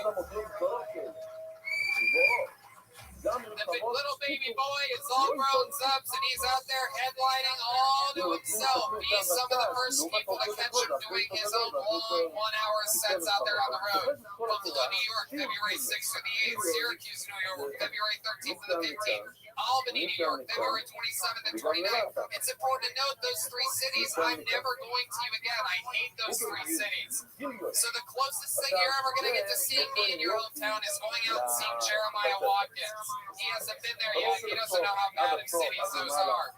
San Antonio, Texas, March 5th through the 7th. Huntington Beach, March 14th, and Vegas, March 15th. Jeremiah Wonders has a new episode out right now. Anything else, Jeremiah? Ryan J. Ebel is the guest on Jeremiah Wonders this week, so look out. Wow, very cool. Follow me on socials, Jeremiah Stand Up, and YouTube.com/Jeremiah Watkins. Love you guys. Guys, you know where you are quickly becoming one of the absolute favorites on this show. How about a hand for the great Jesse Johnson, everybody? She's on social media at Jetski Johnson. Anything else, Jesse? Thanks for having me. We love you, Jesse. Thanks for joining us. Amazing on the trumpet. How about Chroma Chris, everybody? Silent but deadly. Chroma, what do you think about tonight's episode? It had the heart of a champion, Tony. Anything else? Yes, we have a huge shout out to give to G&L Guitars, who's hooked us up with some new instruments. Wow, that's huge. G&L is huge, and thank you to Ernie Bell as well. And we got more coming. I'm going to write that down so we can give them a shout out at the top of next week's episode. GNL Guitar. Fuck yeah, absolutely. Guys, you know him, you love him. The backbone, Joel Jimenez. Right there. Joel is mostly sorry on social media. Anything else, Joel? Yeah, we had Sal's Comedy Gold tomorrow with Trevor Wallace and Jamie Kennedy. I love it. Hey guys, look, I said his name 3 times. He popped up. It's Don Barris. Joining us next week. I just told these people 3 times to go check out Windy City Heat on YouTube. Do the research. The big 3 will be here next week. That's huge. If that's not huge news to you, that means you have to go see the fucking movie immediately. Go to YouTube, type in the words Windy City Heat, whichever thing pops up is about an hour and a half. Watch that. Your mind's going to be blown within the first 4 minutes. And that's that. I think that covers everything. Don't forget, still a couple tickets left for Vancouver, Swansea, Massachusetts, La Jolla, Tacoma, Austin, and Austin. We just added a second show to that big Boston show, April 9th. So get your tickets for that. If you're going to the first one, maybe you want to go to both of them if you're a diehard fan from Boston. So get on it, April 9th. I believe that link goes live tomorrow. Right, Dan? Love you guys. See you later. Love you. Good night, everybody.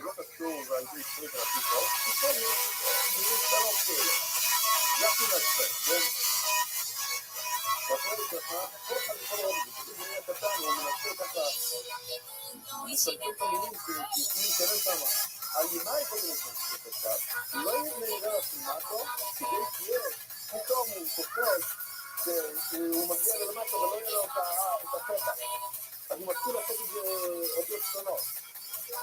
אותיות גדול תפסידי. אולי זה ידע רצונה לו. אז הוא מתחיל, כתוב סגדון, והוא עושה כל מיני זה, 40 שורות, הוא צריך להכניס בין 43, אז הוא מתחיל לעשות שורות קטנות כאלה. אולי זה ידע רצונה סיפור קיצור. זאת אומר, שאל אותם, סיפור שתי שורות, הוא רק בעייתים, אז הוא מתחיל לעשות קצת קטן. לא זה יראה לקריטה של טאוטו, בקיצור לא לעשות קצת יותר קצת, לא יפה.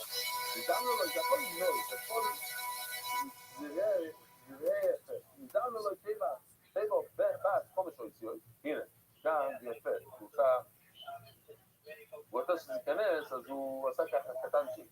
הכל גדול והאותיות האלה קטנים. יפה, פה, זה אני מחפש את זה. היה לו מילה של 5 אותיות, עכשיו, מה הוא יעשה? וגם לא יודעים לדעת כל מיני ראיתי, שתיים בשביל דקה וכל שקיפות דעת, לא, ממש לא טוב. זאת אומרת, כל מילה שיש, לא לשים את החלק הקטן בתוך הציטוט ואת הרוב פחות. זה לא משנה, זה יכול להיות של 7 אותיות. עד איך להשתמש בזה ב4.5. אחוז כן, אחוז בסדר.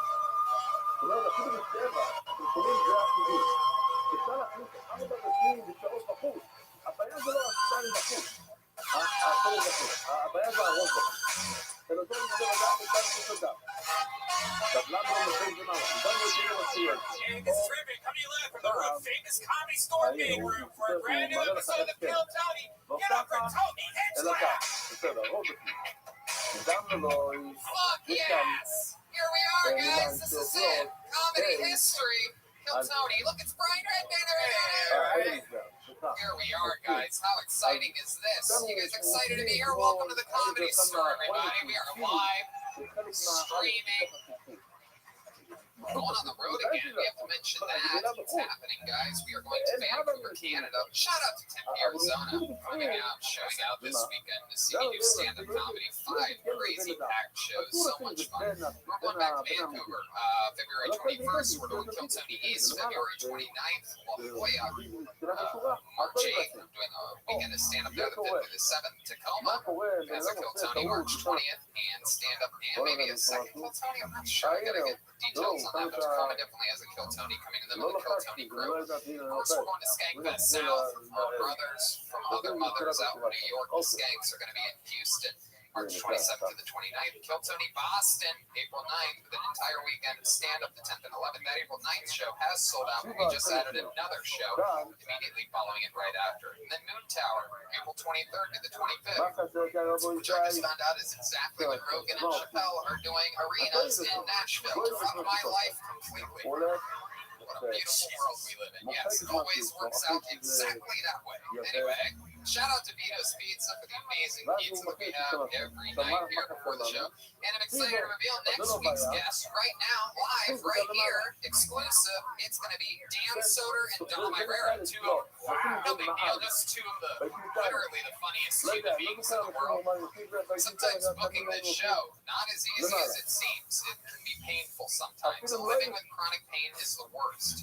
It's more than a feeling of discomfort. It can affect your whole life. Many of our listeners probably have some type of pain that has prevented them from relaxing and sleeping or stopped them from exercising. Perhaps it's been ongoing for a few weeks now. It hasn't improved with any treatments they've tried. And there's one great thing that works. It's Omax Health. Yeah, if you're looking to get rid of nagging muscle pain, joint pain immediately while providing long-lasting recovery, then you need to try the natural breakthrough pain relief solution, Cryo-Free CBD Roll-On, developed by Omax Health. This is a non-prescription triple-action pain roll-on that's specifically formulated to block pain receptors, reduce inflammation, improve muscle and joint flexibility. The best part is it's 100% natural remedy. It works magic in 10 minutes of the application. It lasts up to 8 hours, longer than any over-the-counter. That's true. Omax Health is offering our listeners 20% off a full bottle of Cryo-Free CBD pain relief roll-on plus shipping. This discount also applies towards any product site-wide. Just go to omaxhealth.com today and enter the code KILLTONY. That's omaxhealth.com and enter the code KILLTONY to get 20% off Cryo-Freeze and site-wide. Anyone from athletes to Grandma Josie can benefit from immediate pain relief with Omax Cryo-Freeze. Simply roll it over wherever it hurts and lights up with pain, no messy creams or awful fragrances like some of those other products. Cryo-Freeze works within 10 minutes of application, improving physical training, recovery, and performance. Go to omaxhealth.com and enter the code KILLTONY to get 20% off Cryo-Freeze and site-wide. I'm telling you, this product is the real deal. Go to omax.com. omaxhealth.com and enter the code KILLTONY to get 20% off on site-wide. There you go. Absolutely.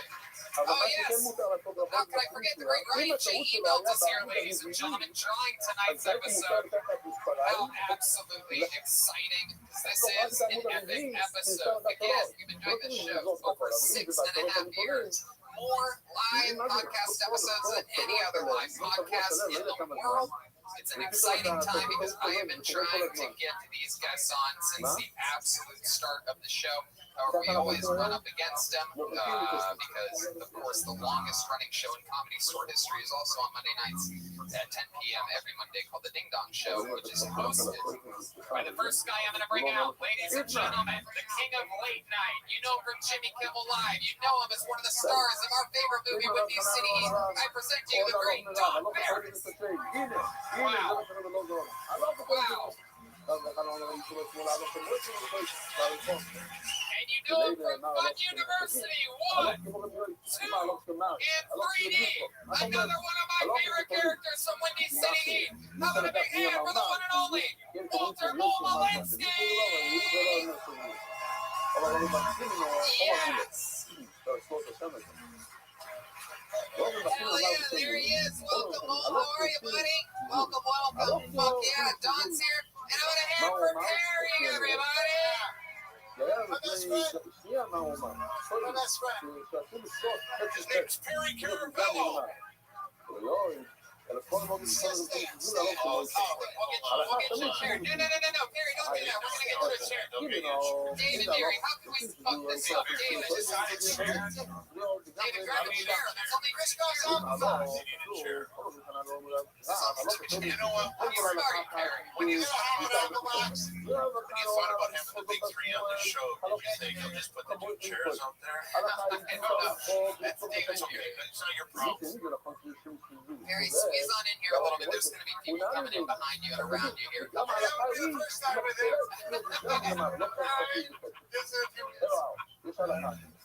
Well, welcome to the show, guys. It's so exciting.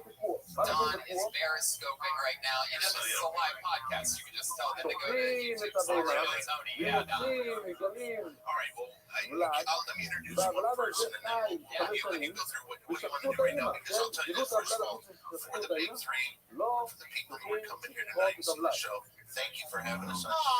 And let me tell you this, that son of a bitch here with the huge cock did something that was unbelievable, because what he did last week, he announced that we were going to be on the show, and he told people, go watch the movie. Over 100,000 people watch because of this. So I want to thank Tony Hinchcliffe and Redman and everybody. Kill Tony! We're about to do it tonight, Don. Can I just ask a question to the audience? Oh, it's the fun! Okay, great. Me too.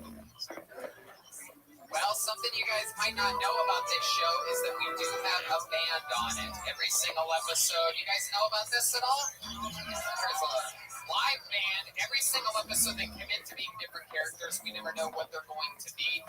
It's always a surprise to us. Maybe it's the return of some famous characters they've done in the past. Maybe it's brand new characters we've never seen before. We're all about to find out right now what they are tonight. I present to you the best stand band in the land. It's the Kill Tony Band. Jeremiah Watkins, Jesse Johnson, Schulberg, Joel Jimenez, and Chroma Chris.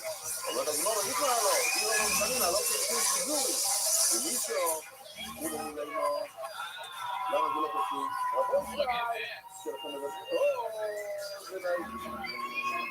Wow. Incredible. My mind is blown. These guys are something else tonight. I don't think we've ever seen these ones before. One's got a Powerade. How exciting. They're popping off! Hell yeah. All right, get to your seats, guys. That's a long intro. Fuck yeah. It's a little bit longer every week, huh? All right. What is this unit here? Hey, my name's G-Man. We're social media influencers. Wow, social media influencers. This is exciting. G-Man, are you any relation to Kevin Mack? He's my brother. Oh, wow. How exciting. And who are you, young lady? Hi, I'm Cassandra May.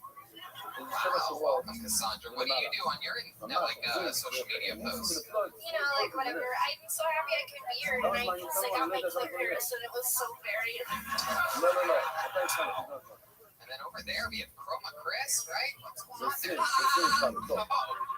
What up, name's Tristan. I'm coming to you live from Kill Tony. What up? Tristan. I'm saying fresh with some Powerade and I'm getting tipsy with some effing vodka.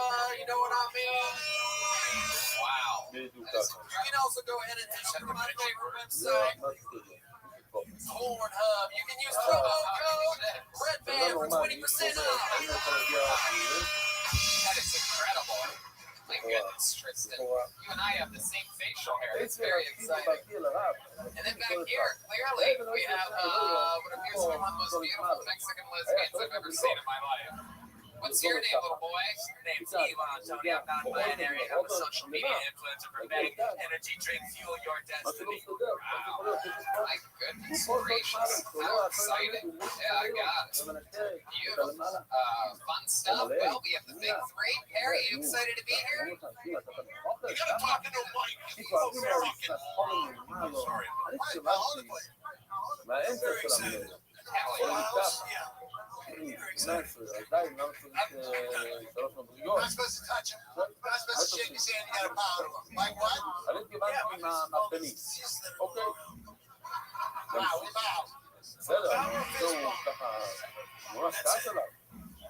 Wow. What disease are you most afraid of, Perry? Okay. coronavirus, SARS, a fucking flu, you know. Or excuse me, if I'm not supposed to excuse me, I'm supposed to say something. Can I just start that, you know, just the flu, you can interrupt. Oh, very good. I will. Can I just introduce somebody real quick to get them out of here?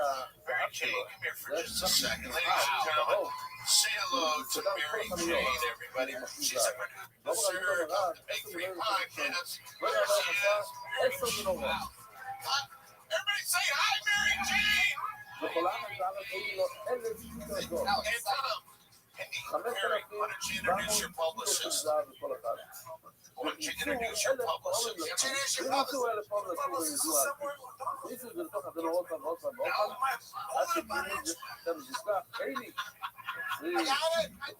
I'll take this. I'll take this. Okay, get a two-shot.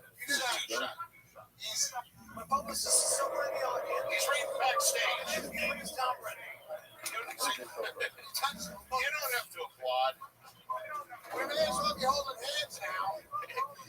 Hey, baby, for those that know, he's very good friends with John Quincy Adams for 9 months. Oh, wow. Well, let's give him nice hands. I just wanted to touch you. See them? Tom and Mary Jane. There you go. Tom and Mary Jane. All right. Now we'll stop this. We'll say goodbye to everybody. Would you say goodbye, Tony? Yes. Goodbye to you 40 people on Don's Periscope. We are 46. You fuck. We're live streaming to thousands of people right now. I have 65 million followers. So we have the whole crew here. We have the big three for the first time in the show's entire history. The great Don Barris, Mole, Molinsky, Harry, and the band is social media influencers. We got Red Band and his soundboard, which brings me to this, everybody. It's the great, powerful bucket of destiny, everyone. I pull your name out of this bucket. That means you get 60 seconds on this stage uninterrupted. Anything can happen. You know your time is up when you hear the sound of a kitten. Wrapping up that or you're going to bring out the Angry West Hollywood Bear. And then I lead an interview. We find out more about you, and we get your comedy judged by Don Mole and Harry, and see what else they have to say about life. Okay. Can I just say something? Chad, that kid was adorable. It's really sweet. Yeah, I'm gonna do it. You can just leave it down, but if you want to hold it, I mean, it's okay. No, yeah. Hold it up, Don. You guys ready to start this fucking show?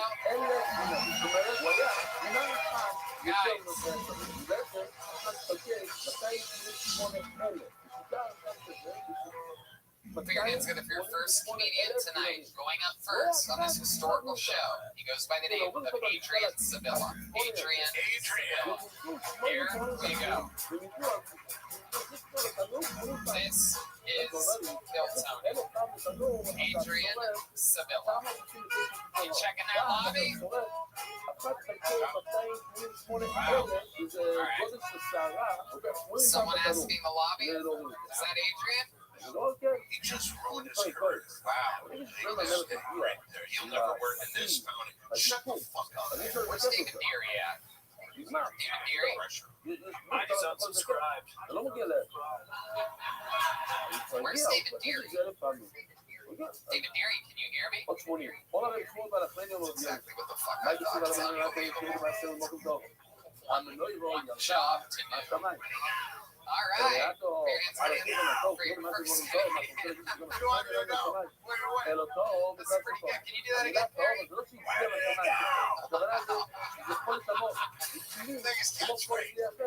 All right. Your first comedian goes by the name of Green Diamond.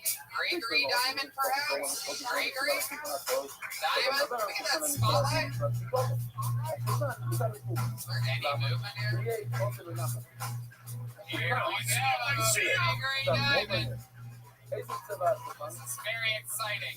The big three, Kill Tony, the powers are combined tonight. We are crossing the streams.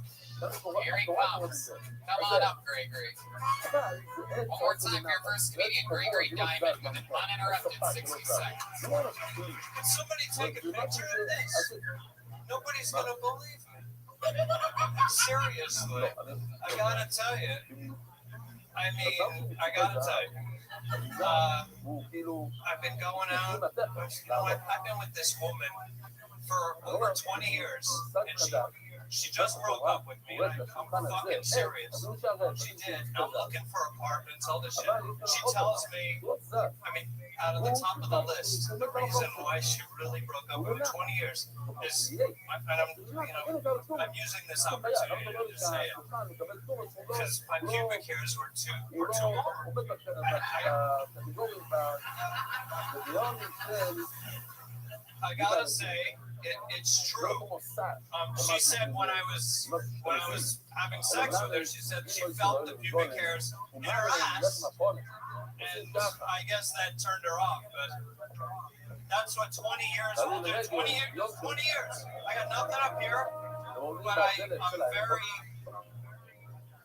Yeah, I want to, I want to show myself down there. Okay. It's a little something. Gregory Diamond. It's Gregory Diamond. Hold on to that microphone, Gregory. Grab that microphone. Bring it back out of the stand. Relax. Greg. Just take a breath for a second, all right? Jesus, like Woody Allen on Adderall. Creepy fucking dude, you are. I'm not with my, fuck around with my relatives. All right. Yeah. Boys, what? Guess you broke up with him. I'm serious. Did that really happen, Gregory? It really don't looking for apartments. You're like Mrs. Basil's brother, Mr. Miserable. I'm miserable. You got divorced. That's how We're not even married. We've been together for 20 years. I gave her the ring. Now she's like, you can't commit. She tells me this, but it's 20 years. God, 20 years she was able to last with you? I can't even 2.5 minutes and I fucking hate your guts. Gregory Diamond, my goodness. So how long ago did the big breakup happen, Gregory? This within a week. Within a week. And now she got her own apartment on her own today. Yeah. And I'm sorry, ladies. He's single. I guess that means it's over, right? Yeah. This is all. Wait, Harry, if you're gonna say something, you have to have a microphone up to your mouth. Why did you bring my Harry, shut the fuck up. Harry, what did you say? I said that might be her clapping in the audience. Fucking nightmare. So Gregory, that's your first time doing stand-up? No. Oh, wow. Oh, yikes. A lot of 20 years of practice. Really? I'm making a comeback, seriously. This is the beginning of the comeback. Maybe I got another 20 years. So you started stand-up how long ago? 99. In 1999. And then when did you stop? 1999? Yeah, that's right. I gotta tell you, I feel like he already killed himself and this is his ghost. That's fucking great. I love it. I love this guy. I freaking love it. What? Gregory. I've never seen a teacher do a school shooting, but this is what I think it would look like. This is great. I love it. Were you going to say Don Barris? I was going to say that first of all, I think that what you did, you came out and you talked about yourself, which I think is very, very difficult. But you're performing for maybe one of the worst audiences I've ever seen. Oh my goodness. But the best looking audience. There's a lot of good people here. There's good people. You guys understand. You guys Gregory, shut your rambling fucking mouth. God, you are unbearable. I'm gonna talk. Okay, let's get some All the kids are in their houses now. What's he supposed to do?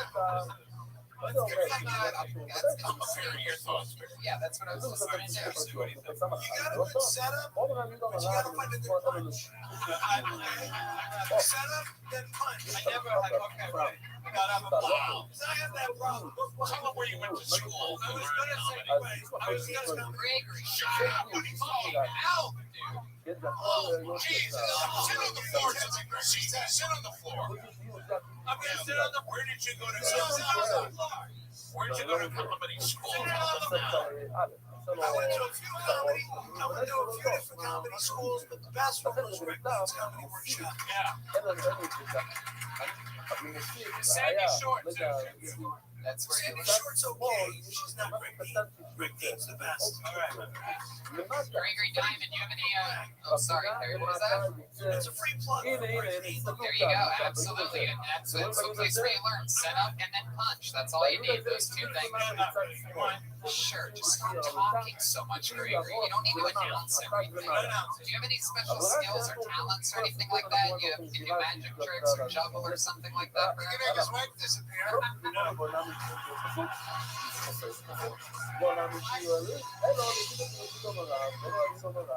I am here to amuse you. He's actually a magician, and that was awesome. Ah, there's the fun game. Could I'd like to see what you look like with your shirt off. Can we do that? Hang on, Don. No, the name of this game is shit. I'll take my jacket. Excuse me, Gregory. It's terrible. That's the punch. That's how you meet your wife escape. That's it. How? She said look down. Why? Tell him how you drove your wife. Oh, tell her. Oh, don't I gotta be honest with you. She's broken up. Gregory, shut your fucking mouth. Stop fucking talking until someone asks you a fucking question. You absolute imbecile. Do you have your wife's phone number right here? I'd like to call her right now in front of everybody here. Do you have it? Hey, let's do that shit. I like the way you What's think. your number? I don't say it into the microphone. Greg can't do anything without talking out loud, so you don't want it to go out over the podcast. Gregory Diamond. Okay, let's see. What is your name?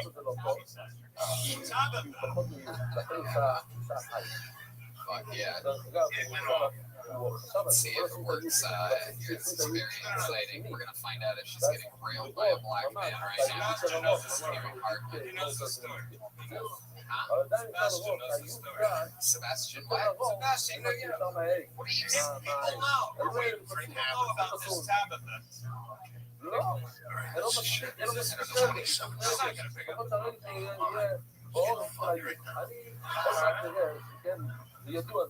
That's right. That didn't work out. Thanks for giving us the shit number. You're trying to pick this is sorry. She's scared. It's all good. Gregory, you might be one of my least favorite people that I've ever been out. There you go. Yeah, you don't want the number out there, so just let it go. All right, Gregory, you are literally the worst. Gregory is inconsolable. You're sad. I mean, just bottom of the barrel, and then during the interview part, you just keep talking about every single thing while other people are talking. Something. Well, there he goes, Gregory Diamond, everybody. That's the risk you take here with Piltoni. Pretty easy, the interview part. You basically just listen to the questions and then tell the truth and an honest answer afterwards. It's Gregory. Tell Tabitha that we want her to come on the show next week. She has an automatic spot. I bet she will. Yeah, that was just proof that none of this show is produced out of this bucket. God, thank God that guy is here. Sword, huh? God. All right, hold another name out of the bucket. You guys get the show? You having any fun yet? Here we go. Put your hands together for your next comedian, Ari Monahan, everybody. Ari Monahan. Oh, look at this. She's right here. Here she goes. Ari Monahan. One more time for Ari, everybody. Fucking knew this was gonna happen. I'm Irish. That means I'm lucky. It also means I'm drunk. Hello. Nice to meet all of you fine people. Well, this is I moved from Atlanta. I just moved to LA about 3 months ago. I feel like everybody's into recycling, but like more like an Instagram kind of way. Like, look, you might find it cook in the recycling. You're welcome. But no one's really gonna give a shit about it until the Instagram models tins start melting. Yeah, we need trees to breathe. Okay. Guys, Kylie's melting. Fuck fossil fuels, guys, come on. Get Elon on this. Like I said, I'm from Atlanta. LA is new to me. The one thing that is not new is traffic and weed. We have both. Although in Atlanta we just have weed. We don't have like yellow dream, like mom's trapdoor, you know. All these fancy names. It's just mean. Actually, the first time I was out here 6 days ago, I was at a hostel trying to look cool. So There you go. Ari Monahan, everybody. It has begun. There you go. Very good, guys. Very good. Jesus. Wow, enough with that fucking song. Welcome, Ari Monahan. One of the few Aries that's allowed to perform stand-up right now in public. Welcome. So, you've been in LA 3 months. How long have you been doing stand-up? I started at 4:30 today. I'm not kidding. Wow, you had your first spot at 4:30 today. Yeah, it was where they pull out of a bucket and give you a theme. So I'm on brand. Look at that. You have fucking luck. Very exciting stuff. And what made you start stand-up comedy today? I've been being told since I was 8 that I should do stand-up, and nothing else really works. I'm not skinny enough to model. I'm not pretty enough to be stupid. So Well,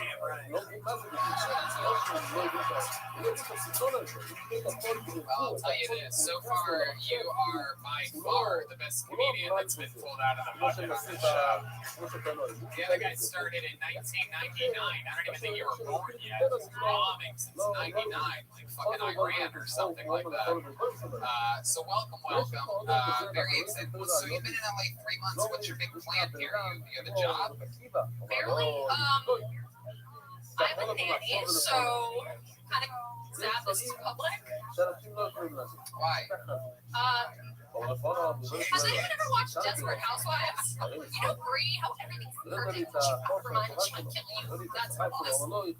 If I may say something, I thought you were absolutely, since it's your first day ever doing stand-up, that took a lot of fucking balls. And no, that's the other one. And in front of this crowd that has nothing but hate in their damn hearts, I thought you did a wonderful job. Let's check in with a guy who's been to many comedy schools, Perry Carabello. Yeah, if this is your first time, you're doing a great job. That's what I just said, you fucking idiot. Hey, can I give her the compliment? But I said that. You said exactly what I said. Would you have said that if I was ugly?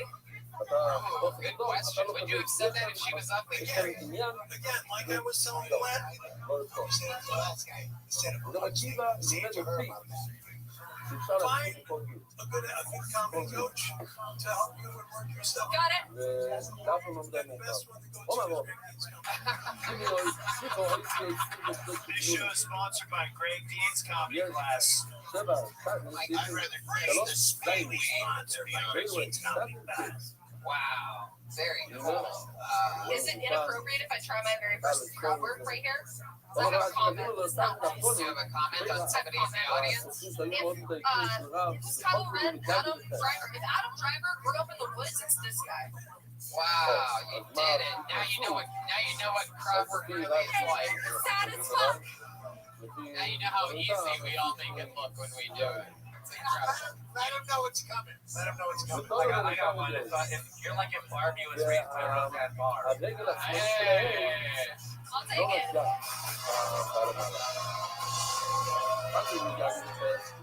Children 1 for 1 tonight. Or as one would say, Roseanne Barbie. There you go.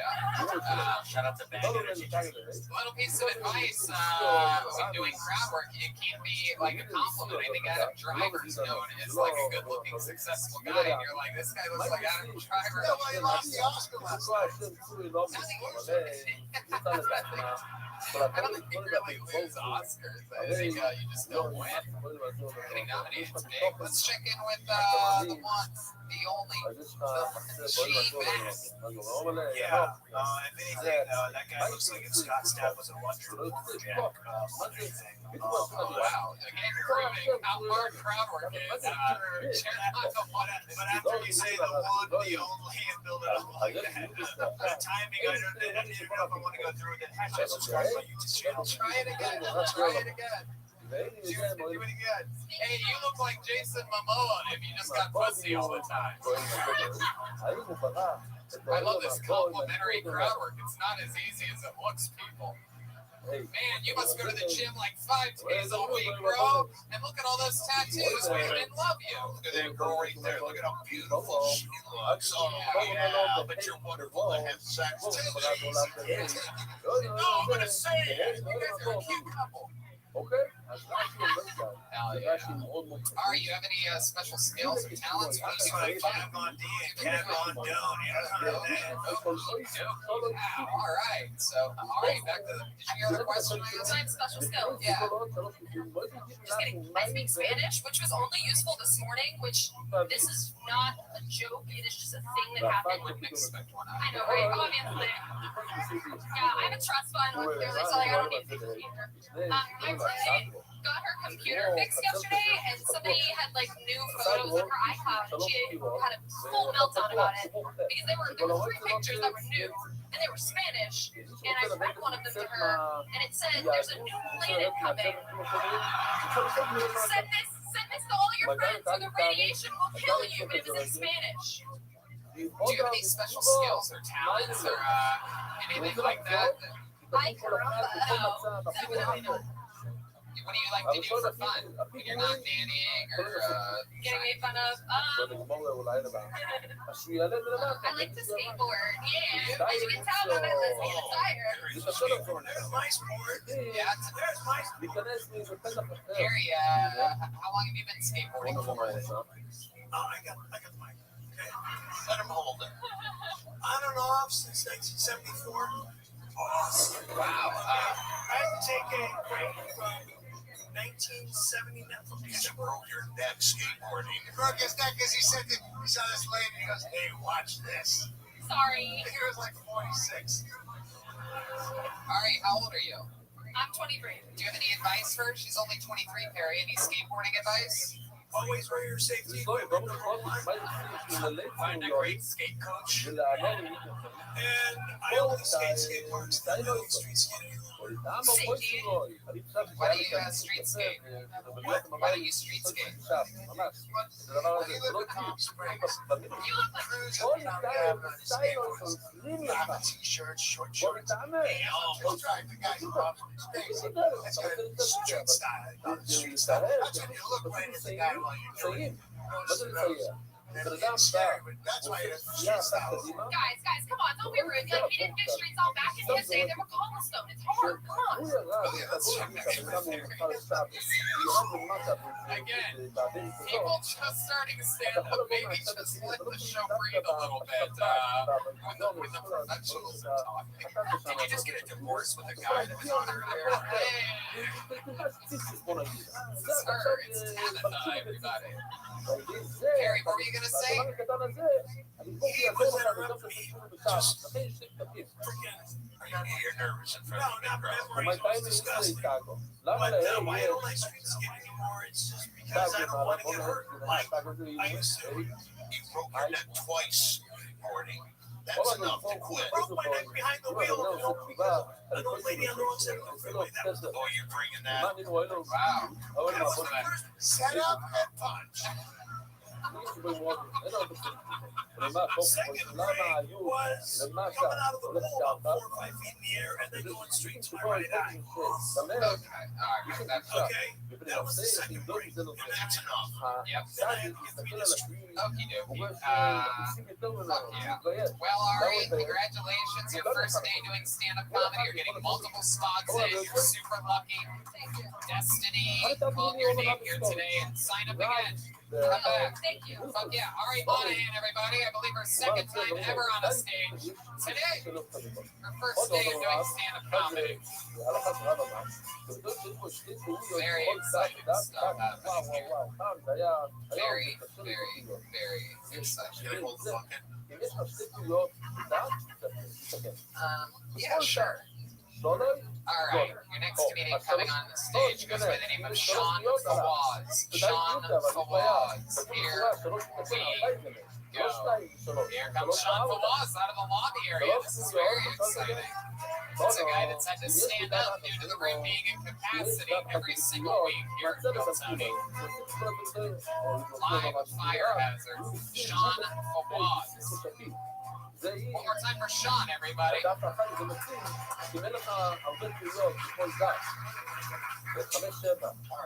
So, well, about myself, besides being a straight guy with resting gay face, look,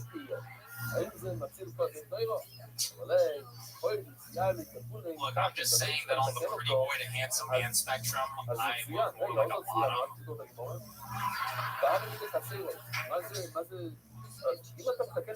But on top of that, I'm also a first generation American. My dad is from Lebanon and my mom is from Taiwan. What happens when Aladdin takes Mulan on a magic carpet ride?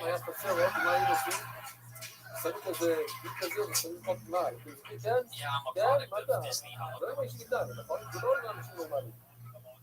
But despite being raised by a tiger mother and a terrorist father, the truth is I'm actually whitewashed as fuck. Like the other day I was in my CrossFit class. Yeah, finish it. You're in your CrossFit class, which is the whitest way you could start a sentence. And it goes on for like another minute. No, perfect. That's great. That's the end of it. Sean Fawaz, everybody. Fuck yeah. Welcome, Sean. Welcome. I know what it's like being a straight guy that seems gay in every single possible way. And Perry knows what it's like to be a gay guy that looks straight, right, Perry? Excuse me? He just said what the truth was. Go ahead and say what you're going to say. Speak your truth. Thanks, man. Oh, that's helpful. Appreciate it. Are you coming on to him?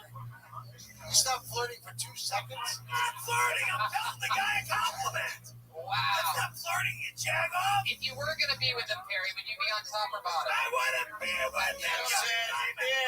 If you were going to. Yeah. If you were going to. I'm not saying that you would. You got to choose one or the other. There isn't a choice. No, there is no if. But if it did, Let's say you got rid of your clone relations. Let's say you left your clone relations. Don, I think he's not answering because I think he would pick bottom. I think he's having some big feelings, you guys. Hashtag Perry might be gay.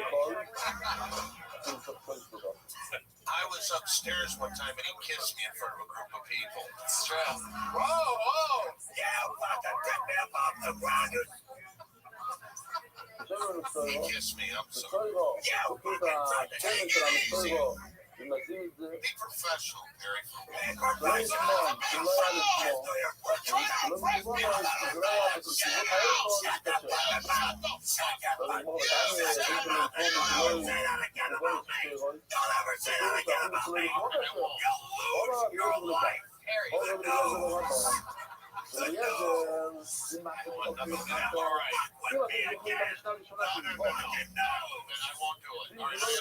Apologize to everybody. Just so everybody knows, the noses of mafiosi that Perry knows are threatening us. I'm not supposed to say anything about it. Curious Straight Man, it is a category on Pornhub.com. You can use promo code RIPBAND. Chroma Chris over there. Harry, you got very mad there. I just want to remind you, there are thousands and thousands of people watching. You can't assault someone on this show. Please just come straight here. Big low apologize. Please apologize. Harry, You already said I'm sorry. Harry, this is your turn. I apologize. I'm sorry. There you go. What? For what? For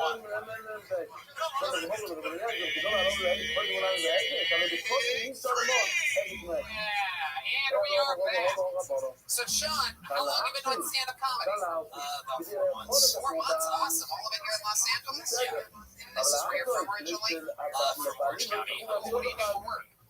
I am a brand ambassador for Mission Sauce. Wow. What Orange County did you do, or did you live? Huntington Beach. I used to live in Costa Mesa and Harbor Adams. יש שם No נורא shit. Right next to OCC. צבע קטנים, Small Harbor. ומעצבים אחד את השני. Wow. Where are you הנה, guys? זה המנורה שלנו, אנחנו עכשיו, כמו חשבת. Yeah. ומוציא שבת, אז נוציא שבת, אז Yeah, I used to love that place. אפשר בניות, Sean, how old are you? ליד 29. שלנו, 29. What do you like to do for fun? Any hobbies or anything like אבל that? זה עדיין לא I like to travel. I come from an international family, so Where do you like to travel to? עכשיו, שימו לב, יש last place יש I went to כפתורים, was Taiwan. דרכים, Oh, that's great. You're right next to Perry, and you're probably carrying the coronavirus with you. That's great. No, I was thinking if you like to travel, you like to travel from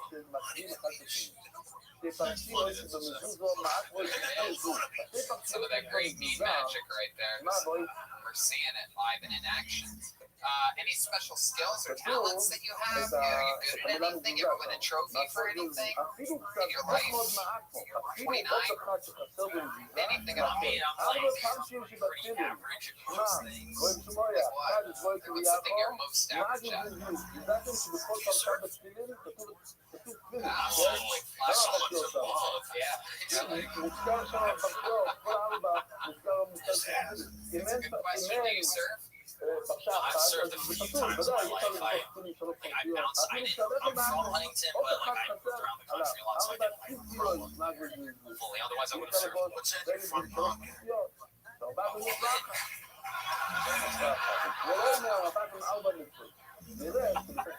My goodness. Is there anything crazy about your life or your parents? Is there anything that we should know about? Anything interesting about you? Or Something crazy about my life.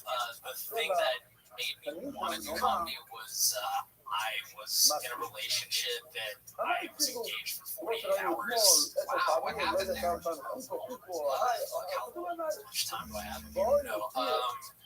We were together for 6 years, and like I proposed to her, and then 2 days later she had a meltdown and just said, Like what? What did she say exactly? she said that No, I wish you stay long if you're shocked. Just focus on my question only here. What did she say when this meltdown, when she left you after being engaged for 48 hours, after being together for years? What were the snippets? What do you remember? I remember she said I was not worthy of her. Yeah. What do you think made her say that exactly? Like, what was her point? Hashtag I'm not worthy. One, she was very drunk, and two, I think she just got cold feet and like thought had second thoughts. I don't know, but it was one of those like relationships that was super toxic, and I'm glad I'm not in it. So Last week, no, this is a year and a half. if you need help on that period before she's went from choking her almost to death. Yeah, she didn't put a record on the mushroom. She picked it up. Yeah, if I would put her face against the refrigerator. At that time, I was on the wrong medication back at that time. Okay, made me snap like you are and like you just did. And what are you taking tonight?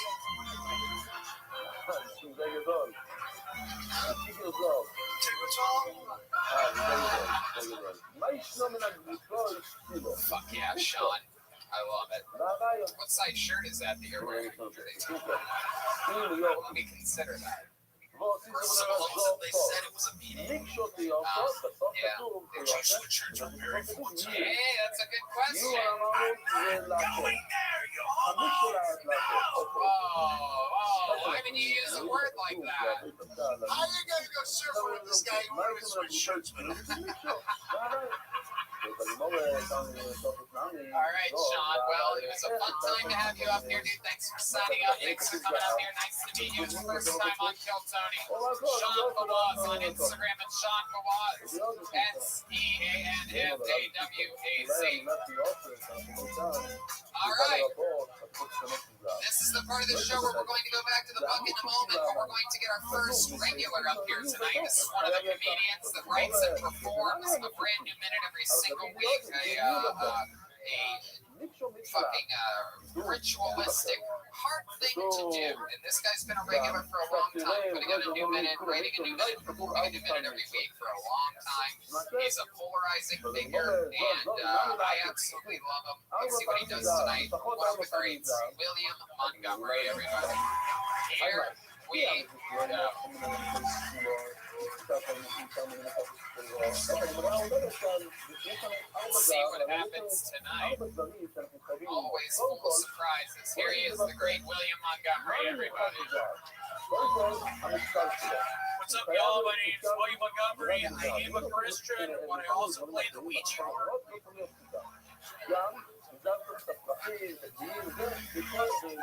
So I hotboxed my kid for the first time last night. He slept really well. He's actually still asleep. We're worried he's dead. 3 years ago, I was fired from my job at a security camera factory. They said I stole something. I said, prove it.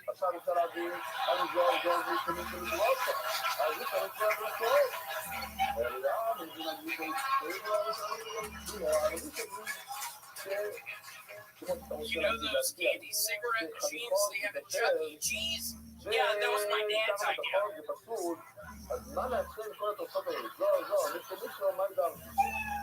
Wow, he did it again, ladies and gentlemen. Coming in and showing how it's done. Let me remind you that everybody else that you've seen tonight prepared their best minute that they have to their names. And this was Williams, basically. He's up there almost in the hundreds of sets now on Kill Tony. That was probably my 25th last set. Yeah. It was a lot behind when I talked about stealing swords and keyboard. Oh, wow. There you go. So, William, welcome back to the show. You're rocking Crocs, no socks, jeans with the ankles pulled up a notch there. A slightly larger shirt than the last comedian. What does that mean? Look at how your belly bounces when you laugh like that. You laugh again? What does that mean? It's a work of art you have there. I am working out. I literally today I joined the LA Fitness Society. Not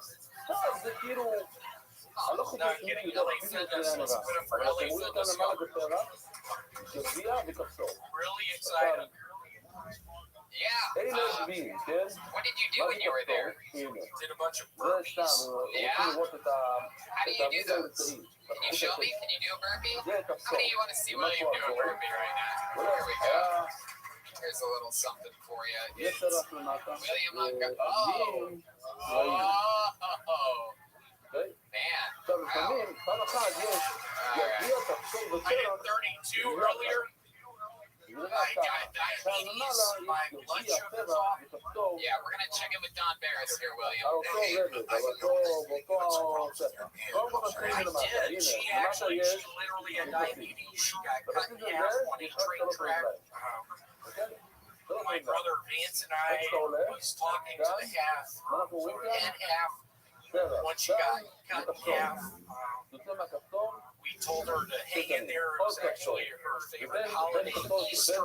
With her on Easter, she was feeling sad. She got cut in half by a tree. Yeah, we heard that part.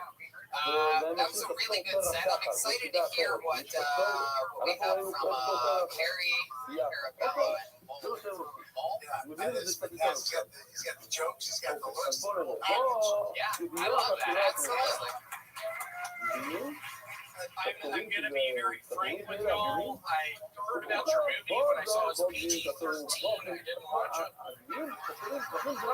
He's just kidding. Harry, what do you think? This is so far that I would guess you're going to say the best comedian of the night, but go ahead. The best comedian of the night. Oh, wow. Look at that. That's the surfer. You let the I get a what, Harry? I get a what? Seriously, don't fuck this up! What are you doing? You touched me when I walked up here! Don't do this to me! Come on, Harry! You got my purse! Oh, crap! William, don't feel bad. He was in love with the other guy. My goodness gracious, this place is in a frenzy right now. You're really gonna fucking say that? I didn't grab your face.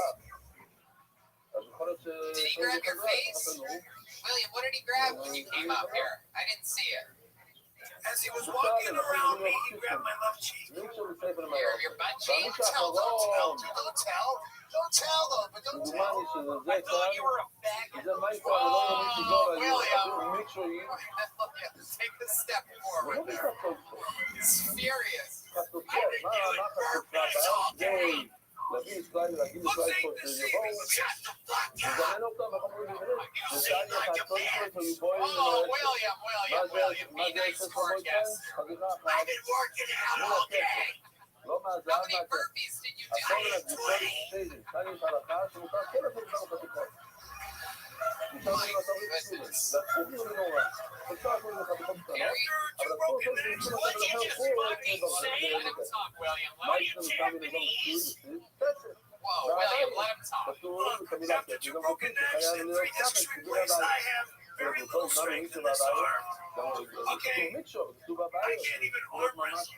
Hold my reaction. When you said you were gonna beat the hell out of me, you couldn't do it then? No. I'm allowed now, okay? He's all bluster.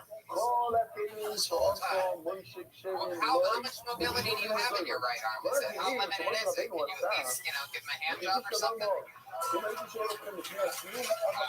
How limp is your wrist? So William, you did it again. Very fun set. Very fun interview. Is there anything you'd like to say to these people before you go? I would like to say the Nagano Olympics in 2002, one of the best. Montgomery. That's the first time I've ever seen him make himself laugh like that. Before we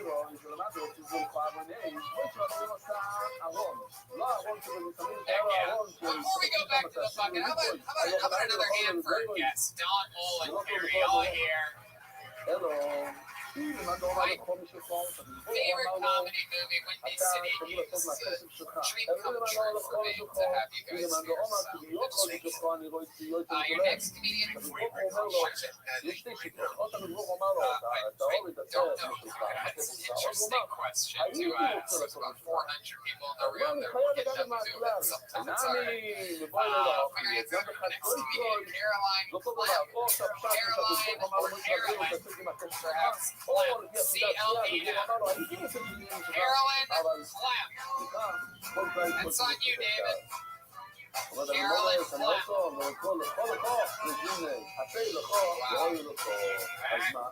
Wow. So the place is a bit banned. Hello? Yes. Jesus Christ. Out of control. Good thing is we can do that exact same song again in just a moment. Marianne's gonna provoke me. I don't want me. Okay. I don't want me.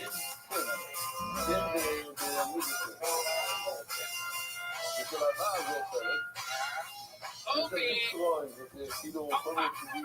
Opa. Okay. All right. So the deal is, when it gets way too packed, one of the catches with the show is when it hits way over capacity. People get squozen out. They don't want to stand and wait around. So, Marianne's going to Aaron Anderson. Oh, we got it. The lucky corner strikes again every episode.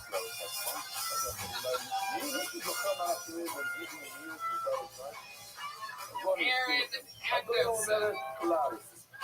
Here he comes. There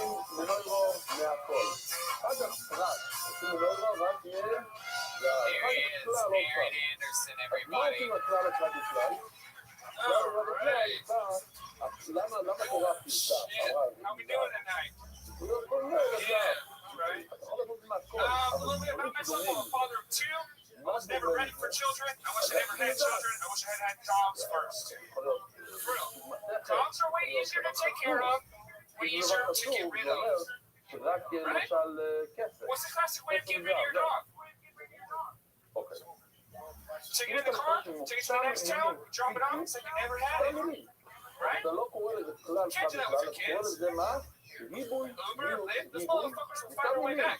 רק זה שונה ללמוד. What's the other מי classic שאומר way of getting rid of your בכלל dog? כל השאר שהוא ככה בכלל אבל מי שלומד ריבוי מיעוט, You can't do that with your kids, right? מה להפעיל? Alright, I never wanted kids. ריבוי יש מיעוט אחד. זהו. אתה רואה רוצה ללמד דבר אחד. בסוף אתה אומר, דבר הכי רחוק ממה שאנחנו My מדברים. my son is 5 years old and 100 pounds. My son's fat, but he doesn't know how to wipe his ass yet. You know, I'm sitting down at dinner and he's like, he gets off the toilet, he's all fat, he doesn't walk off the toilet, like, Daddy, I'm done! Wow. Very good. There you go. That's how long that was. Half as long as you guys played. Go ahead, Dom. I just want to say, I like kids and dogs. Don't kill them for no reason. I feel like I'm watching an evidence statement on Child Protective Services right now. It's very bizarre. Anti-dog, anti-human. Really, like an interesting take, an opposite approach in most people. Good question. You should ask them. No, I'm divorced. What do you hate more, dogs, kids, or your wife? Oh, that bitch of a wife. דומה לפרט, דומה לאדם. Harry. מה הפרט יכול להיות במצב הזה? הכל שעולה, וזה בוא נראה סתם מזה. Nice. My 30-year-old won't talk to me.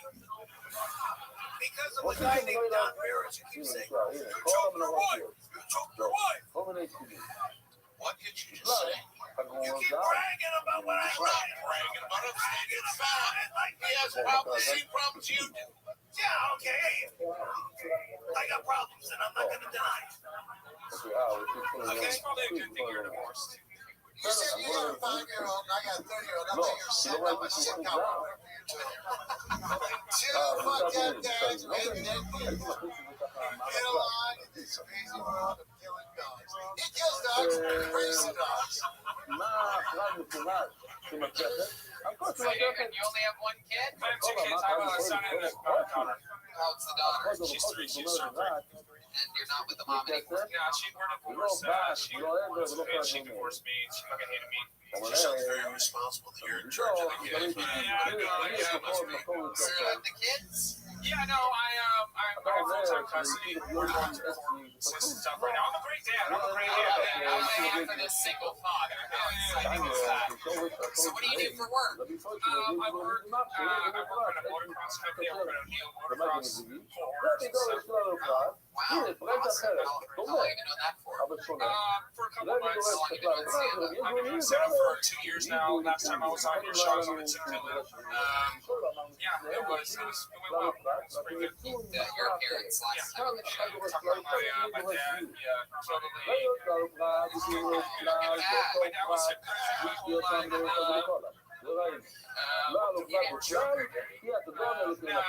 יש an audience right here.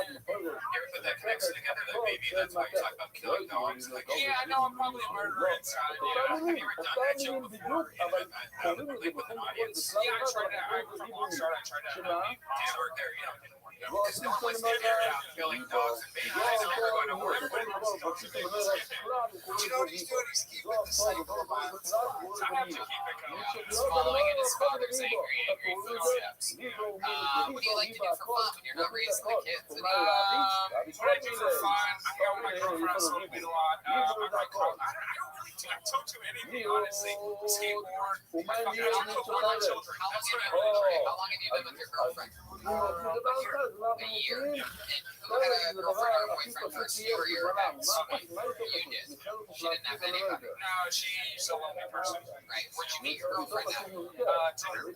Tinder. You have any special sexual maneuvers that you do in the bedroom? You ever go system of a down on her? System of a down. Usually I'll take fucking Mountain Coke and then I'll take a bar pill and I'll just fuck all night. Really, it's usually what it is. I like your style. Yeah. I try to please her. Yeah. I have fun. It's like Red Man. Pill and an entire pizza. It's exciting stuff. It's fun. Yeah, I like that. And how old's your girlfriend? Younger than you? Yeah, she's 20. Wow, my goodness. Will you ever marry your girlfriend? No, I'll never get married again. No, never again. She's a trap. Does she use birth control at all? Are you still busting inside? Oh, no, she uses birth control, but it makes her bleed like irregularly. So she's like bleeding everywhere. It's like, I put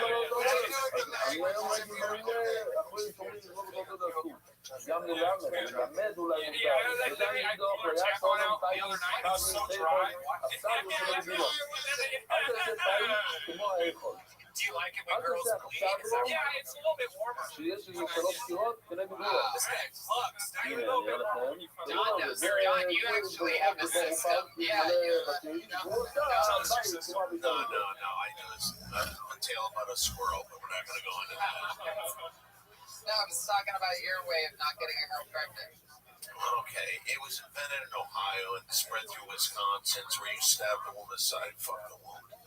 Have you ever Have you tried it? Supposedly, if you can rub the head of your penis against that bottom rib, there's a sensation you will never get again. That's so hot. All right, Aaron Anderson. Well,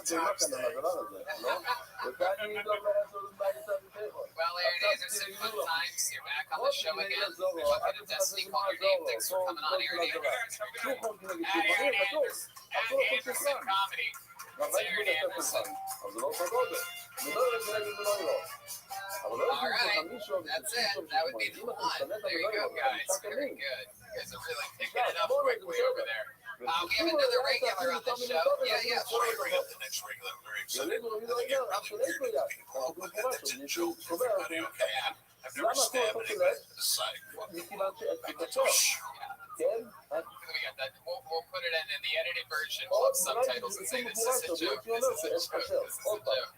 Let's scroll around. Before we go back to the bucket, let's get another one of our fantastic regulars up on the stage. Guys, I mean, it's just unbelievable. His writing blows my mind every single week, a brand new minute, and known for his incredible roasting skills off the cuff. Make some noise for him. David Lucas, everybody is here. He's here.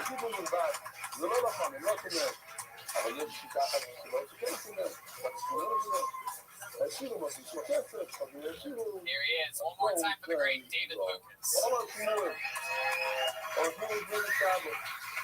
One of my favorite movies was Home Alone. And I realized that Home Alone was just an ordinary day for a black kid.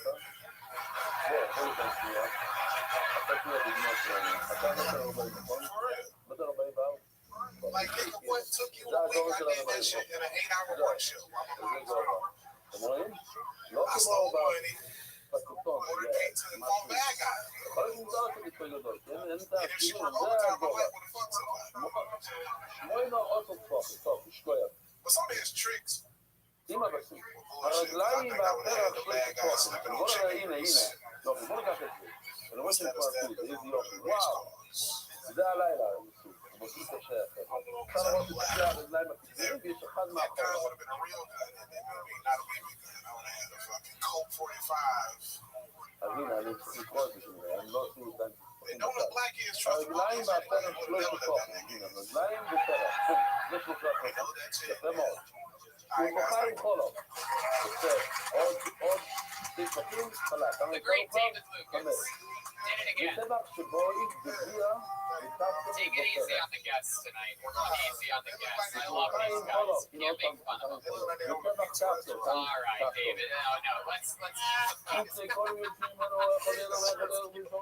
keep it off these guys. No. Okay, no, David, don't do that. They already have 3 black guys on. If you don't shut your baloney smelling ass up. All right, David. Over here. You got dressed in a hurricane. David, over here. What's up? Joe Pesci got something to say. Hey, you wanna go for some pizza? What's up, wise guy? You wanna go for some pizza? Hell no, you might kill me. I'm not gonna kill you. I wind up in the back of a Cadillac, you know what I'm saying? All right, that's Mole's Cadillac. What is this, Dick Tracy? Great name. Great name is the name of the Sucks Dick Tracy. I didn't even notice what you said there. That was perfect. It snuck right in there. That's beautiful. So, David, how's life been going? Let's talk about your normal life here. It's going to be a little bit of a break from your normal roast style. Last week, Oh, wow. Sorry. What happened to him? Yeah, it must run in the family. Which I'm guessing is the only thing that runs in your family. No, all right. I don't know how that trend started. All right, so I love it, David. So what else has been happening? How did your grandpa die? Everything. I think he had lung cancer and a whole bunch of shit. How do you not know what he had? Because he did so much shit. Like, the nigga did so much shit. How old was he? 84. He did so much shit. So you had to go back to Atlanta? Did you just call me the N-word? Okay. I mean, you got him all back. All right. Can you call me again?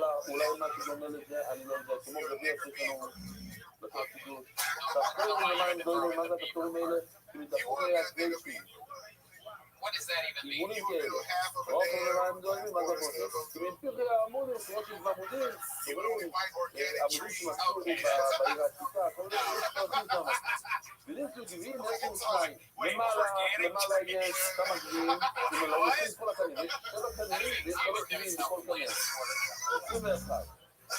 What's your favorite vegetable? Turnip? If you don't shut your edamame eating ass up. I love it. Well, I'm asking you what your favorite vegetable is. I don't want to know what I look like. Edamame? Baby broccoli. Yours is baby broccoli?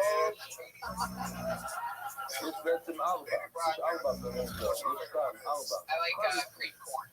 Nigga, corn, not green No, corn. I like green corn. You know, like green corn with the usual smooth. You like baby carrots. All right, I do like baby carrots. Okay, that's it. I knew you were going to do it. God damn it, I knew you were just going to compliment my carrot intake. I had a feeling there was a big twist coming there. You like you about to go surfing, Tony? Perry, do you know how to roast it all? Me and David do this thing. We roast each other every week. If you were going to roast David, how would you do it? Just let him get one off. There you go. You're firm on you. His shoulders, okay? He's got the med plants hanging off his shoulders. All right. That's actually my favorite vegetable. Big arms. Strength. Does you look like an arms your favorite vegetable? No. Hey, you dirty ass. You look like you got dressed in a graveyard. Dead man suit on. Can y'all see this damn thing? Stand up. You like you about to go to church on the bus. I'm gonna go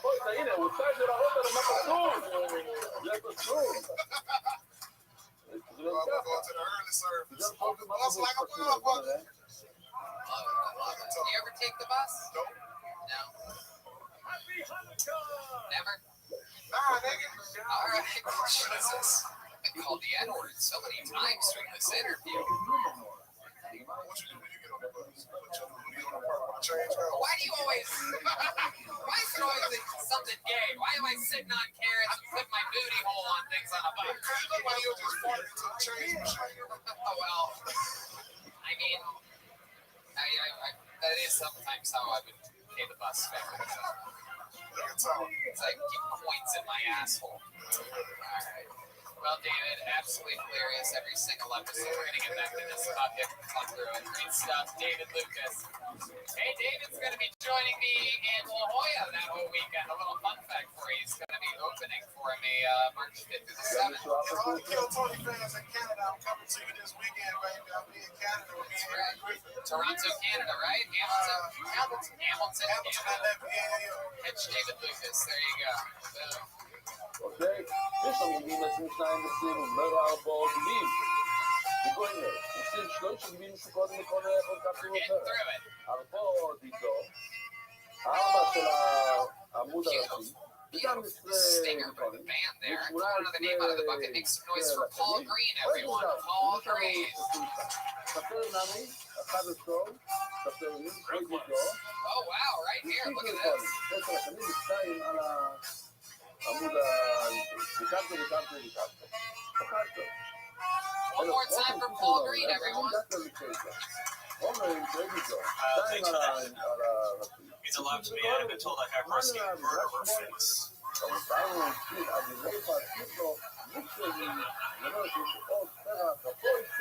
It's pretty hurtful. I feel like you need to smile all the time just to put people at ease, you know?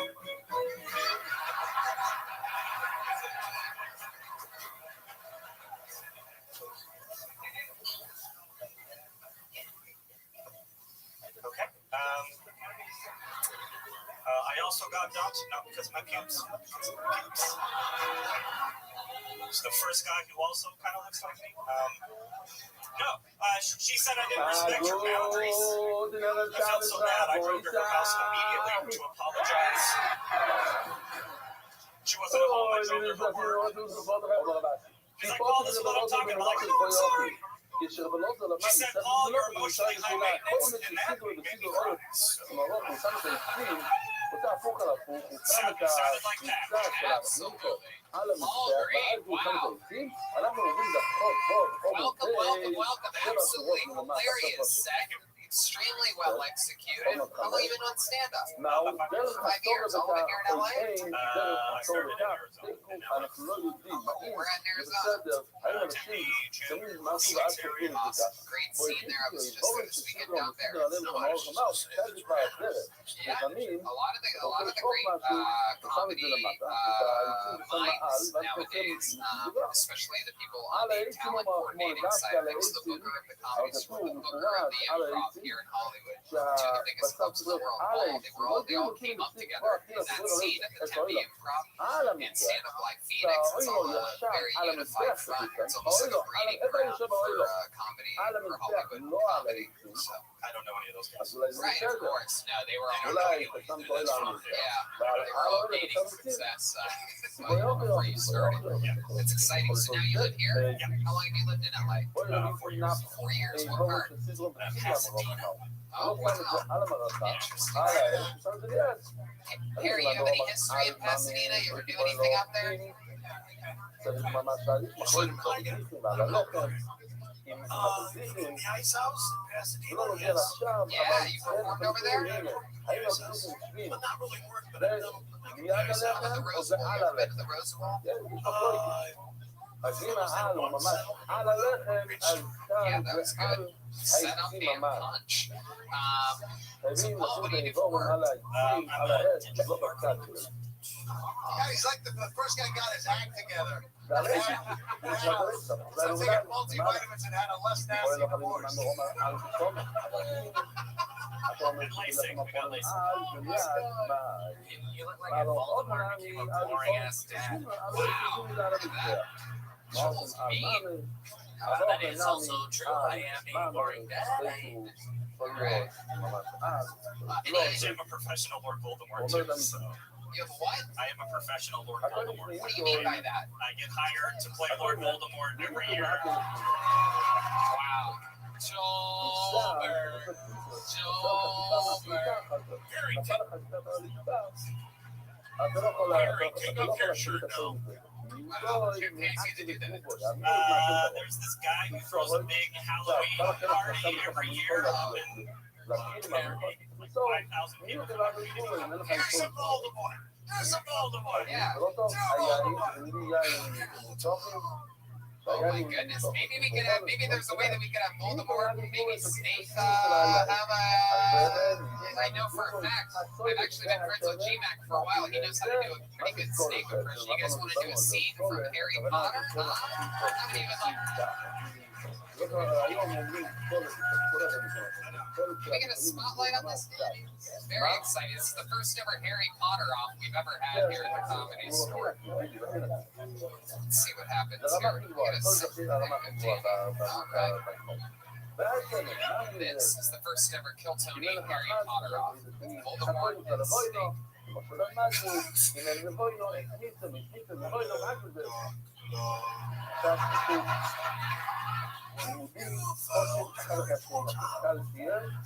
כל אחד בצורה אחת, מתי לא? או מקום ולא יקום כל זימני. שאלו את יואל, הוא יגיד לך, למה זה זימני? אז הוא יגיד, בוא נעלה לחוץ ולעקי יגיד, נמצא בקוצ'ת, אם התורה אומרת פעמיים, אני לעשות את זה במעקב. אי אפשר ככה, או, יבד, וחקילה, לא. אם אתה לא בא, זה לקוץ. Wow!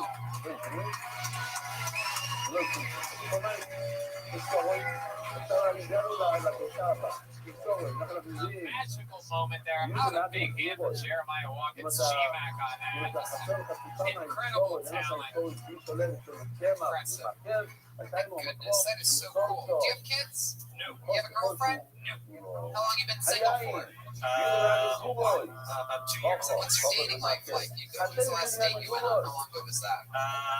Well, the girl without me, that was about a month ago. Oh, how long were you guys together for? We were like together. It was quick. You went on a few dates and then she's like, no more. I caught feelings and she didn't. You told her about the feelings after just a few dates. What did you Broke all say? the rules. I got insecure, desperate, clingy, needy, and Right. Of course, when you say to her, you're like, I think I really like you and I just want to keep this just me and you, something like that. Were you there? Yeah, no, I was. I actually put a bug on you. I'm one of the people that hang out at the Harry Potter parties that you get invited to. He's gone back to being the old guy again. Is there something crazy about your life that would surprise us, Paul Green? Fun fact about you. I was raised Mormon. Never had a drink of alcohol in my entire life. Wow, look at that. That's crazy. Neither has Professor Snape. You guys are Hogwarts buddies over there. Yeah. Harry's a Jehovah's. Is that true? You're a Jehovah's Witness, Harry? Jehovah's Witness and a Jehovah. Learn how to pronounce Jehovah's name. What? Can you repeat that? Jehovah God is God's name. What are you talking about? Who wants to play the name game? No need for Jehovah God is God's name? Jehovah is God's name. So don't say Jehovah. Also Jay-Z's name. Oh, hey, I never thought of that before. You're a Jehovah's Witness. Right. Well, Paul, you were raised Mormon. You've never had a drink, but you're not Mormon anymore. Have you ever thought about having a drink, or do you have alcoholism in your family, drinking parents? Yeah, my grandpa's an alcoholic, so I'm kind of like, I'm good. Don't need it. Don Barris. I think maybe the best thing you can do for 400 people is have your first drink in front of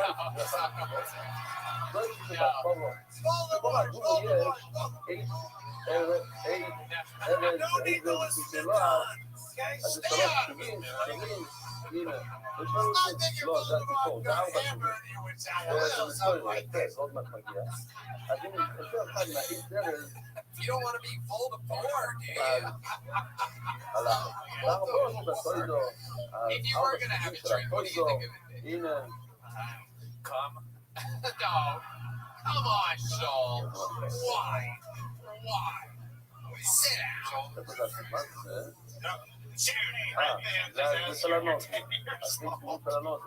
All right, so let me ask you this. You don't drink, you are pretty single. What is the most badass thing about you? I do play some instruments, play drums, piano. Oh, wait a second. Oh, shit. Paul, how long have you been playing drums for? Well, I played drums all through like high school. Oh my god. That's what I'm doing! You believe the drums, Paul. Paul, do you know what a Mexican drum off is? Well, you have the opportunity to become a full-time cast member on the show right now. You just do a drum solo anywhere between, I don't know, 20 and 40 seconds or anything like that. You're allowed to use the entire stage. You can be comedic in any way if you want to. And if you beat undefeated Joelberg, you're the new full-time drummer on the show. You have to travel the world with us doing sold-out theaters for this show. However, I will warn you, Paul, that never in the history of the show has Joelberg been defeated. It comes down to the audience in the end. So it's these people you have to win over. This is a Mexican drum-off, and this is Paul Green. חסר לך אחת, אתה לא עושה את הזריקה, אבל אתה לא יותר איזה איזושהי כולה. מה אמרתי? לא יודע. מה זה? זה בהגול שבחורו, מה זה? יש של ההזורות בהפרה, טוב, הכל זה סביב מיליונים, כן? של ההגול שבחורו, מה זה? של ההגול שעל בין הבאדים, שעושים בתוך הסביב שבדות שלי, בין המוטות האלה, או שנמצאים באורן. Crowd goes wild. There's a chance perhaps that this could be a real contender. However, all-time undefeated. Ladies and gentlemen, I mean, talk about putting on a show. We've seen this guy defend his throne. He has been quoted as saying that he's willing to die up here before he loses a Mexican drum-off in this show. Ladies and gentlemen, I present to you the one, the only, Joel Jimenez. He's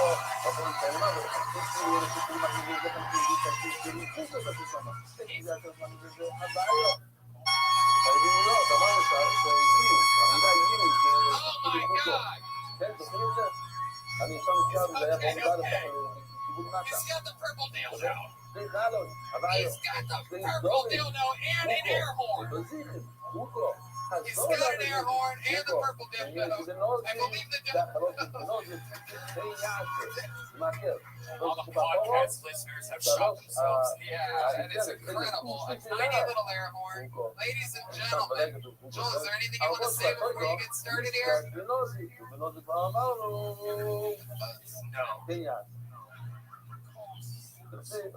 Ladies and gentlemen, defending his throne, I present to you, undefeated all time, Joel Jimenez.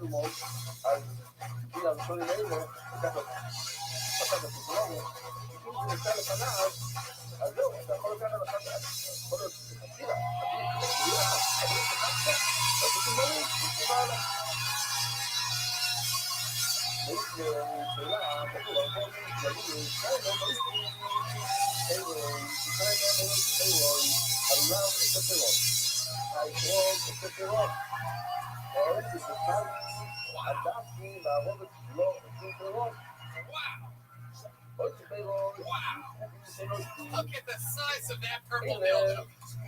That is just a work of art. He's got Bang Energy drink. Oh, he's chugging it. Oh, don't chug all of it. That's not good for you.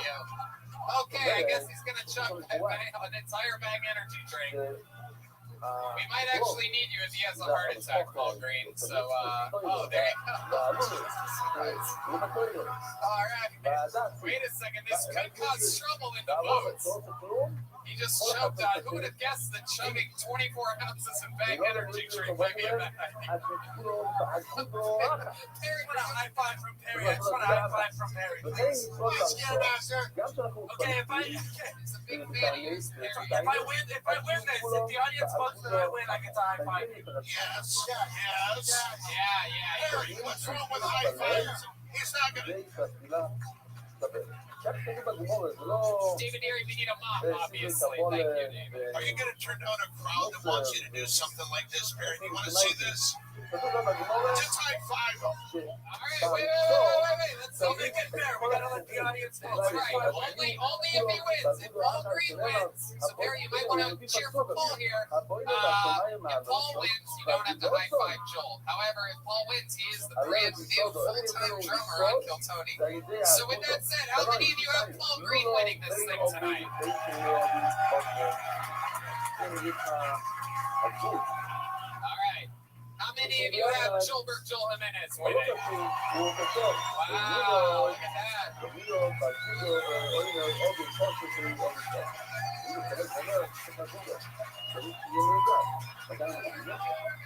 Oh, fist bump. A fist bump. I think Terry was reaching for the dildo for a second there. My goodness. Well, Paul, amazing performance. Thanks for playing the drums. Thanks for a great set. One of the sets of the night. Paul Green, everybody. There he goes.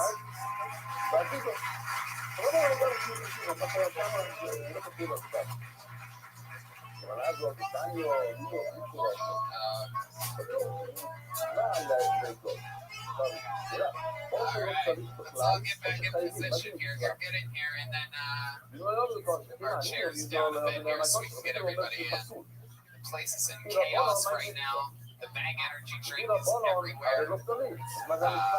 Joel Jimenez looks fucked up. Bang energy drink. Shake his hand, Perry. Come on, shake his hand. Shake his hand. Come on, shake it. He's clean. He's clean. He's a Mexican professional. Is it because I'm Mexican? You don't trust any Mexican? You brown. Again, Perry, shake his hand. Shake my fucking hand, Perry. Show the world that you're not a racist. Yeah. Very Caramello. Wow, very impressive. Very good, Perry. Very good. Stepping up and being the bigger man. That's very exciting stuff. All right.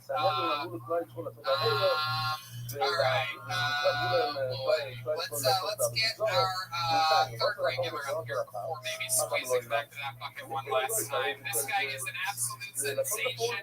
He's only been doing stand-up comedy a few months. However, he has over 2 decades of high-level black belt improv training in Second City out of Chicago. He's blowing our minds every week. One of the most positive people on the set.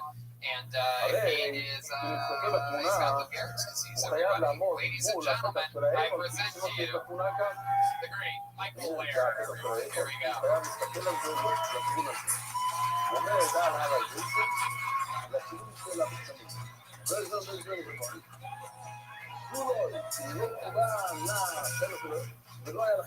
Wow, look at this. Ladies and gentlemen, Michael Lair is here. Oh, we need a microphone. David Deary is on the ones and twos up here. The big David Deary up here. He's been working tonight, but he doesn't need the stand, David. Why don't you just grab a microphone? You fucking fuck. There you go. How about you grab the mic? Okay. Wow. David Deary. How about a hand for David Deary, everyone?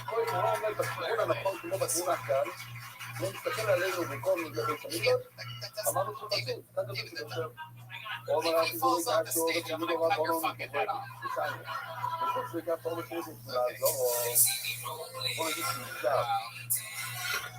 Ladies and gentlemen, everyone make some fucking noise for Michael Lair.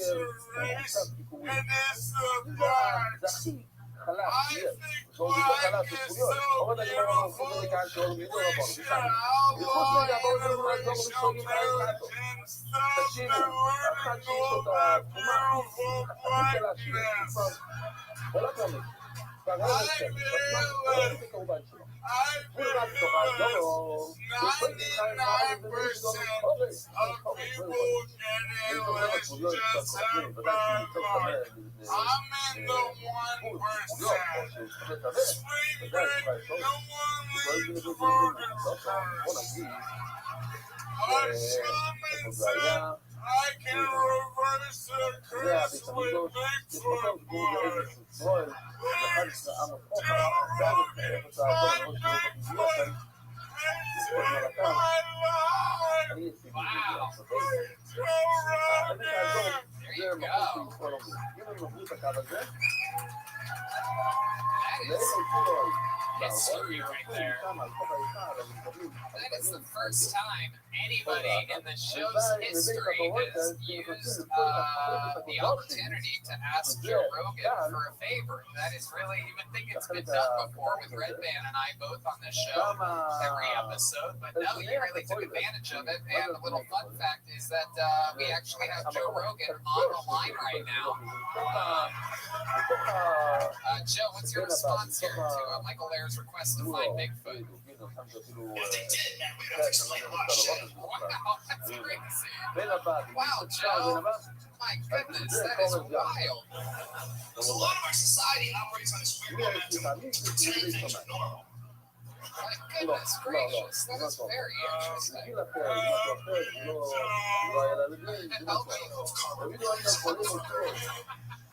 He doesn't know what to tell you. Even Joe doesn't have the answer to Big Air. Fun stuff. Where'd you get that shirt from, Michael? I'm designing a line of breathable clothing for the disabled. I think I must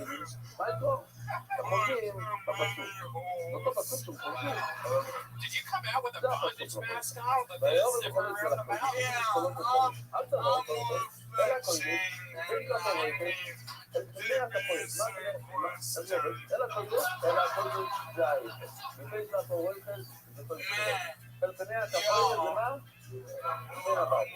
It's interesting that your clothes are breathable, but you're not going to be in a couple years.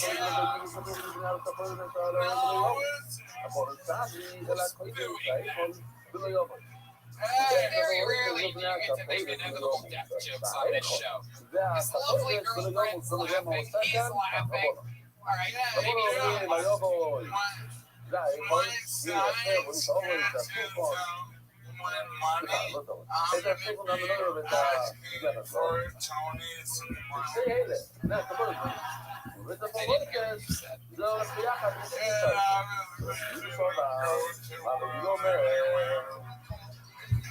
love you. Perry, what'd you think about Michael Ayer and his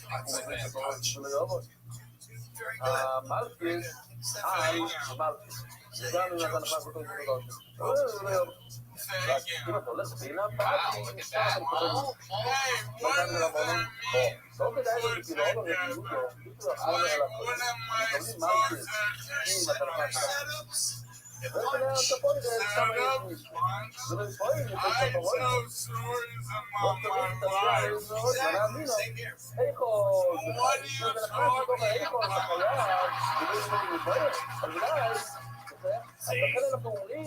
That's a good point. Wow. Story about our life. We're crazy. Perry, what do you know about Big Air's disease ALS? Do you know anything about it? Do you know it's super contagious?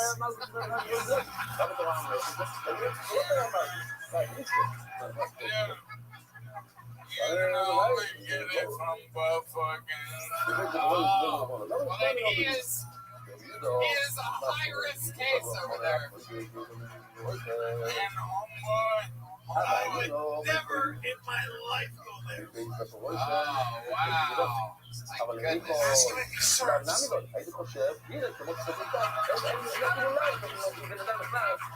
Yes, sir. Maybe a line, but I don't know about on the board. Yeah, I am the board. Maybe he tried serving. Maybe that's how he got caught in that net that he's wearing here tonight. Let's check in with Joe Rogan one more time about this Bigfoot request. We have another message from him loaded up here. Oh, wow, that is interesting. Go ahead, Joe. Tell us more. Oh, wow. Okay. Fuck yeah. I think black dudes get to a certain point where they're in the hospital bed, on their deathbed, and like, shit, you never know. Okay, my goodness, Joe, that is wild. You would say such a thing. Right? No, this is really him. Oh, he's looking for him. How about that, everybody?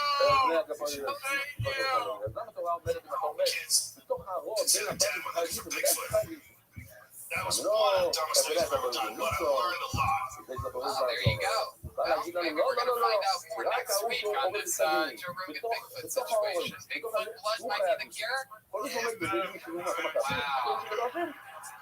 My goodness. Well, I'm excited to find out more. Why don't you stick around with us, and we're going to go to this bucket one last time.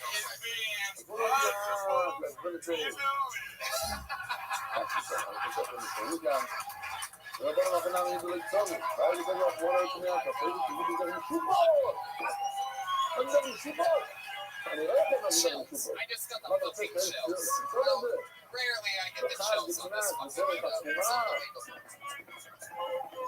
Oh, he's got the bicycle chain, or perhaps the electric wheelchair chain. We're not sure. All right, Michael Lair's going to stick around. You guys want to go to this bucket one last time? Guys, I mean, that's as loud as you've been all night. If we're going to do this, you have to really let us know. Should we go to the bucket one last time? All right, here we go. And your final comedian of the night, being called by the Bucket of Destiny, goes by the name of Corey Polizzi. Corey Polizzi. Is that Corey? Is there a Corey back there? You yelling for Corey Polizzi? I'm not seeing movement. Corey. According to the Halacha, No? All right, we're going to go again. A lot of people didn't have room to be able to be in the lobby or hang out. So let's see if Mike Santeria is here. Wow, look at that. He's right here. How exciting. Your final comedian of the night, ladies and gentlemen, bringing it home on this Big Three Whitney City Heat Kill Tony crossover, Mike Santeria. Heck yeah. Thank you. What's up? My name is Mike Santoria. I'm from Chicago. I just got a plane from Chicago. Heck yeah, go Chicago, go Bears. I took a plane here. I read a book on the plane for the first time since graduating college, and my opinions on Dr. Seuss have not changed. Expectations, right? I don't have terrible with relationships, but I'm excellent with normal-sized dogs. I always wanted to live a life of adventure, but in reality, I was just cheating on my girlfriend about it. I got a movie idea. We're in Hollywood. I got a movie idea in Hollywood. Tommy, I should want the kids, but instead, it's set in Nazi Germany, and the father character uses subliminal psychotherapy techniques to actualize his children. Honey, I Shrunk, yeah, he's a shrink.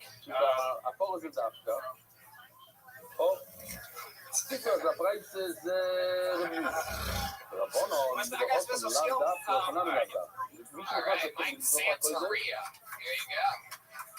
Absolutely. All right. You're from Chicago?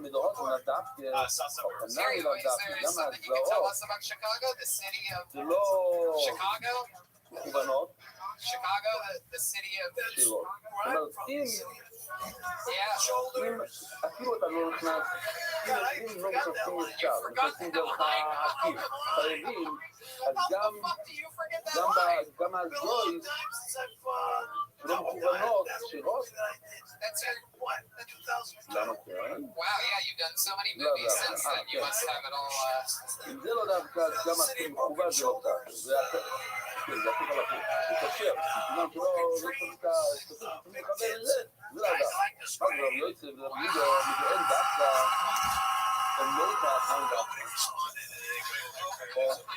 מכאן המילה אל זה דווקא, זה לא כיוון, זה גם דווקא. אבל בגלל שני דלייבו או מתחברו, שכנם דלייבו לעזוי, יוצא, שככה אם אין ארון, אז אין אזוי. We're doing something else. We're Oswego, but people know. That was past our White House City Council. There you go. That was from the northwest suburbs. Harry loves Farm Boy. Harry. Yeah, Barrington. I had a friend in Barrington. I kept the coins. Nice. Man, you remember all those suburbs from Chicago, but you can't remember your line from the movie Windy City. I did very well. He's had a very difficult time. That man right there absolutely killed it. Oh, he's a star. He's a fucking Yeah, star. he's a fucking star. He had to follow him, so that was Michael, yes. He did great though. Michael Lair is hard to follow, which is interesting because he can only go 3 miles an hour. 6.5 bitch, I just got told. 6.5 miles per hour. I believe that's if he's going downhill, I'm guessing. So, Mike, first time on Kill Tony, correct? Yes. Obviously, how long have you been doing stand-up? 6 years. I started when I was 18, and I'm 24 years old now. Wow, look at you with the head start. 24 years old, very exciting. And now you live in Los Angeles, or you're just visiting? A little bit. I got some interviews this week, so if I get the job here, I'll stay here. Oh, my goodness. What are your interviews for? Amazon warehouse associate. I'm like a digital marketer too. I went to college, got a degree, and now I'm gonna work in a warehouse. I lie to people. Everyone lies out here. Everyone lies in this town. I did not graduate. I'm 16 credits short. I dropped out my last semester of college. And they still hired you at an Amazon warehouse? Sweet. So, Mike, tell us more about your 24. What do you like to do for fun? Any fun facts about you? You good at anything? Or? The girl who's on the block, Ari, I was hanging out with her. I brought her to 4th tonight. She went up at 4:30. She was good. Where'd you meet her at? Down show. It was at TikTok show upstairs. And she just That TikTok show, bringing couples together. Who would have guessed? It was awesome. It's a sex pot up there. Well, if you'd like a second date, Dan, we'll pay for it. Hey, look at that. That is so cool. I hang out. Come here a ton. I like hanging out with the Fun Shop boys. Those guys are fantastic. Yeah, that's my crew, the kitchen crew here at the Comedy Store. They're coming up the ranks. They made an appearance on Death Squad podcast with the Brothers in Grimm. Oh, the Brian Holtzman one. Yeah, they're a bunch of goofball renegades, Cackles and the Jackals, the Fun Shop boys coming out of the kitchen here at the Comedy Store. Very exciting stuff. What else about you, Mike? You look like the kind of guy that like collects popsicle sticks or something like that. Tell us more about you. Do you have any hobbies or anything like that? Sure. Always do that. I know. I'm trying to think of one on the spot, but I like writing and How about your family, your background? Sure, I got a brother. my parents are still in Chicago. My brother's a junior at the University of Illinois in Chicago, so he lives in Chicago, the city. What's your feelings about killing dogs and babies? Fucking awful. Don't do it. We've had professional athletes go to prison for that shit. We learned don't kill dogs. Yeah, I don't know. Girlfriend, Mike? Absolutely not. Shitty ex-girlfriend. Sorry, Ari. Do you have any kids? No. Yeah. She's offering. She's offering. Oh my goodness. Perry, you're really putting that innocent girl on the spot over there. I'm down to be a young dad. I know a lot of people think that's stupid, but I'm talking about me, stupid. I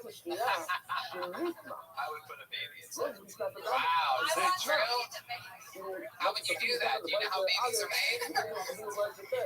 yes. If you don't, Perry could explain it. Go ahead, Perry. Yeah, Perry, tell us how babies are made. Well, you take the big penis and you put it in. The little penis? You put the penis in a penis? No, jerky, you put the big penis in the big little pussy. I've been called the N-word 5 times today, but I'm not saying for sure. Just like my child 9 months later. Oh my goodness. Yeah, but you tricked your wife to get pregnant because you wanted to stay together. You were like, she had money and you didn't have money. You know, Perry, if you would have choked her after you came inside of her, you wouldn't have had to worry about the whole baby thing. Anyway, so look happy at me whatsoever right now. I just got the.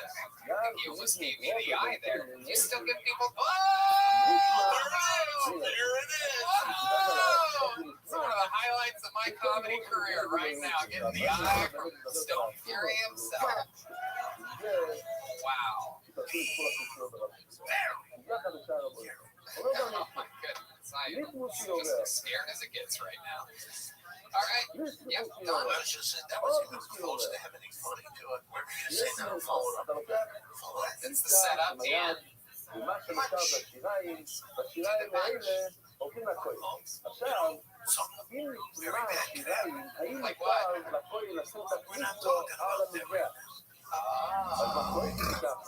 פעם למדנו, אם מחלוקת, האם אפשר לעשות בדיקת הדם כשנעלם כל הבהמה? יש מחלוקת, אם אפשר. Now he never knows what the punch is דם going to בלי go. בשר. אם יש לך בשר, אז מותר לקחת את הדם ולזרוק את זה. Really quick on responding. Very well sent through the entire show. You know, we got to show upstairs. yeah, we're about to finish up right now. Mike Santeria, thank you so much. There he goes. Mike Santeria's first time on the show. Here comes Ryan Cheney about this drawing that he's been working on throughout the entire show while you all sat there doing nothing. Take a look at this bad mammoth jammer right here. Look at that. It's the drawing from Ryan Cheney about everybody. A lot of fun stuff happening. You heard it earlier in the show, but we're repeating it again. Vancouver, Swansea, Massachusetts, La Jolla, Tacoma, Houston, Skankfest South, Kill Tony Boston, Stand Up in Boston, and Austin, Texas is all happening. Catch Jeremiah Watkins headlining Syracuse, New York, Albany, New York. Actually, Syracuse, Albany, San Antonio, Texas, March 5th through the 7th, Huntington Beach, March 14th, and Vegas, March 15th. JeremiahWatkins.com for tickets for that. Guys, how loud can this place get for the big three from Windy City Heat? The great Don Barris.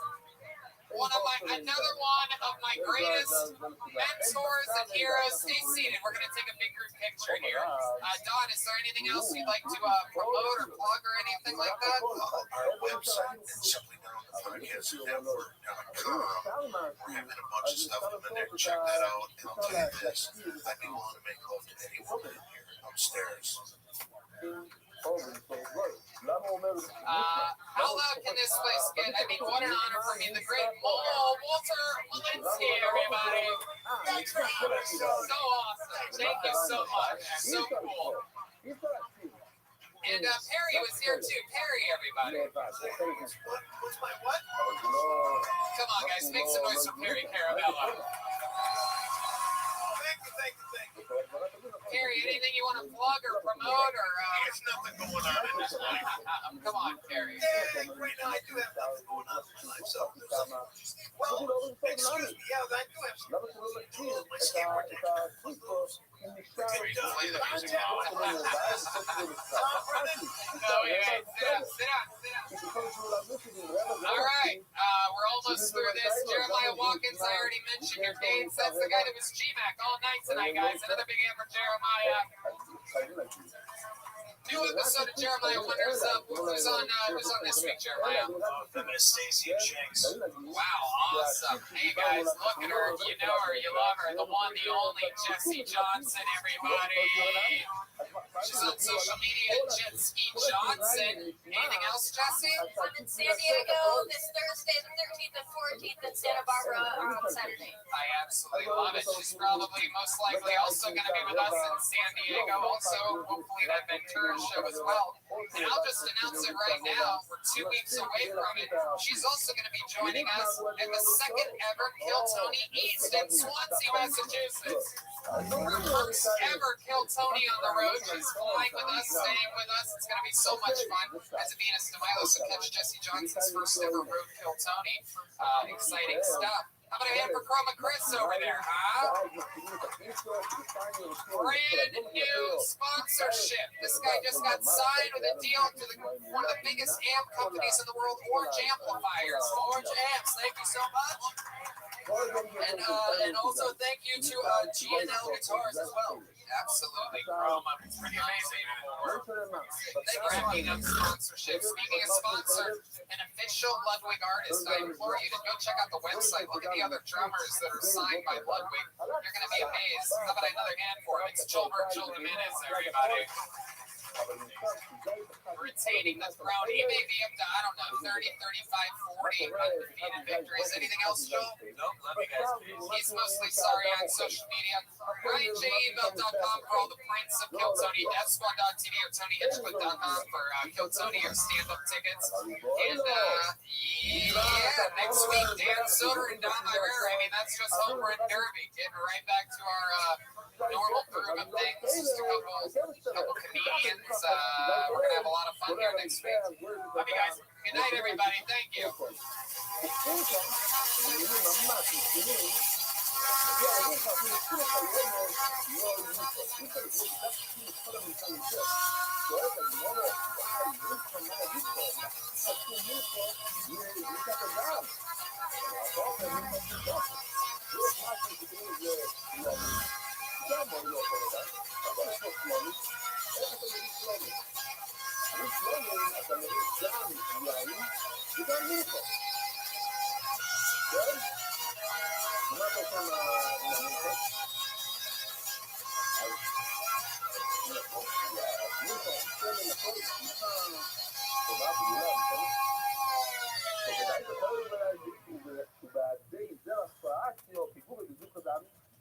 הייתי חושב שהלך 100% מהבהמה, אבל נשאר 100% מהמלחום. אז אתם שומעים זה האנונים, מכיוון שהמלחום מגיע ביחד עם הבהמה, אם כל הבהמה הלכה, אי אפשר לעשות בדיקת ידע.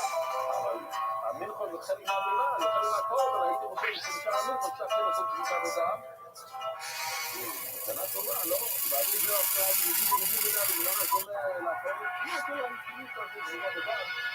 לא בגלל שלושה המלחום, לא לככה, שזה עם הבהמה, לא לעשות בדיקת ידע. נראה לי, אם שהסיבה היא של החדר, מהאישה, לא מרדיו אתמול, ונשמור על רגע משולחנני או מחלוק, בדיוק להחזיר ולנזח עם כל אחד. אז זה פשוט על דם, פשוט בחתות, לזרוע את החלק אדם, ומי שהחלק לזרוע חבר, פשוט החלק. זה דבר לפי שאין בו. הוא אומר שהוא מספיק שיטות, שאולי יתחילו כדי לזרוע דם. ואז תראה אין חלק. אנחנו רואים שכל זה בדיוק לזרוע החלק, לא יכולים לראות. Rabbi, coming live from the real famous Comedy Store made for a brand new episode of Kill Tony Hinchcliffe. Fuck yes! Here we are! It's Monday night. We're in the greatest possible place we can be in.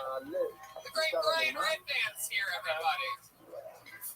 From the local and national news, Brian Redband. Speaking on behalf of Kill Tony, because when it comes to bad press, that's when I let Redman jump in and handle it. Fresh off our first ever murder case, we have someone who was pulled out of the bucket a couple months ago that it turns out of all the episodes in which I've said that someone looks like a killer, this guy was an actual killer. And rest in peace to the innocent victim there. Very sad story, but tonight we're here to laugh. Am I right, people? Enough about these people being murdered. And by the way, proof yet again. Only, you know what? We guessed, we did a little math, over 3,000 people have been pulled out of this bucket in the show's history. Over 3,000. And only one murder? That's not bad. Am I right, people? Come on. Come on. The road never ends for us. We are going to sell out a 1,300-seat venue. I believe there's about 70 tickets left this Friday in Vancouver. 1,300-seat beautiful Vogue Theater. You got us. Then we move on at the end of February. 1 week after that to Kill Tony East, number 2, Venus de Milo. Right in Swansea, smack dab between Providence and Boston. A new annual tradition for us, an amazing venue. And then it goes on and on. Next week after that, I'm in La Jolla doing 5 stand-up comedy shows and 2 Kill Tonys. That's March 5th through the 7th on the stand-up. March 8th, 2 Kill Tonys. So a little fun fact for any of you LA comedians that maybe have never taken a drive down to San Diego. I mean, we have enough comedians, that's for sure. But if you're bored on that Sunday, why not make a little road trip down there? You've got nothing to lose. You have nothing going on living your fucking lives. March 20th to the 21st, Kill Tony and be doing stand-up in Tacoma, featuring some of your favorite Kill Tony comedians on those shows. March 27th to the 29th, Skankfest South for the first time ever. Very exciting stuff. And let's make an announcement, Brian. Let's make a fucking big one right here, right now. Before I plug Kill Tony Boston. Oh, there you go. This is it. People have been waiting a long time for this. This is one of the bucket list places that we've never been before, that everybody says we have to go to, and now we're doing it. April 3rd, Miami, Florida. Your first ever Kill Tony. I'm headlining another stand-up show in Miami on April 4th. I was just there. I was in Miami and West Palm Beach. Unbelievable. Two of the best improvs in the country. Sure, that's what Miami is to Red Band. Another chance to consume alcohol until he poisons himself and convinces himself that a fan roofied him. Kill Tony Boston, April 9th. Boston stand-up, 4 massive shows that I'm doing at Last Boston, April 10th to the 11th. We go to Moon Tower, April 23rd to the 25th, and other fun stuff and other announcements coming soon. We work so hard. We have an amazing team of people that we surround ourselves with. I got my guy Nick Vader out there making incredible graphics. We have Brandon the intern running around, David Deary making sure everything is on its hinges. We have Gino from Speedweed making sure we have a proper mindset for the show. Vito's Pizza on La Cienega, keeping our blood sugar levels high. Caveman Coffee, keeping us alert and aware at all times. Hiring people like this around you is challenging, but there's one place you can go where hiring is simple, fast, and smart. Growing businesses connect to qualified candidates. That place is Codable co-founder Gretchen Hepner experienced how challenging hiring can be after unsuccessfully searching for a new game artist for her education and tech company. But then she switched to ZipRecruiter and saw an immediate difference. You can too by signing up for free at ZipRecruiter.com/KillTony. ZipRecruiter doesn't depend on candidates finding you, it finds them for you, which is so crazy. And by using ZipRecruiter's screening questions to filter candidates, Gretchen found it easier to focus on the best ones and configure the right one. In fact, after posting her job on ZipRecruiter, Gretchen said she honestly was surprised she found qualified candidates' applications so quickly and hired a new game artist in less than 2 weeks. In 2 weeks, she found somebody. It did it for her. With results like that, it's no wonder 4 out of 5 employers who post on ZipRecruiter get a quality candidate within the first day. ZipRecruiter, the smartest way to hire. See why ZipRecruiter is effective for businesses of all sizes. Try ZipRecruiter for free at our web address, ZipRecruiter.com/KillTony. That's ZipRecruiter.com/KILLTONY. Yeah, look at that. As easy as it's ever been before. Love her. I'm getting older. We all are. It's an absolute fact. And 66% of men start to lose their hair by age 35. Once you notice thinning hair, it can be too late. That's why we look for Hims.com, a one-stop shop for hair loss, skincare, sexual wellness for men. It's time to write a new chapter, one in which you have hair. It's no snake oil. It's not a gas station supplement. Prescription solution. It's backed by science. The best thing about it, I've actually done it. You can tell. And I just answered a few questions through my phone. I didn't have to go on a computer. You talk to a real doctor. You don't have to go to the doctor's office to get embarrassing prescriptions. Now you just do it on your phone. It comes in a little box. It doesn't have the word like, hey, this guy's full of shit all over it. And it works. It's shipped directly to your door this holiday season. Let it grow, let it grow, let it grow with Hims. Dive into 2020 hair first. Our listeners can get started with their first month free. Go to forhims.com/KillTony. That's forhims.com/KillTony. Prescription requires an online consultation with a physician who will determine if a prescription is appropriate. Offer valid only if prescribed. 3-month minimum subscription. Additional restrictions apply. See website for full details and important safety information. And remember, that's forhims.com/KillTony. You guys ready to start tonight's episode? That's it. You heard the ads. This is a real podcast. In fact, the #1 live podcast in the world. Featured all night tonight on NBC, CBS, ABC, and Fox. You can see the Kill Tony logo all night. No matter what type of media, all press is good press. So there you go. Very good. Yes. There we go. It doesn't really work when it's the first beat of that sounds like the Darth Vader theme, so it doesn't really. All right, very good. Yes, I know it does. It's the same thing. I've been here for music. Anyway, ladies and gentlemen, it brings me great joy to bring out tonight's guests. Two of literally the funniest human beings on the planet. There's no doubt about that. No one can argue that. They are absolutely undeniable, and it is a pleasure for me to have them both back returning to this show. Ladies and gentlemen, I present to you the great Dom Irera and Dan Soder, everybody! Come on! What? Fuck yeah! Fuck yeah! Doesn't matter. Sit wherever you want.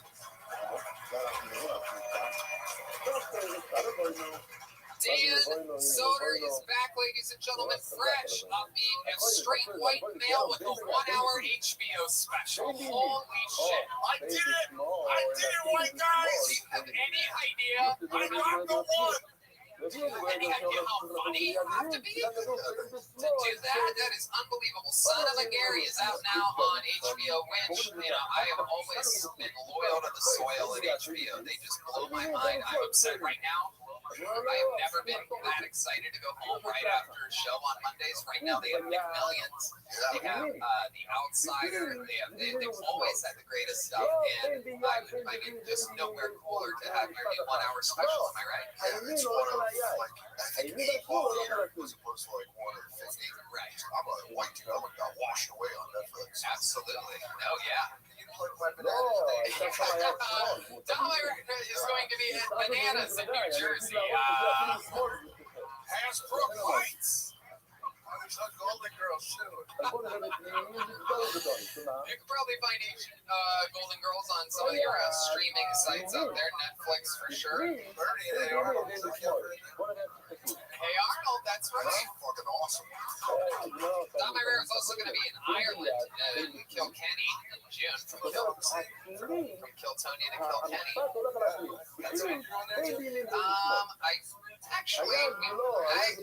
I'm not allowed to say if we are or we aren't actually, but I do believe we might be somewhere around that area around that time. Great non-answer. Yeah. How long are you going to be there for? Where's Kilkenny? Is that far from Dublin? Up or south? It might be a couple hours. Figure it out. We'll send an Uber. I'm actually trying to follow the directions. Well, guys, as you know, you've both done the show before. Dom Irera, fun fact, has the record for all-time appearances on a guest in the history of this show. Unbelievably quick on his feet. We love it. Dan, we're so happy that you're here visiting from lovely New York. You're one of the New Yorkers that if you lived here, you'd be near the record for most of your Yeah, I like inflated stands too. Dan, you're one of the strongest middle accent ever. Thank you very much. I just feel like I'm there as your nurse. Mr. Are you going to sit down? I'm a little stressed out. Am I still awake? Yeah. I didn't steal your war medals. Well, guys, I'm going to tell you one thing that's going to keep us awake through this entire episode. We have a band on this show, ladies and gentlemen. They are the meat and potatoes of this whole thing.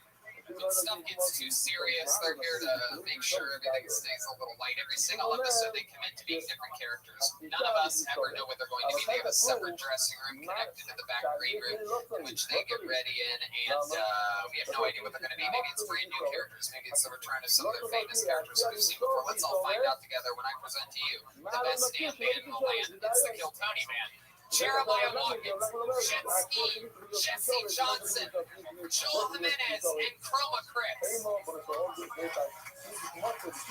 Let's see what it is tonight. Whoa! Look at this. We've seen these guys before. No doubt about it. These are wizards, ladies and gentlemen. Oh, look at that. It's the great Ryan J. Ebel drawing tonight's episode. Thank you, Wizard, for directing me over there. Sometimes I forget it. Ryan, that's such a good hunchover that sometimes he just disappears into his own body. How about a hand for the Wizards, everybody? Here they are. This is exciting. No shoes on you, huh, Wizard? My goodness, that's a bold move. Why don't you have any shoes on, big Wizard guy? What's your shoes?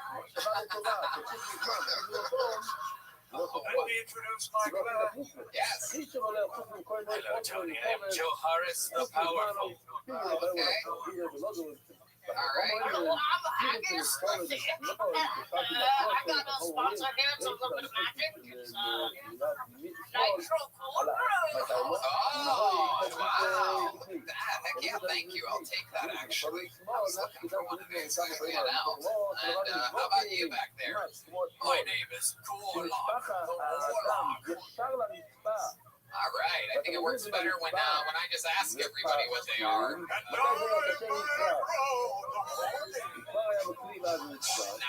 You have it written down for me?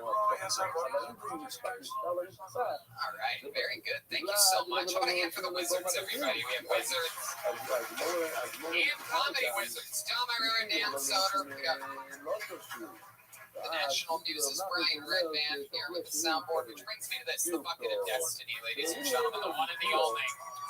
Ichabod's Bucket of Destiny, which I pull a name out, and literally anybody, perhaps someone that's one day going to commit a serious crime, can get pulled out of the bucket. You get pulled out, you get 60 seconds uninterrupted. Do anything you want with. You know, your time is up and you hear the sound of a kitten. That means wrap it up then, or we're going to bring out the angry West Hollywood Bears. That's the rules. You guys ready to start this thing? After that, we interview the people. After that 60 seconds, stay up here and I interview you. We try to find out more about you. Maybe get a little feedback or some life advice from some of the brilliant wizardly minds up here. Being honest is always the best approach during that part of the show. You guys ready to start this thing? Monday night comedy store. I think you guys, we're all here. No one's having more fun than us. So you guys ready to start this fucking show or what? Here you go. And your first comedian getting an uninterrupted 60 seconds tonight goes by the name of Deborah Kaslan. Deborah Kaslan. Wow, right there. Look at that. Here we go.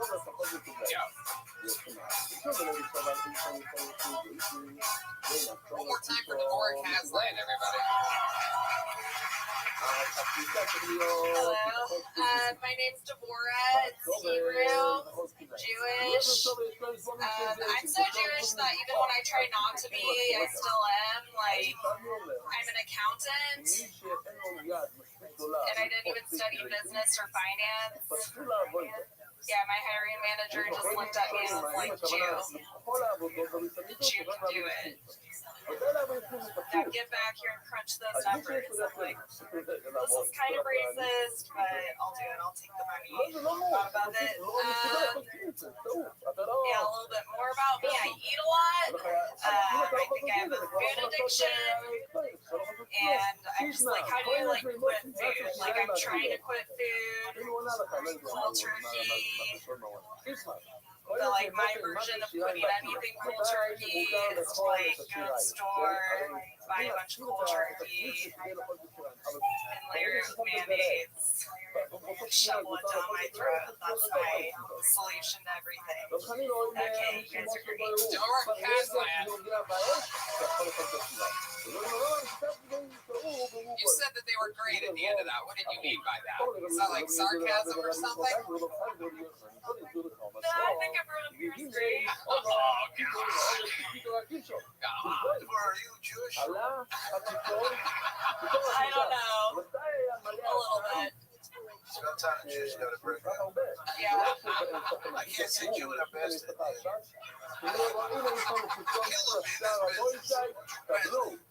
job. I'll get there and just break characters. Yeah. Cool. Love you. Welcome. Deborah. How long have you been doing stand-up? 2 years. All here in Los Angeles? I my first year was in San Francisco. Yeah. That explains why I feel like I gave you the wrong coffee order and you're judging me for it. But Yeah. that's Totally. kind of the energy you have. Like I didn't order my coffee correctly. Yeah, you got it. I'm sorry. Flat white. I don't know how to say it right. You're talking different right now. I noticed that when you're talking, you were just like, like now you're talking normal. Are you doing a character? Wait, how was that first part? Like Daria with bacon. I find this house very attractive. This wizard sounds offensively Jewish. What do you mean? So Deborah, welcome. How old are you? Is that a weird question for you to ask? You seem like you'd be offended by that. Just your energies tell me that you'd be offended easily.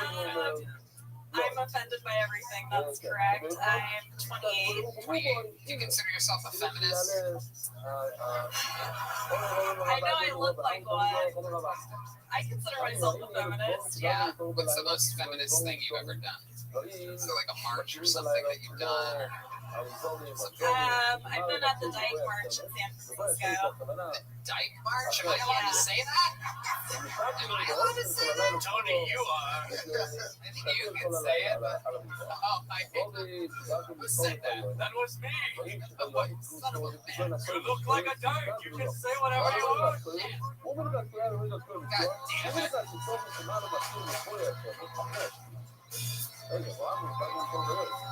Oh, you guys really like that one a lot, huh? Sons of bitches. All of my initials are DYK, so Is that true? yeah, my middle name is Yael. How many middle names do you have? Just one. Oh my God, who hates that? Who hates that? Recharge. Wait, what?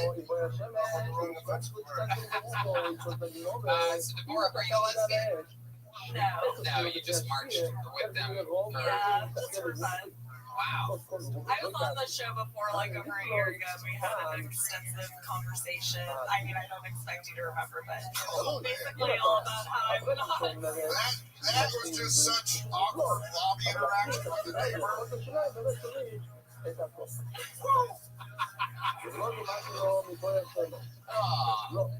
So that's what we talked about. We talked about you not being a lesbian last time you were on.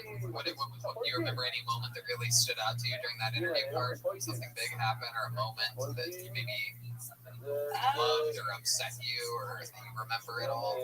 I wouldn't expect you to remember, but I mean, I was asking because it was a bigger deal for you than it was for me, because we've done hundreds and hundreds of these episodes. Yeah, I realized that.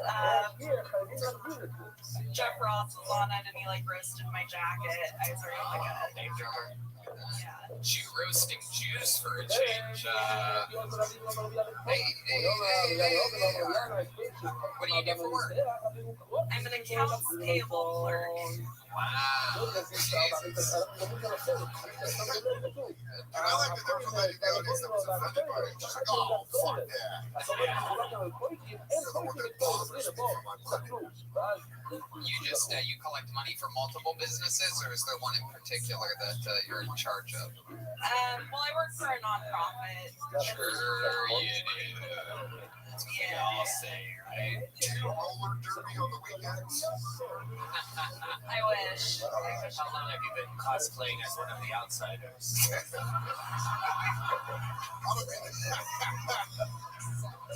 I don't mean to scare you, but some socials just showed up.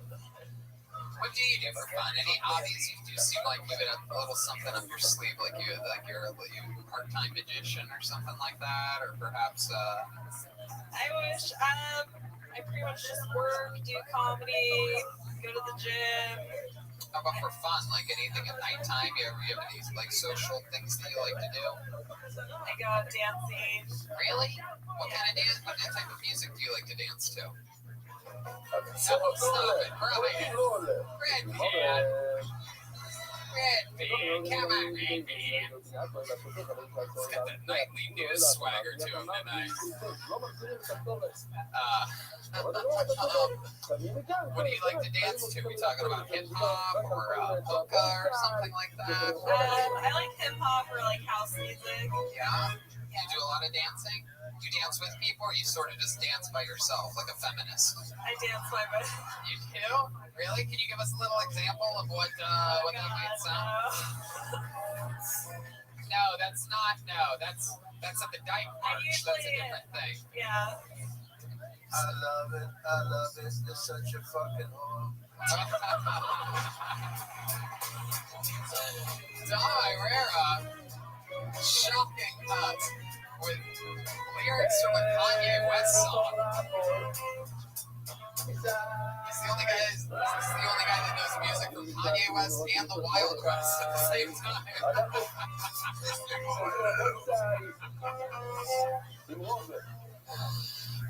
Brian, really any hip hop song in the world. Hey, we get a little lighting change. I'm too sober for this. Oh no, you got it. Ladies and gentlemen on stage today, I don't. No, you got this. I'm kidding, I don't dance. Come on, you're. Wow. There you go. Thank you. You have to pay me for it. So you really don't dance, or you just got a little shy there? I got shy. I'm usually, yeah.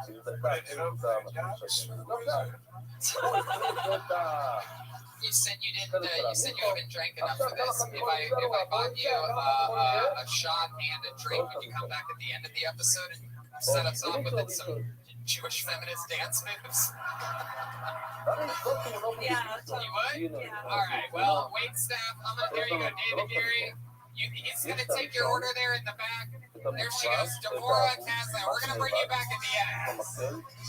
I gotta know what that's like. I'll put this here. We're gonna save this. Deborah Kaslan.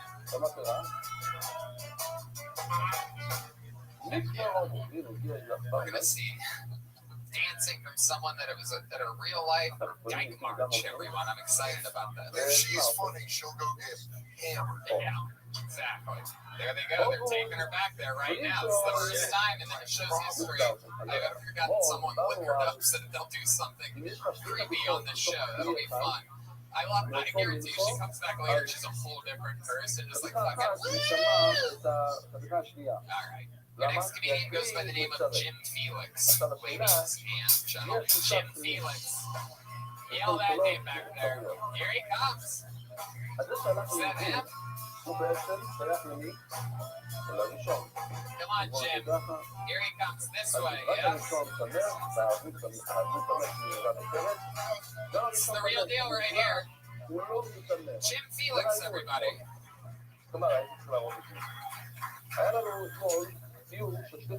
Cheers. I mean,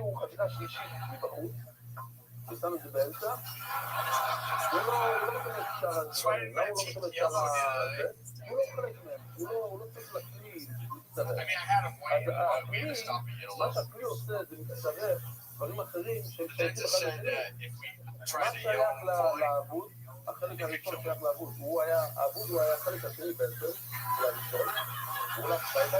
I'm way too drunk for this right now.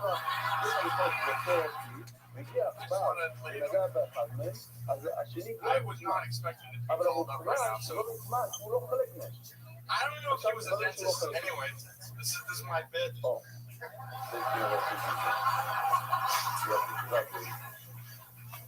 I mean, I've been buying my weed for like 5 years. I've never seen like a diploma or a fucking receptionist or like one of those chairs with like There you go, Jim Felix. Fuck yeah. Hell yeah, welcome. Coming up here with straight up Devil's Rejects energies.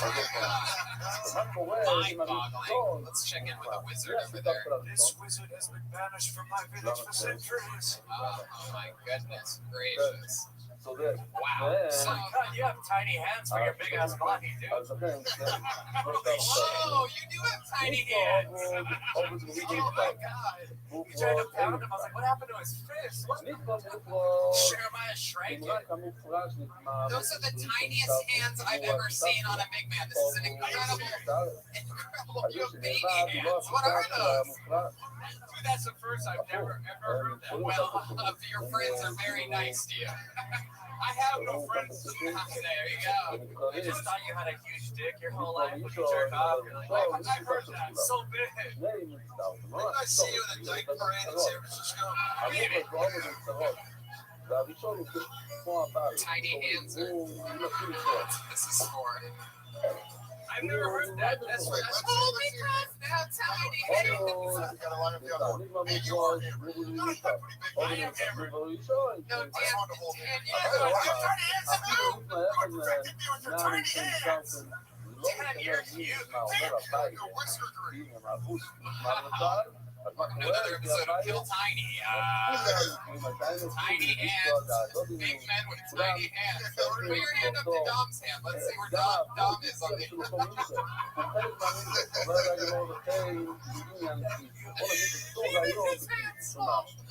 Oh my God. So Jim Felix, I'm going to tell you straight from the get, my initial thing on that was you had momentum going into it. I liked you 15, 20 seconds in, and you started breaking down for no reason. I liked you. They had to stop your teeth whitening at yellow. That was funny.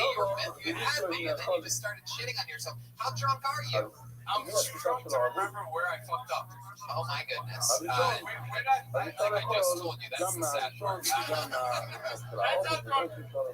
When did you start drinking today? About 3 p.m. What were you doing at 3 p.m.? You went to an actual bar and sat down? I bought some amaretto. You bought it from the liquor store? Like in a brown paper bag? Ralph's. You went to Ralph's just for amaretto, or did you get something else? Not a sandwich, no cold turkey, anything? I'm fasting today. You're fasting, all right. That's hilarious that people are trying to call alcoholism fasting.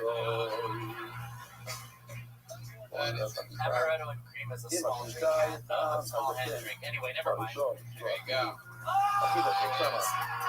Little iceberg for you. It's frozen up back there. Why is that small? It's so wasted. It's the worst DUI checkpoint I've ever seen. Chin, you have fun, drunk energy. The problem is when you start breaking down, you're like, oh, you're hammered. Yeah, That was the first Kill Tony set I've ever gone through where I was waiting for you to have some to roll a cigarette. I don't smoke. That's how that whole thing felt. Jim, how long you been on stand-up? 1 minute. That's your first set ever? Wow. Now, did you get drunk knowing that you were coming here tonight? You got nervous? You got nervous? Do you drink every day like how you drink today? I don't drink. I smoke weed. I grow weed. So you don't get nervous. So what made you start drinking today, the day that you chose for your first time? If you don't get nervous to do stand-up, why'd you start drinking today at 3 p.m.? Because today was the first day I put my name in the bucket. Wasn't my question. Did you start drinking early today? You said he doesn't drink regularly because you were nervous because you were signing up for the show. I figured the alcohol would help me. Right. Yeah, a lot of people think that. Only works for Doug Stanhope. That's why. How much do you feel you overshot the mark? I don't know, man. You tell me. A couple slurs. All right. Yeah, how many hands? I'll say 2 slurs. You make me want to drink again. I don't drink. I usually don't drink. How much? You definitely drink. I should drink. Yeah. Amaretto. Right now, you definitely drink. What made you pick amaretto? I love amaretto. You do. When I do drink, I do drink. Like, I like it. You know, it tastes good. It's a real rugged band streak.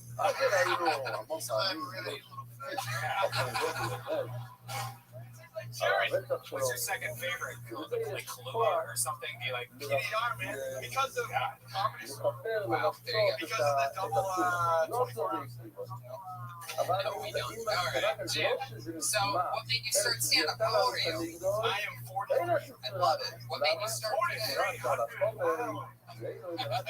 What made you start today? Because, well, You watched Joaquin Phoenix's Oscar speech, and you're like, well, yeah, I was like, fuck it. No, So I'm a web developer, and I originally pursued that development the career because for music. I am hammered, so right now. You develop websites for musicians? No, I pursued that career. You make music? At the time, I pursued that career because I would be able to do it on the road. Yeah. However, I realized that being in a band would be easier with other musicians. Right. So I figured comedy. Dude, I'm actually following all this. Yeah. It makes sense. It makes sense when you think about it. Just keep going. I feel so comedy is just like I want to do.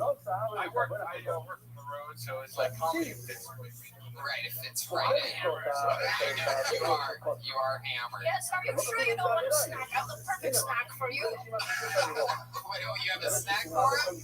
Sober him up a little bit, just reaching in. Whoa, look at that. Hell yeah. That's right. Is this special? What's looking you alive, but they might sober you up. Are those real Twinkies? Wow, look at that. 2 in the Twinkie, 1 in the Stinky. Anyway, so 43 years old, you chose this. When you said that you were doing stuff with music, did you ever learn to play any instruments or anything like I play guitar. I play that? A little bit? Yeah, I don't trust it. I don't trust it. I don't play drums. I just want to play drums. Anything else crazy we should anything else crazy we should know about your life? Any fun facts about Jim Felix that would shock us? You were born in Western Tennessee. Massachusetts. Worcester County. Worcester. You went to Mass in Massachusetts. Yeah, right. What do you look? Is there a crystal ball you can rub for more power or something? Anyway, let's just relax for a second. Joel's mom is here, by the way. Make some noise for her. Sitting somewhere out there, very disappointed right now. She left actually in this incredible momentum change. That's right. That's right. I saw her get up and walk out of here on her own 2 feet at one point. Anyway, Jim, congratulations on signing up and getting up. I mean, I think you know what I might tell you right now, right? I suck. Well, no, the opposite. I think you should do it without drinking. I feel that I don't want to say that like Kill Tony is the show that propelled me to do this. Well, that's not a compliment to us right now at all. You know, that's exactly what a guy said 2 months ago that went on to. I didn't. Don't you point your way. It's incredible. Are you doing anything? How much of a set do you think you can have? Like how long of a set? It's never these just 1 minute. He doesn't even have a minute. We just bail out after 15 seconds. If you're free Friday, I would love to give you some Ice House beer. I've got some. There you go. Absolutely. This guy clearly will do anything if you share your Twinkies with him. Make some noise for Jim Felix, everybody. There he goes. First time ever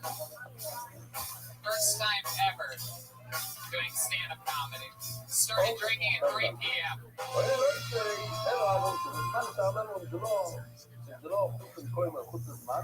Oh, wow, this is fun. This young lady has been pulled out of the bucket before on this show.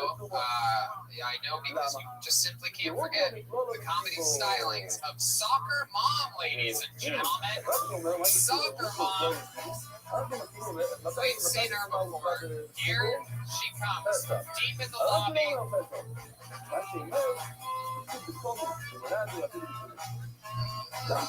Hey. Here she is. Cheryl, the soccer mom, is back.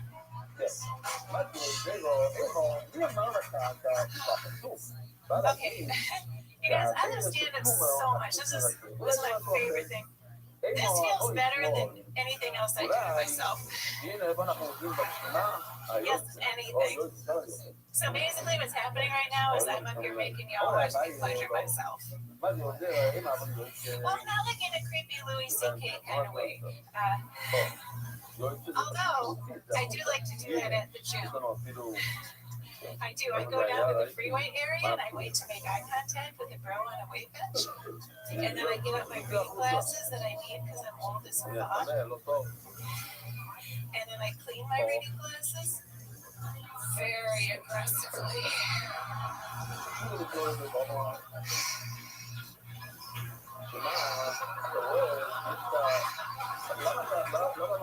Oh, does this make you uncomfortable, Chad? Well, you should have thought about that breaking down your free balling in your sweatpants. Look how you're dressed. You're asking for a Chad. Wow. Soccer mom, everybody. Very interesting. She has children, ladies and gentlemen. She's up here cleaning her glasses on the Kill Tony stage. Welcome back to the show, Soccer Mom. How's it going? Let's check in with the main wizard over there. You do? What is it? Wow, what is it, Viagra? Oh my goodness. Viagra or the horny is all about you. No, come on, Viagra. No. Come on, is that a wand in your pants? What do you got over there? Sure. So Cheryl Soccer Mom, welcome back to the show. You've been on before. We had a lot of fun with you. Welcome back. This is your second time up here? That's right. The first time during the interview part when we mostly talk about what stood out to you. When we get on anything good? Oh, you love black men. That's right. I never look like this one. Viagra or the racist, clearly. It's another time. My goodness, have you been with any black men since the last time you were on the show? No, I just did the Bay Area Black Comedy Competition last week. The Bay Area Black Comedy Competition? The Bay Area Black Comedy Competition. Bay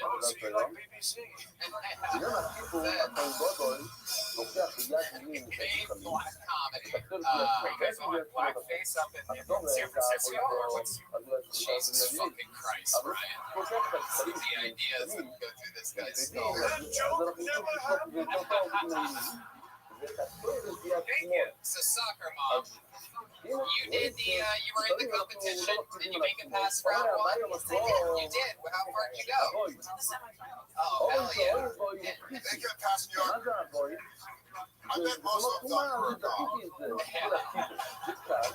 There you go. We got past this bitch at least in the semifinals. I know around early. I got fucking bars. Did anybody hit on you there? Any of the black men? No, But you love black men. Do you ever flirt with them? I'm old. Yeah. Let me tell you, you just go out there and you go, anybody want their bills paid? It's like that. Just watch them all. Just fucking. I don't see any black guys, so I can't tell if they thought that was funny. You're blowing some things like and the kids walk in and they did. When's the last time you had a big black cocky in it? Oh my goodness, no. Oh my goodness. All right.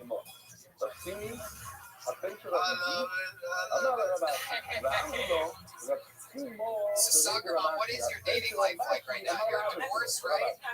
Oh, you're married 35 years to the same white guy. And you have kids. How old are your kids? 32 and 25. 32 and 25. Very cool. Absolutely. And they're all off and doing good with themselves. Amazon and law school. Wow, that's great. That is great. And how do you and your husband keep it interesting in the bedroom after 35 years? Yeah.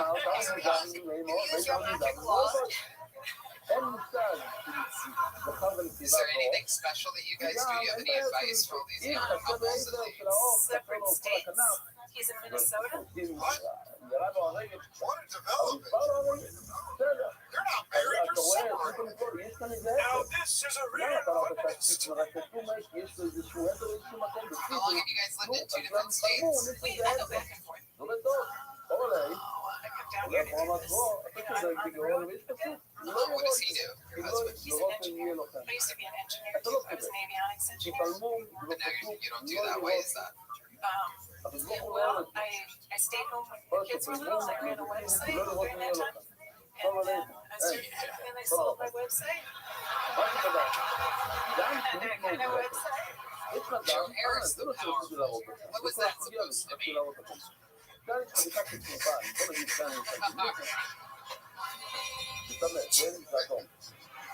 good. So, Love for ABC paid off. yeah, exactly. Coming right at you. Right, right on that sweet, sweet bang bus. What do you do for fun? You must have some hobbies. The kids are all grown up and out on their own now. There must be something you do. The husband's away. You don't date anyone. You guys are just keeping a long distance relationship going. So what are some of the things? You been to disc golf or anything like that? No, I play tennis. I do yoga. I'm in the car a lot because I'm always driving, so I listen to books.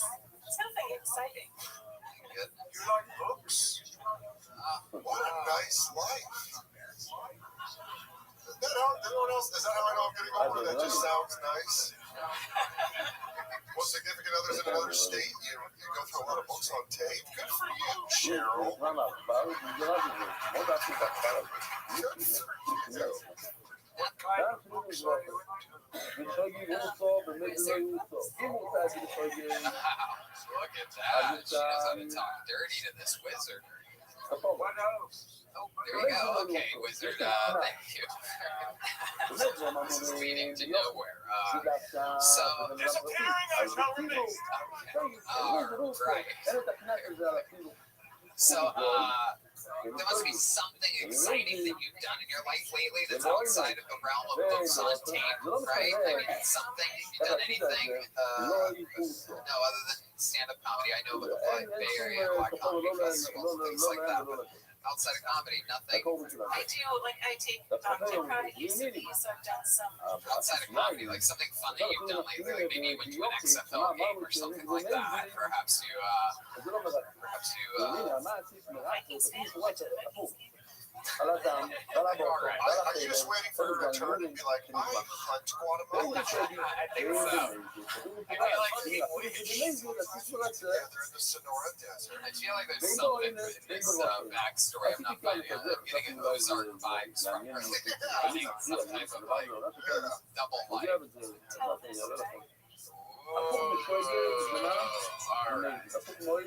There she goes, Cheryl Soccer Mom, everybody. She is at Cheryl Soccer Mom, CHERYL Soccer Mom, all one word.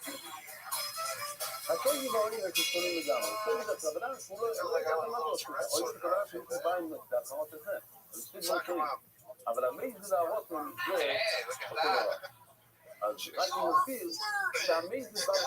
So, Paul, we feel like you both have landlines, so probably.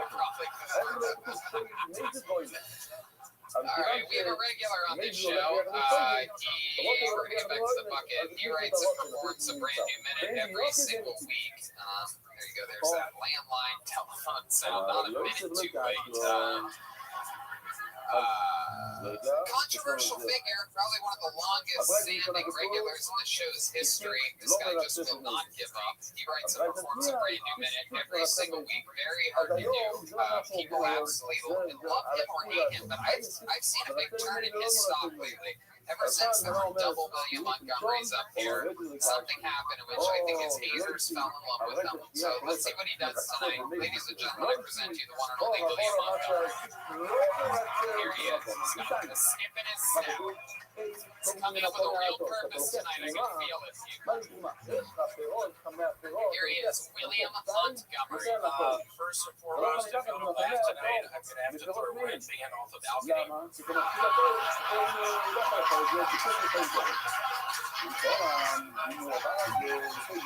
So I've been a real germaphobe ever since I got HIV.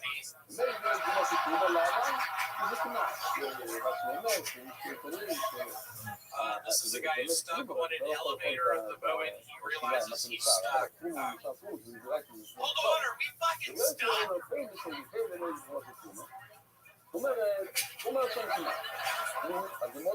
Joe, you're about the guy who predicted Kobe Bryant would die in a helicopter crash. The weird part is he started his prediction with "I sure hope." If the New Yorker doesn't publish a think piece about cisgender Christian males choosing white Christmas lights over colored Christmas lights, does an angel still get its wings? I love that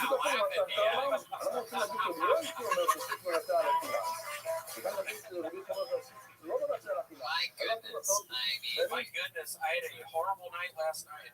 Yeah, what happened? Tell me all about it. Look at my arm. I can't. Wow. Oh, is that a bite mark? That looks like a bite mark. What is that, William? I almost don't want to talk about this girl I've been hanging out with. It's not official yet, but I have to bring up with her. She's probably watching this right now. Literally last night, she stabbed me 3 times with a set of keys. She ended up literally, I was in a 2-plex before I walked out. Are you being serious? Because she had, no, I'm being very serious, right? I mean, you already have thoughts about this. Literally, that's her texting me right now. No, but seriously, she just nonchalantly gets her bags, walks out to the third story, fucking waiting out there and puts her bags down and throws her legs across and says, I'm about to jump off. No, William, don't. That really happened. I swear to God that happened. No, you're lying. You're lying right now. No, it happened. What's going on? Is that your girlfriend? Is that really her? You want to call her? Do you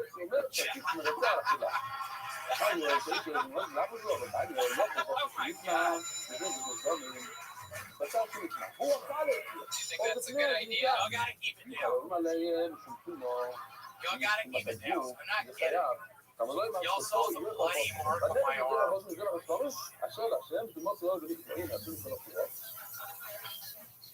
Okay, this is such a bad idea. You have it on speaker there?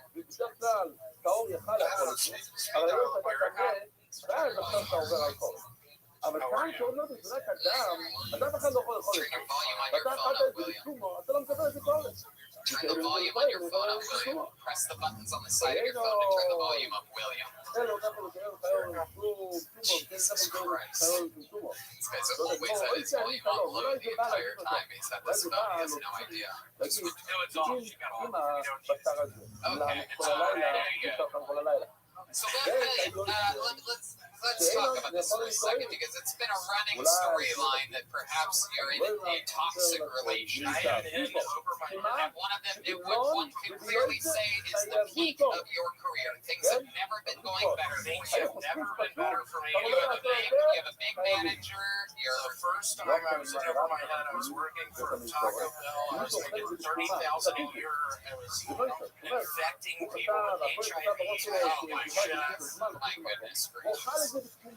So, what do you think? How do you think this thing's really going to end? Because those are bite marks, right? On your arm. It's a key mark. That's a key mark. Let me see that again. Okay. Yes. NBC Nightly News Sleep for the third time tonight for this new hour. Let me see that. Over here, William. Over here. Where's your... That's a passionate relationship. You can say that. Yeah. What did you do to her? What did you do to her? I punched her in the face. She has 2 black eyes. I punched her square in the nose. She has 2 black eyes. Whoa, I just saw Cheryl Songbird beat her head with a chair. 2 black eyes. Cheryl Crow. Black eyes. Cheryl, black eyes. But yeah, no, literally, I don't know what to do. Yes, you do, William. It's just that you're afraid no one else is ever going to want to fuck you because of what you look like. But you know exactly what That's what I worry about. Yeah, well, We're gonna be frank up here. That's what I worry about. I have something called hammer toe. I have two toes forged together. I'm addicted to fireworks. I don't know how many of y'all mess around with fireworks now. Addicted to fucking black cats. I don't know if y'all are familiar with black cats. I'm addicted to Dixie whistlers. I don't know if y'all do Dixie what whistlers. exactly is a Dixie? It is a loud fucking M-E-S firework. It has a whistle to it. What do you do with them? How are you addicted to them? Tell us what you do for them. I demand the whistler. I have 10 of them right now in my backpack. Oh, Red Man, that's fun. You bitch. What is that, a firework sound? You piece of shit. Oh my goodness. You guys God damn it. real rivalry over here. Yeah, you could call it that. So William, realistically, she hits you with keys, and then what do you do? What's your next move after that? I just say, bitch, you understand. I'm a Labumba fan. Wow. The lead actor, Lou Diamond Phillips' birthday today. You're really gonna put this on me. Perfect timing, Red Dan.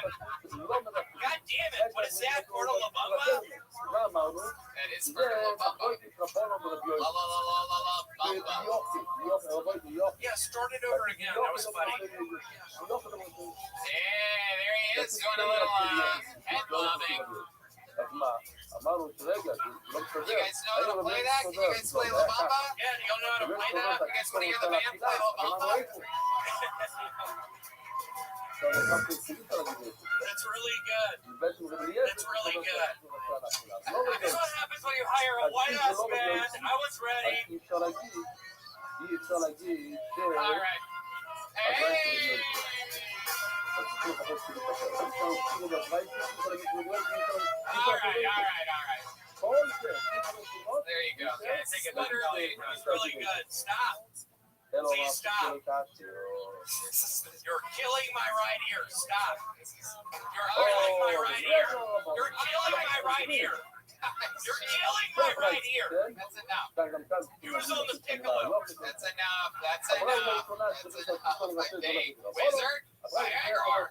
Can't help himself over there. All right, William Montgomery. Fun times, dude. Again, you just come out here guns blazing. You just smash every single episode. It's completely undeniable. Feel better. Get used to it. Some people on the internet can hate all they want, but here in the live showroom, he absolutely crushes every goddamn time, and we love having you on our show. The great William Montgomery, everybody.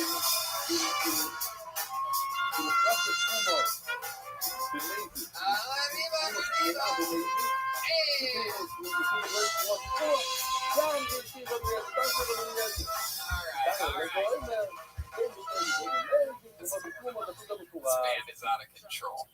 All right, hold on the name. I'll make some noise for Kevin O'Fee. Kevin O'Fee. Oh, Jesus. Oh, my God. What have we done? Hold on.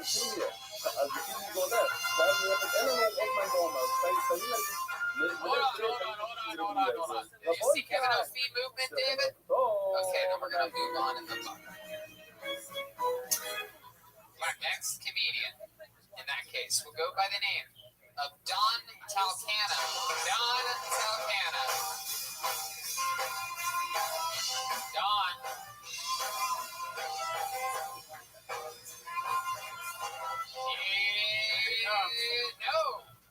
No. All right. So, when that show is as outrageously oversold out as it is for those of you who listen and wonder why people can miss their spots, it's because the sacrifice of having so many audience members come in is that a lot of the comedians who choose to sign up for the show to stand in the lobby or in hallways spread throughout the club. Sometimes they get a little too uncomfortable. Sometimes people go pee, miss their spots. Sometimes they smoke cigarettes. But they don't ever get a second chance. Put your hands together for Tommy Carolan. Tommy Carolan. We got it. And he's coming.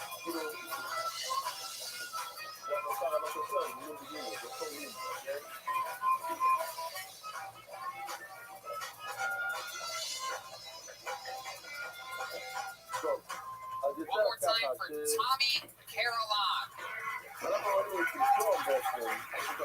Thank you. What's going on, everybody? Just quit smoking cigarettes not too long ago. People always say quitting cigarettes is harder than quitting heroin, which makes a lot of sense to me because you can't just go into any 7-Eleven and buy a bag of heroin, right?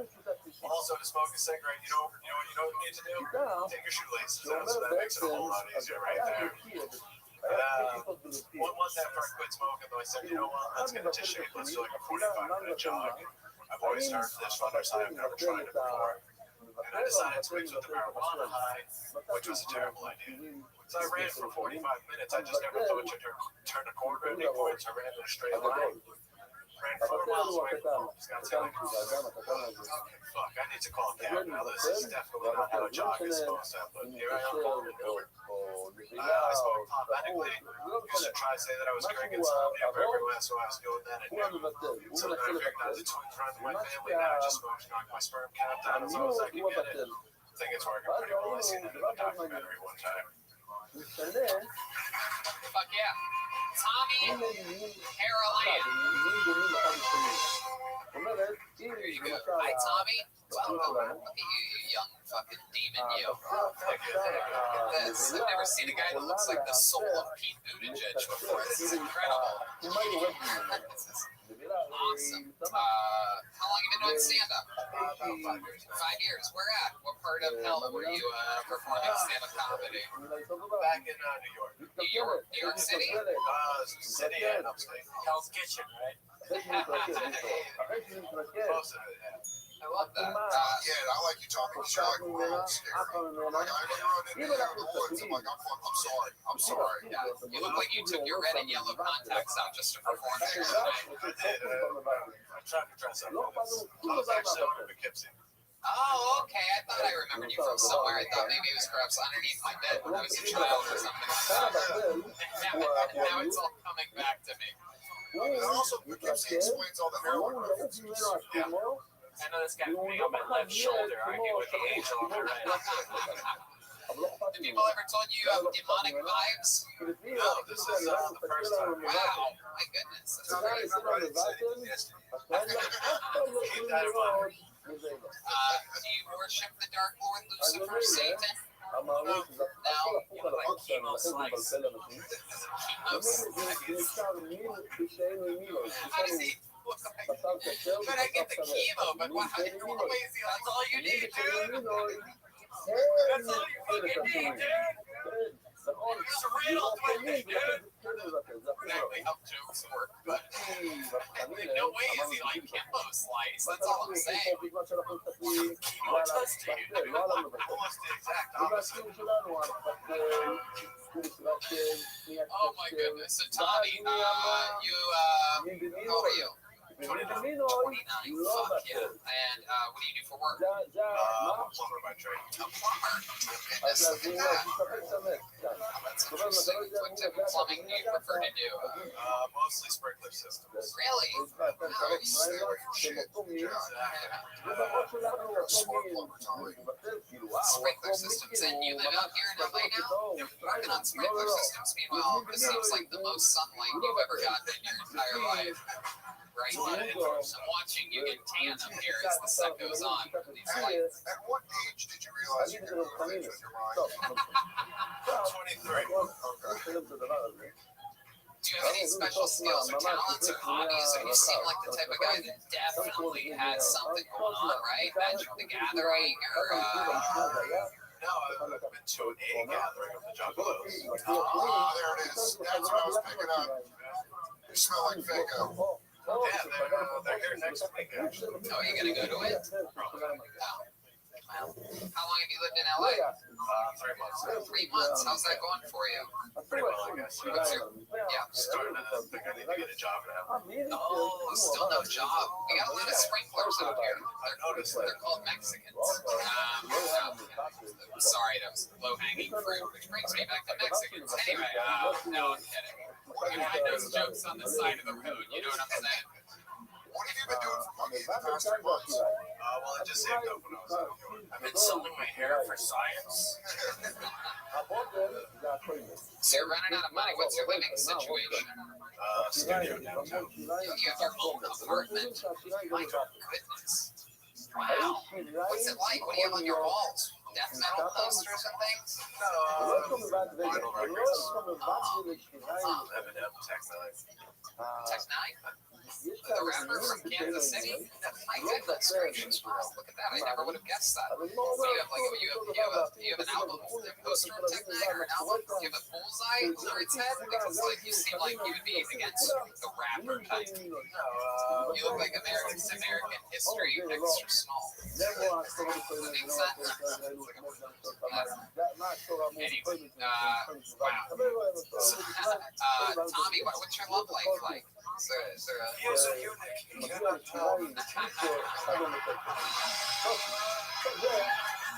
single, just hanging out. Single? You been with a girl since being in LA? Been on a date or anything like that? I haven't really been out there too much for that. Really? You like girls? You're into girls? That's your thing? Yeah, I guess.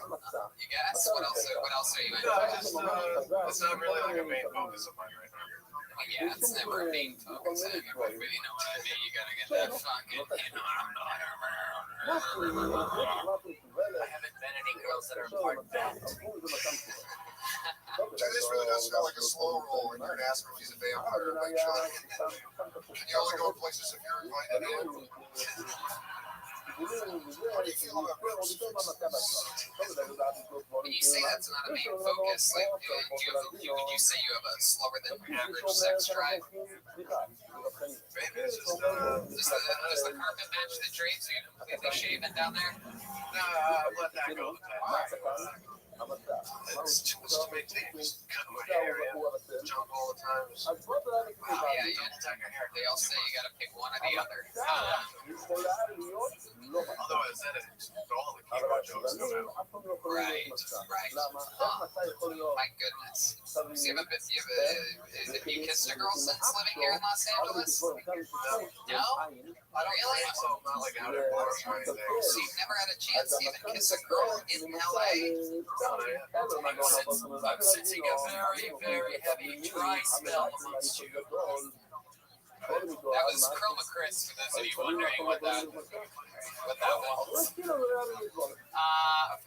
I mean, I don't know. It's been a few weeks since we've done it, but I think we should try. Is there a Kill Tony fan out there, a young lady that'd be willing to come up here and give Tommy Carolan his first ever Los Angeles kiss? Huh?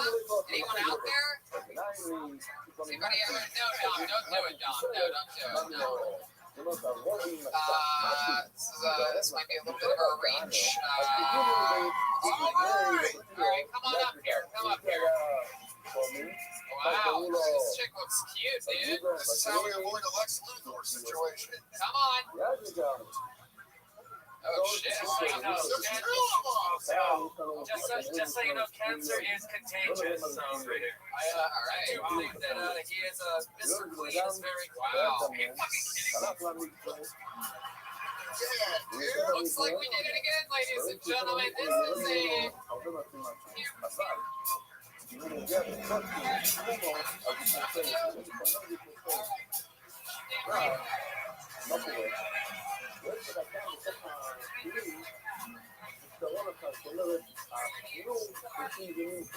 what's your name? Carly Ann. Carly and Laura, ladies and gentlemen. This guy, both of their boyfriends are in the audience right now. Luckily, you don't have to worry about these guys pulling your hair out after that. So here we go. His first ever Los Angeles kiss. It is a double kiss with two beautiful blonde girls. Here they are. Laura and Carly, everybody. Go on, jump in there.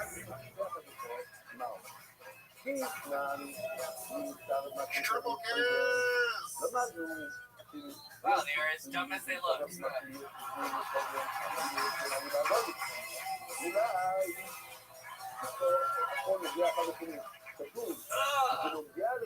That's the worst kiss we've ever had in the history of this show. How many of you guys think these two girls should stick their tongues in this guy's mouth?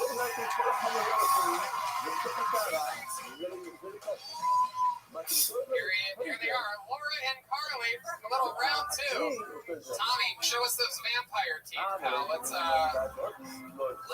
Let's see Mr. Clean get dirty. That was also Chroma Chris. All right, ladies, just do something here. This is it. You think I asked them what 5 divided by 3 was right now? Cheese. Whoa! Look at that. Oh, this one must have an abusive boyfriend. She's not into it at all. Lights up. Here we go. And one more kiss coming at you. There you go. Yes. There you go. Perhaps the rapiest edition of First Kiss here on Kill Tony. That was like an Instagram filter. How about a big hand for Laura and Carly and their boyfriends out there? Team players, nothing but respect. That's cool as fuck. That's the Kill Tony fan base, willing to literally do anything. How do you feel right now? You have even more color to your face than you had before. It's a shock. I'm feeling good. Hey, look at that. He's got a little skip in his step. He might even start believing in God after this, everybody. My mom would love that. Really? Interesting. Oh, yeah, we'll tell her that you just made up with 2 sluts here on. No, I'm kidding. I'll wait a few hours for that time difference. Where's your mom at? Oh, okay, cool. Well, everyone's proud of you tonight, Tommy. You came up here, you did it, you got through it. 5 years in the game, your first LA kiss. Ride that momentum, ride that wave, buddy. How about a big hand for Tommy Carolan, everybody?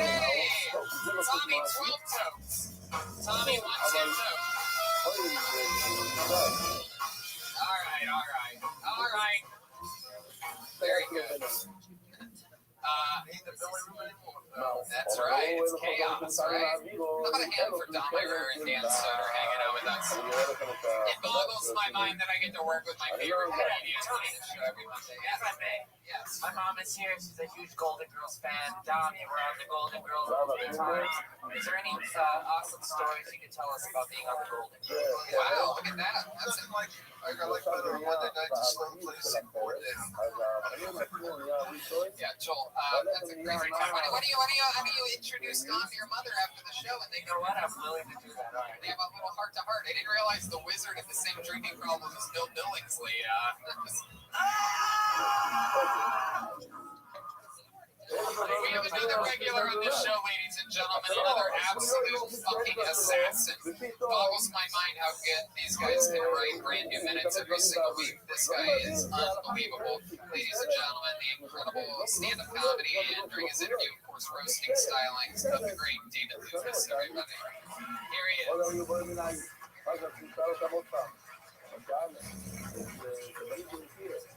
One of the greatest regulars in the history of the show, ladies and gentlemen, David Lucas, everybody.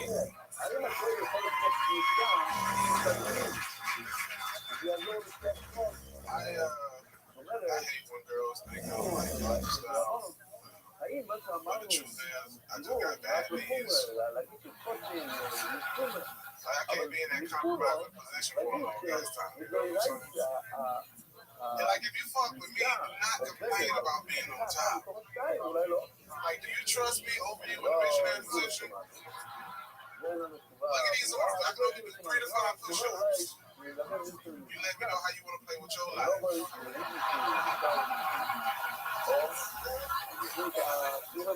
In order for me to do missionary with you, you're going to have to sign a fucking waiver. I agreed to let this 300-pound nigga hover over me and potentially drop sweat in my eyes for the next 10 to 15 minutes.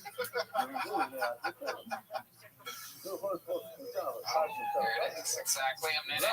David Lucas at it again. Absolutely. Tony, you look like a bag of spicy Doritos. Oh my goodness. I'm surprised you even go near Doritos, right? What? Is that one of your things? What? Doritos? You look like Rey Mysterio. Thank you. Y'all like put this nigga in the museum yet? Yeah, Oh my goodness, you're coming out with all your prepared what's stuff. up, buddy? Don't talk too loud. We want you to pass out this morning. Oh my goodness, David. What's up, man? Dom, please do not say the N-word right now. You've knocked out a lot of the bucket list of words here tonight. Oh my God, man. I see him in the hallway. Oh, so he can call you the N-word? Hell no. Fuck me. I had my fucking mouth jump on this nigga. No, he does that. That's how Down, he good, though. if he's not gonna. That nigga about to do a really special dish. No, come on, Don. No, he's a Yeah, that shit didn't work last time. No, David. You about to rub your old man. No, come on. No.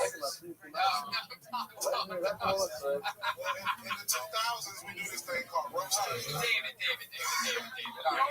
Magic is not working on my round. Remember this, David. You're the one up here dancing for us. Oh my goodness, Dom, no. It's okay. It's all right, man. He still think he's in the 1800s. He's living. He's got you. Okay, all right, guys, all right. We have coming down with the case of the Michael Bispings here. This episode, Tony, sometimes. No, David, stop saying things like that. David makes fun of all the guests. He's been notorious. He knows this. He's been there before. Maybe he don't remember. David, stop that. David, stop what you're doing right now. Did you take your fish oil today? David. Jesus Christ. We got What about Dan? You have anything for Dan Soder, David Lucas? I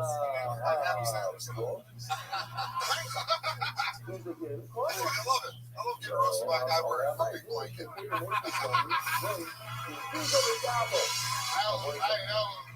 Look at that.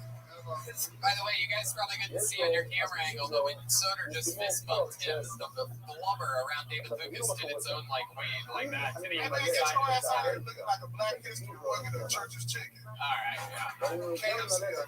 Yeah. Getting your chickens confused, bro. Right, bro. That's what I'm saying. I'm genuine, bro. Really? What airline did you fly? Jet Black? No, nigga, Alaska. Yeah, but you fly Newport Airlines.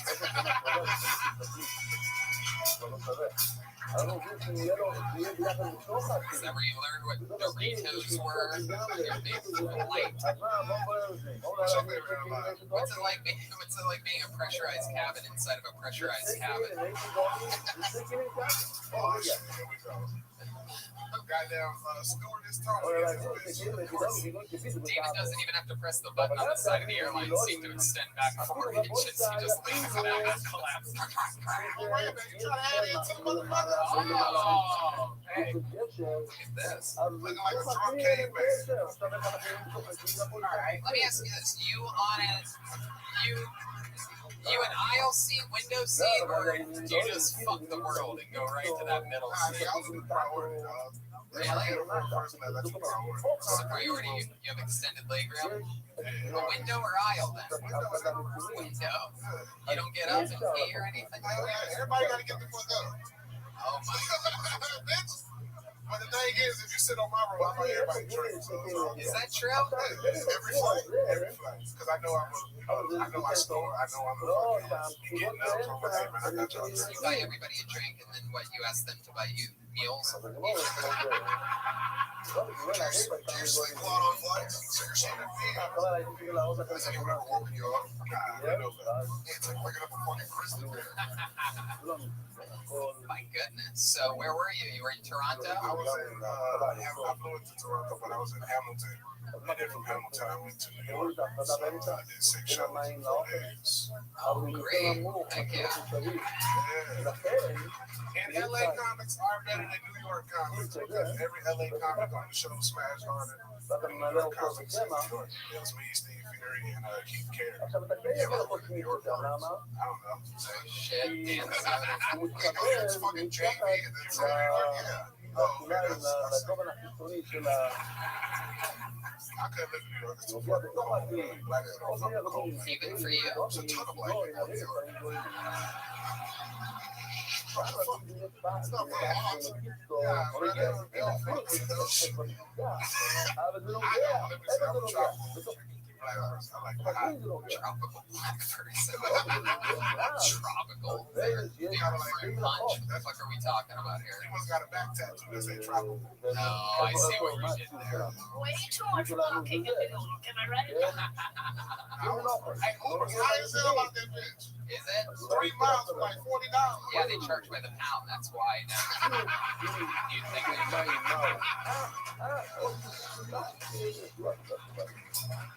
What you gotta say, Grandpa? no, you better stop it. You are being disrespectful to the wizard of Kiltony I'm right about that. Yeah, no, great. Okay, all right. Take your $2. Oh, y'all wizards. That's why. Oh, look at us. Wow, yes. Oh, man.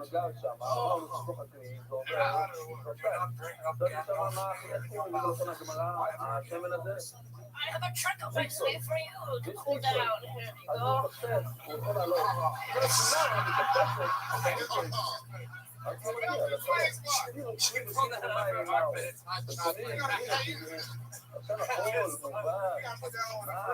It's been in there for 3,000 years.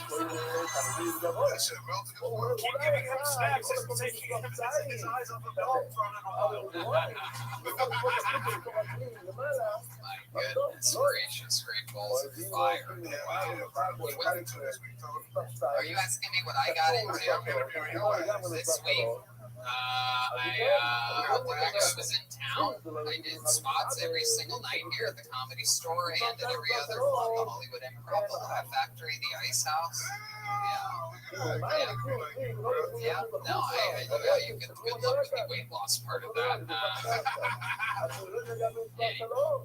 You have any history with wizards like these guys? Like, are you a fan of anything? You do? And what's the other one? Lord of the Rings. What are you, Lord of the Wings? I know it's not. I'm really glad I'm tired, motherfucker. You're tired? Yes. Oh my goodness. What's different than usual? Well, there you go. I mean, absolutely unbelievable from beginning to end again. Always entertaining, always refillable, always a brand new minute from David Lucas, everybody. There he goes. David Lucas. Back to the bucket we go. You guys having fun out there? How many of you like it when comedians do good on this show? How many of you like it when comedians do bad on this show? Wow. Okay, make some noise for your next comedian, John Conroy, everybody. John Conroy. Is that John Conroy? Here we go. John Conroy. Melissa, you got a guy coming in right behind you. Here we go. Another hand for the amazing wait staff here at the Comedy Store. And here he is, John Conroy, everybody. I read that Sesame Street now has an autistic Muppet, which that is crazy, right? I didn't even know that they were vaccinating Muppets.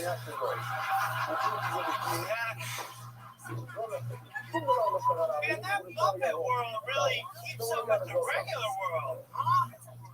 Also, how is the Count not autistic? That's what I thought autism was this whole time. I'm one of them Bernie bros myself. Yeah, all right. No, is this a Republican podcast? What's happening? Like on Saturday nights, I like to drink Fireball whiskey and fuck chicks. But then on Tuesdays, I vote for universal health care. Just a bro like that, you know? I'm just a bro. I like raw dog and sluts. I think bankers should be held accountable. Yeah, John Conroy, ladies and gentlemen. A real comedian. Jokes. You're doing it, dude. That's fuck yeah. Best set of the night, says Dom Irera. Absolutely. He really is like if South Boston was a person. Yeah, it's incredible. He's also like if David Lucas was a white guy. The last guy's big. Welcome, John. You're from Boston? No, DC. DC. And how long have you been on stand-up? 13 years. Absolutely. It fucking shows in every single way. We love it when actual people that are comedy veterans and know what they're doing sign up for the show, get on the show. It's a great way to get exposure and whatnot. Yeah, thanks for having me. You're in it, of course. So 12 years? 13 years. And you started in DC. You lived in DC. No, I'm kind of a comedy bug. I've been everywhere. I was in Minneapolis for 6 years. New York for 4 years. I'm getting set to move out here. I love it. When are you going to move out here? May? If the state of Maryland allows. What do you mean? What's going to leave you? Do you have That's probation or something like that? pretty much. Really? Yeah. For what? What happened? Oh, How many DUIs do you have at this point? Well, I haven't been convicted of any. But you don't have to start. You don't have to start your car by blowing it. No, not for 3 months. so how do you get around since you have a DUI? Are you one of those guys that I still got my license. okay. There was a moment where I was picturing how adorable it'd be you on the bicycle going around Rothschild. Sure. Everybody beep. Good job, buddy. Keep it up. Just like that. So awesome. When you got the DUI, how drunk were you? 0.13. 1 o'clock in the afternoon. Whoa, Jesus. Yeah. Look at you. What a chip move. Yeah, pulling a Jim Felix on us. Must have been the day that you were going to start stand-up comedy, huh? 1 p.m. So what happened that day? What was that? I woke up. I had time went on the night before. Yeah. I had a battle with his girlfriend. Fight. Relapsed pretty hard. It's one of those. So you've been sober for a while? I have. So that was like your leaving Las Vegas. Hopefully. You know, my back. Jim was more fun. It's so interesting to me that you were that drunk at 1 p.m. Do you remember anything about the DUI itself? Do you remember the moment where you were fucked? Just it was probably a poor choice to go to liquor store that early. After drinking that much stuff. What did you end up getting? Do you remember? What did I end up getting? Did you get a bottle of amaretto or anything? No, I'm a natty ice man. Or natty daddy in this. Wow. How many natty ices do you have to drink? I 0.13. I've been sober so long, and I saw those new natty daddies, and I was like, if I don't ever get to taste one of those. That's what brought you back. No. Go with mine again. My goodness gracious. So, John, Sure. you did? God, I thought they were going to let me go. I got to tell you, I'm a big fan of yours. He said, well, apparently not big enough. Fucking horrible. I mean, I didn't realize what a pussy I was. When they put me in jail, like in 20 minutes, I just started ratting out my friends. It's horrible, man. Yes. Did you have to go to jail as well? Briefly, about 6 hours. Wow. How many times did you get raped in the 6 hours? Solitary, they could tell I wouldn't have lasted.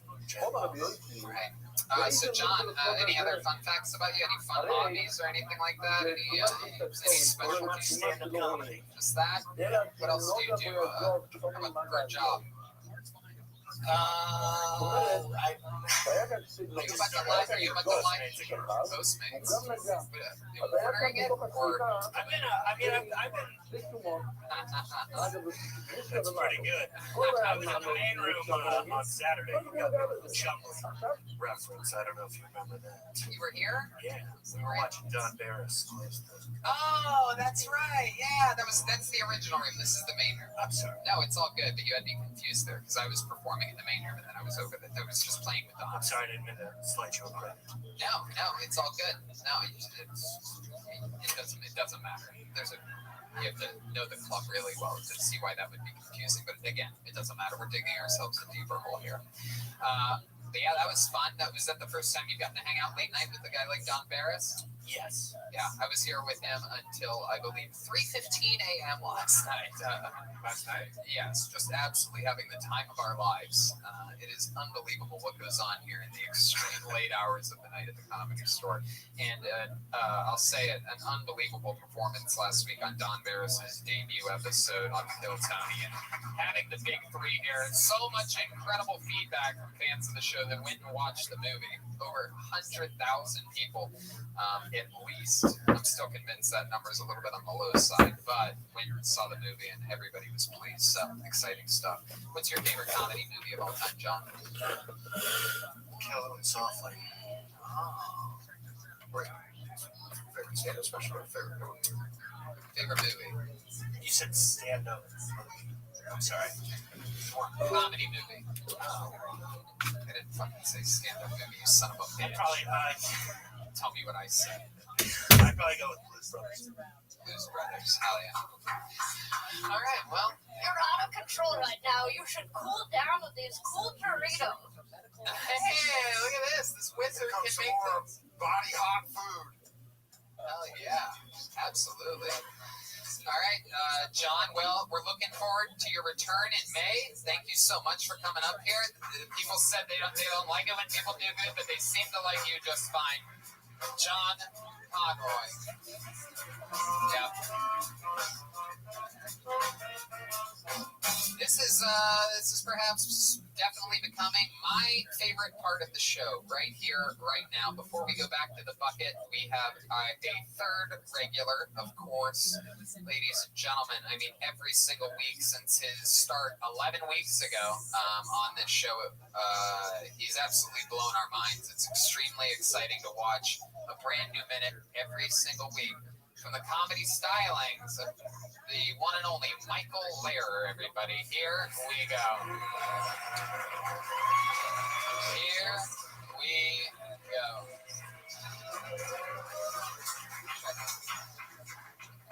I'm not sick. The devil just slowed down my speech, so none of you peasants miss a word. Hey, let's ain't shit. It's mostly your friends and family who suffer, and I love that. I don't even consider myself disabled. Round of applause. Cover me. Round of applause.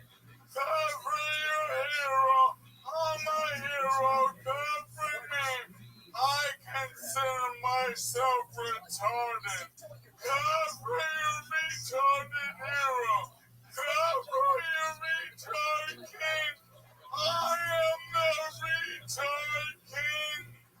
And for all you saying that this is an act, shame, shame, shame. This is not an act. This is an exaggeration. Wow, ladies and gentlemen. One of my favorite things, that serious face he does right before he starts laughing on the show every week.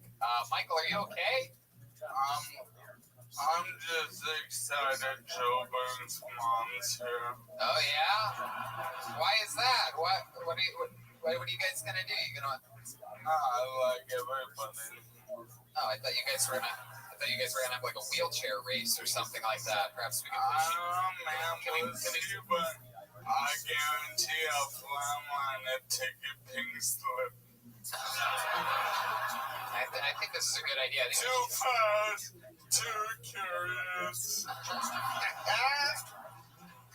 I want to know what would happen. I say we push them both down the top of La Cienega after the show and see.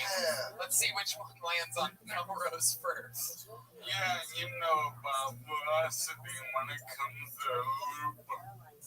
What? Say that again. You know about velocity when it comes to lubricants. Whoa. Lubricants? Lubricants, yes. Alright, let me change my... Maybe give me a crossbow. Fuck this. Thank you.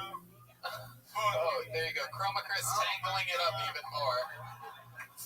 What an evil trick. Yeah, looking like Alf over here. There you go. So Michael Lair, very exciting stuff. Another killer minute. Now, fun fact that I found out before the show is that Dan Soder was here 11 weeks ago, the first ever time, or 12 weeks ago, whenever it was. 12 weeks ago, you invited me here 1 week. Yep. What happened? You fucking took over, dude. You made a goddamn position for yourself weekly on this show that people undeniably love.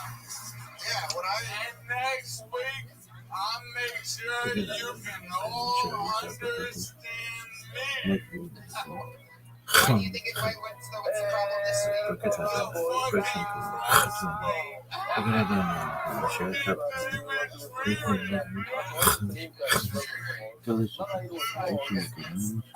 So, what do you guys think of Michael Lair's performance tonight? It's weird. It's almost not like a full heel turn. I like where he's at as a character on stage. Yeah, he really is. It's really something for a guy. Retarded hero with the hardest laugh. Yeah, it really is a heel turn. He said that he speaks slower so that these peasants can understand. Yeah. And he looks like an old white blogger. Yeah, does. What? Hold on, are you talking to the microphone?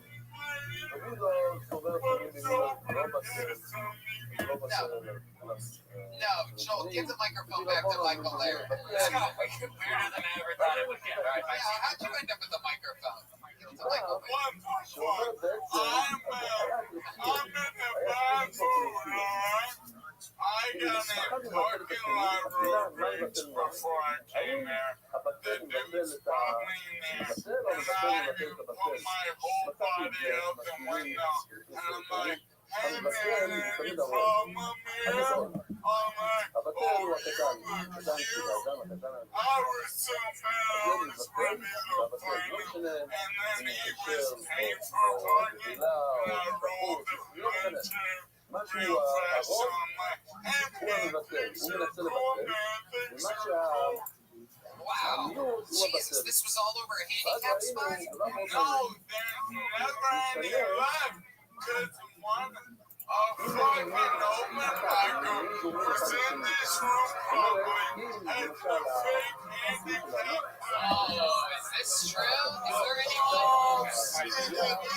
Is there anyone that wants to fess up to this? Is there a comedian here with a handicap? Do you really?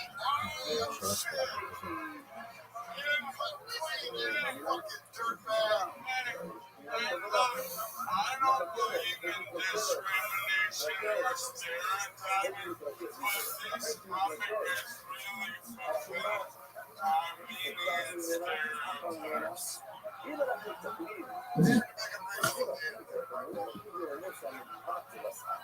What?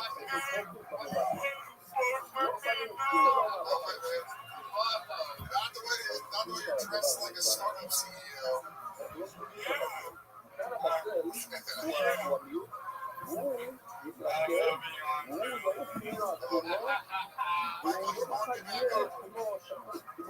My goodness, but do you really know who the comedian is? What do they look like?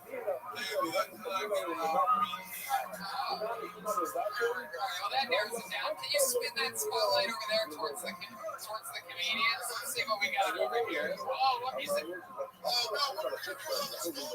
glasses. Wait a second. Wait. Stop it right there. What's that guy in the white sweatshirt there with the dots? What is that him, Michael? Oh! Holy shit, sir. I can't believe this Armenian parks his Maserati with a handicap placard in the one spot. My goodness gracious.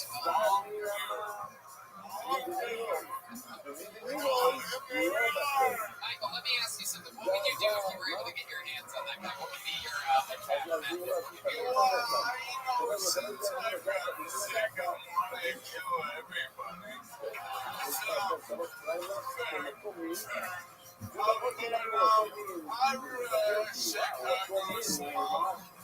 Chicago Smile? Now, yeah, tell me now.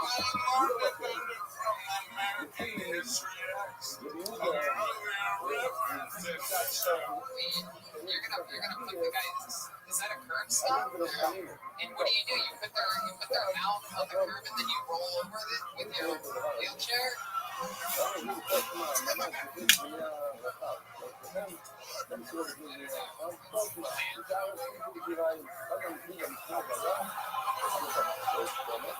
Have you ever done that to anyone before? I feel like that would hurt you more than it hurts them, actually. I feel like you probably